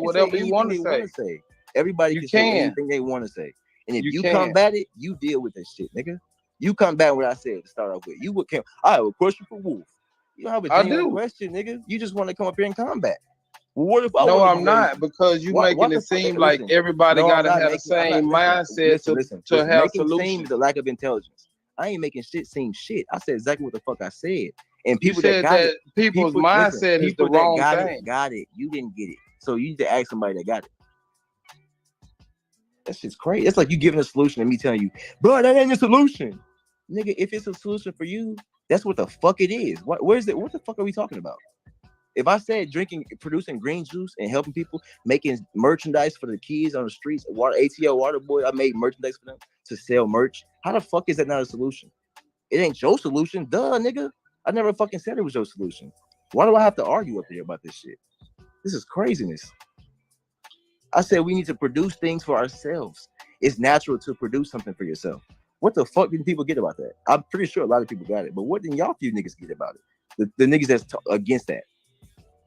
I didn't say shit about everybody got to go do what I'm doing. Everybody needs to go out and be rich and make shit. I'm saying if you live in a house, we used to get paid to be at home. Bro, I said a whole bunch of shit. The shit went over everybody here, or over these niggas' head, I guess. I broke it down very simple to say at the end, all you need to do is produce something. Are you a buyer or a seller? I don't even know what the fuck the pushback is for. It's like, I never said every single person's solution is this. Of course not. Some people's solution, but at the end of the day, as a being, you should produce something. That's all I'm saying. And you see how I said should? Okay, I didn't say you have to do this. I didn't say Superman has to do this. I don't give a fuck what you do, bro. But what I will do is say my opinion and my solution. I'm not telling you this is your solution. Chief got his solution. Smoke got his own solution. But just jumping in and telling another man, like trying to make me view how you view it. It's like, bro, that's how you view it, man, respectfully. And that's all. Like, if you got it, that's why I asked you, what's your solution, bro? I'm not gonna tell you it ain't a solution. Superman, what's your solution, bro? You right. You got it. You just solved everything. And I'm just, and that's me being genuine. Like, you got your own solution, bro. So who am I to tell you? Like, I can't. Like, what's your solution, bro? It's for you. Like, you probably got a solution for you that fits you and the people that. I'm gonna take your solution and I'm gonna produce some green juice and some sea moss and some shit. Niggas is doing it, but how many niggas you see and produce sea moss now? You see what I'm saying? Chlorophyll. Well, let me add this to the panel then. Let me add this to people, man. Because see, we in the dire stage with our health. We are in the dire stage. We do need things like spirulina, man. We need to get some spirulina, some good quality spirulina, and was it chlorophyll? You know, chlorophyll is in spirulina. Yes, it is. But everybody might not. You got that. I agree. But slow down. You can get the liquid because some people might not be able to take the powder form. So you can get actual liquid chlorophyll to put in water to purify your water. Yep. You can use cilantro and another green vegetable to create the detoxify yourself. I think Smoke was asking, do you have that? I think Smoke was asking, do you have that, brother? I think Smoke was asking, do you? Like, if you got that, a nigga, like, if you got it, a nigga about, look, I'm not finna go plant no spirulina. You don't plant it, Smoke. You just no. That's what you do. You go when you find the people that got it. There's people out here doing it and producing. Yes. Yeah, that's what I'm saying. I'm not finna go. I'm not finna go plant no. I'm not finna go plant a garden, but like, but I'm finna get some money. So yeah, if you think I need that, yeah, go get that. Then you got a customer, bro, right? Like that's what you call network. This is the point. Everybody ain't gonna do right, or everybody ain't gonna do what's the best. Everybody gonna do what they can, what they want to, man. And that's we all grown. Anybody up here telling y'all? Yeah, you got to figure out what kind of works for you, man. As long as some positive and some progressive. Even Smoke and Superman, to think that I'm trying to tell y'all something, I ain't telling y'all shit. Like, I'm speaking to niggas that know this shit. I ain't speaking to telling niggas that, like, bro, I ain't telling my grandma, go. I'm just telling her, hey, man, this is what I think we should do. You know what I'm saying? I ain't saying Smoke needs to go plant a garden. That ain't your solution, that nigga. Maybe Smoke want to, I don't know, fight and, nigga, I don't know. Even my homies that fight, we teaching them how to produce your own merchandise so you can make money and make your own means. That's all I'm saying. But if I'm wrong for saying you as a man need to make your own means, then hey, we just niggas is there. We got different type of niggas out here. But as a man, you okay waiting and asking somebody? I mean, we all have jobs and had jobs. I used to have them, but I really realized, okay, like what if I get fired, laid off? I'm just like, oh shit, laid me off. How long we been doing that? Till we like realize at least I got some cash flow because I've been selling this. I've been making these posters. I've been making these, things at the house, and I got these bases. My wife is sewing stuff at the house, and we got food to sell, and you know what I'm saying? Like my mom's an interior decorator, and she didn't have no means of doing it. I said, Mom, get you an LLC, and then get online, and then start going to people's houses and decorating houses. Now she got a company. It ain't no rocket science. She just didn't realize you can do it for yourself and produce your own means of income and living. That's all I'm saying, bro. I'm not telling nobody that y'all got to do such and such. I'm saying simply produce your own means of living, bro. Even you, Smoke Signal, like I know y'all don't want like that's why I broke Superman down to him saying I don't want to do, and that's my point. It's a want and not a want. Well, this the point I'm making. Versus bro. like what you should do if you want freedom. That's all I'm saying, bro. The point I'm making is no matter what you produce or what you do, you still in a fucked up situation because we under occupation. So why try to tell motherfuckers to be comfortable in this condition of being occupied in a fucking prisoner? Yeah, I don't know. Why not fight? Why not fight to break the system down first, yeah, and I then agree be with that. productive? I'm not even talking about that, but I agree with that too, though. I mean, that's what we're doing, tearing the system down by producing our own things. That's my perception. You know what I'm saying? I'm not saying anything stupid. Like, oh, we should get into the system. Like, I don't know what level. Listen, y'all. I'm not. Maybe I need to ask somebody else about me, but like people that talk to me off of this, they listen. I ain't saying nothing that's like what y'all been hearing the basic. Oh, wait, we should just no, bro. It's simple. Produce your own means, and you don't need them. But the problem is, 98% of you niggas need them, and they know it. And what I'm telling y'all is foreign to your ears. So it's like, wait, we can't. We gotta make a means for ourselves. Duh. That's what they all knew that. You just don't know that. And like your brother said, we have to go work for somebody if I have the skill set. Bro, if you got the skill set to do it, you got the skill set to create a But technically, company. we are. Even if we produce something, we still are workers. Does that make sense We are though? We need to have laborers some decorum around this by motherfucker. nature. Hey, listen, It yeah, depends on I don't who know. Did y'all benefiting. do speech I get what classes you're in college? saying. I did speech. Yeah, I got you. I did speech classes in college. We have to have decorum. And one thing I learned was acknowledgement. Acknowledge what we're saying so at least we can get to a point. You see what I'm saying? All I'm saying is produce something so you don't need anybody else. If that's wrong, somebody say that's wrong. Mic check. Mic check. That's all I'm saying, So, Chief, in the chat, Aboriginal Amory Gal said an interesting comment about how about dropping some of the businesses. Now, I know you already have OnlyBuilders, but in sporadic needs inside the chat of who is actually doing something and how they can connect. Now, that's an example of networking. I'm not disagreeing with anything you've said, Brown. Again, as I said earlier, the formula is already in existence, has been in said, I don't need existence them for the anymore. entire experience. Didn't interrupt you, brother. That's why I let you go with your No, you flow. good. Go ahead. My bad. But so, you know, someone does My get a bad. chance to speak. Let's call a You good. conversation. So You good. when I was there's just a group of, comment. My bad. then you don't have to keep saying something, young brother. Just go and get it out, You know? Alabama. Yeah, I We was ain't trying to apologizing. There are a control group of you. 10 people on most average situations. One is the employer or the creator of things. All 9 others do need something to do. That doesn't mean they don't have a talent, a skill, a craft, but not being encouraged. That's kind of what a school system should be more effectively doing.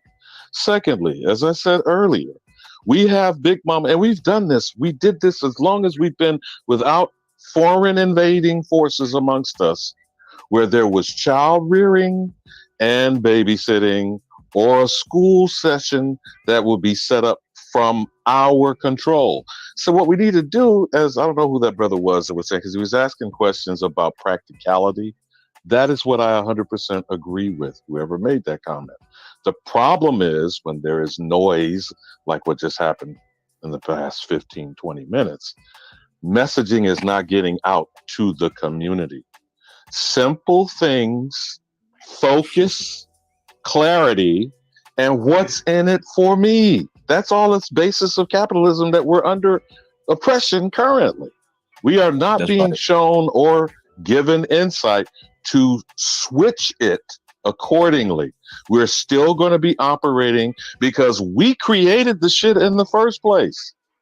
So the problem is, again, we're not engaging each other. We're not, as I asked Bethy earlier in the bill, how can we be dependent households?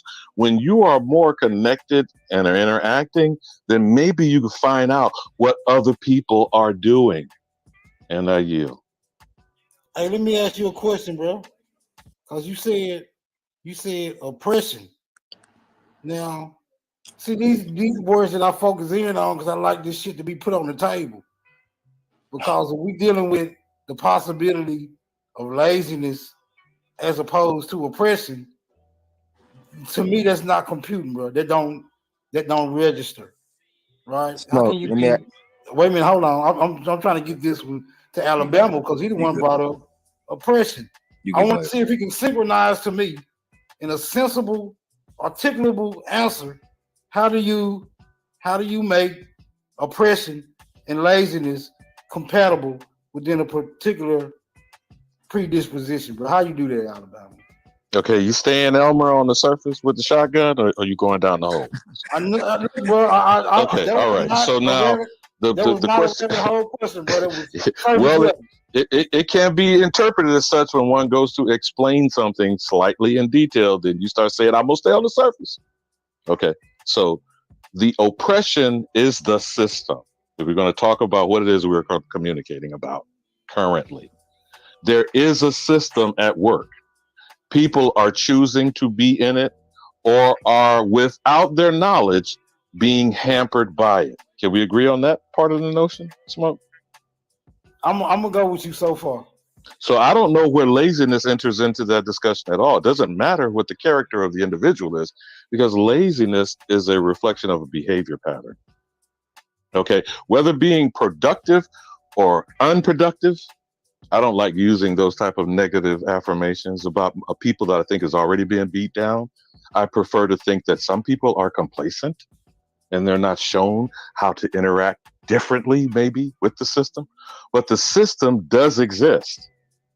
Now, the predicament is for us who are being put at a place where it is not purposeful nor beneficial to us specifically. Everyone else we can see around us are benefiting off the same system.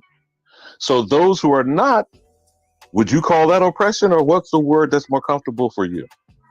No, look, I can definitely call it oppression, right? I can definitely call it what you just explained, oppression. So now, what does that have to do with the? So what does that have no, to do with the individual person's character or behavior? it has nothing to do with the individual's character or behavior, but nothing at all. That's why So I said I'm not going to sound hold judgmental on. or I cast want you to, aspersions but on no, hold people's on. character flaws. What I Hold will on. say. Wait a minute, hold on before you take me in a rabbit hole, bro. Because I'm not. See, I going down told the you, rabbit hole, Elmer.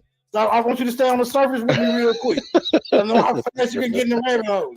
Just stay on the surface with me real quick, bro. Real quick. I'm gonna be short. Now you explained oppression. You detailed it immaculately, bro. Now come on, let's do laziness, because if laziness is a factor to our predisposition, I want to know how it became to be, bro. You want to know why I have a problem with that word? Or this is just Can I talk just my about it? opinion. Yeah, Oh, wait, I'm hold on asking now, about the because there word. was a specific conversation. Please, let's not have interruption. All right. Yeah. In the asked about context of the same system I described, Smoke, you are familiar with a famous person they call Step and Fetch It, right? Yeah, I know that nigga. Okay, then what was his character and behavior that became an image for supposedly entire people? And this is the problem what I have with a word such as laziness. Okay. Did he not play the so-called coon and buffoon? Right. And the shiftless, lazy Negro, that was a personification of a stigma, was it not? For sure. That's right. Where is their correlation to fact? None. And by the way, while he was, and since we want to talk about paper and paper chasing, do you know he was the highest paid entertainer at the time at $10,000 a week at that time? You got a Gatling gun, bro. You be busting, bro. Y'all talking about, nigga, I don't know if we talking or if I'm just ducking behind cars and shit. Hey, bro, real quick, let me help you with the step and fetch it thing. I see I'll be with you, but then you just take off and you don't pass the baton or no shit. You don't grab the baton, you just go on for the finish line. But look, bro, hey, when you come to the step and fetch it, nigga, yeah, that's a whole fallacy, bro. Go ahead. But we are in agreement that has been used to put a mindset out about a people. No, about a person. How about let's put it like that? No, that was not personal. But go ahead. No. I'm Okay, saying Alabama, what can I step? ask you? But Can no, I get a timeline let of me when the bring laziness focus to this started, point about, because so we that can have was more a clarity? personification of a stigma, For right? sure. For sure. I'm with Right. you.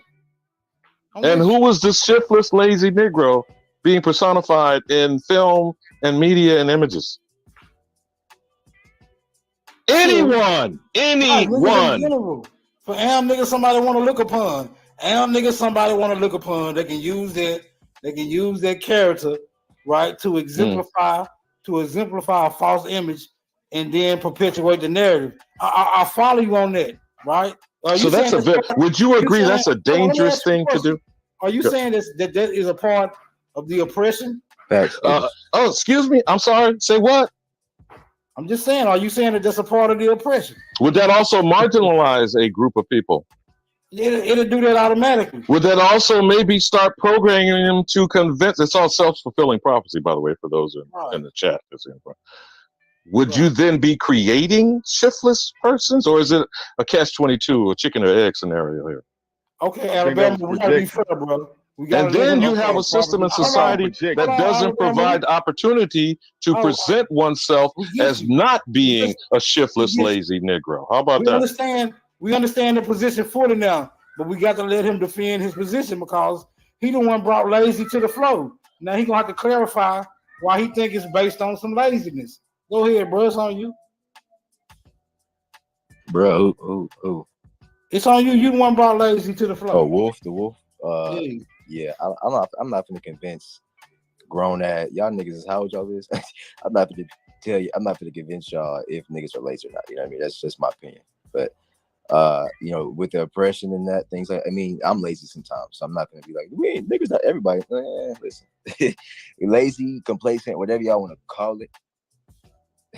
Niggas have been sold convenience. They've been sold a second class seat, and they've been influenced by the thing that Alabama was just talking about, the image of a lazy nigga. So when niggas follow that image, bro, all I'm saying is I see lazy niggas. If y'all don't see lazy niggas, that's on y'all. And if that's not how you see it, you don't gotta. I think that's a point to it. But I just want to know. Give me a Alabama. Give me a timeline when the laziness started, so we can because I think But that he was a don't believe in projection. laziness. So why you asking him that? No, he do. don't. But he's saying it's may I negative add to something? project it back on our people, to keep projecting. May I it. add something? May I add something? It ain't just the late. It wasn't just the step and fetch character. It's the way he was treated that was also projected into society and used against us. Yeah. But regardless of the fact, And it became a system position, a default placement of an entire, and not to say that women, because women were then shown to be the mammies. Now, if you're not familiar with Donald Bogle's book about the image and the history of Hollywood, Toms, Coons, Mammies, Pickaninnies, and Bucks, there's a very deep study on how this has been pervasive for the entire history of Dreamland and Hollywood. Okay? Now, I won't get down the rabbit hole about the Ish people and talking about why Kyrie and Ye went afoul. But regardless of whether an individual has a character flaw, because that's what we're talking about, it's a character flaw. But in the case of Steppenfetch, who was a highly educated man, I might add, and it took quite a bit of brilliance to be acting that motherfucking stupid. But some people convincingly do it here, attacking this community, and doing it without being paid. And that Negro at the time was paid $10,000 a week. So one person was used to stigmatize all so-called colored Negro Aboriginal men. And now we're in 2023 arguing about whether or not those same men can be considered as lazy or they're not being engaged. That to me is a matter of perspective, not a reflection on a character flaw. Right. Okay? Alabama, And since the perception of a society, now let me just land my plane on this, Superman.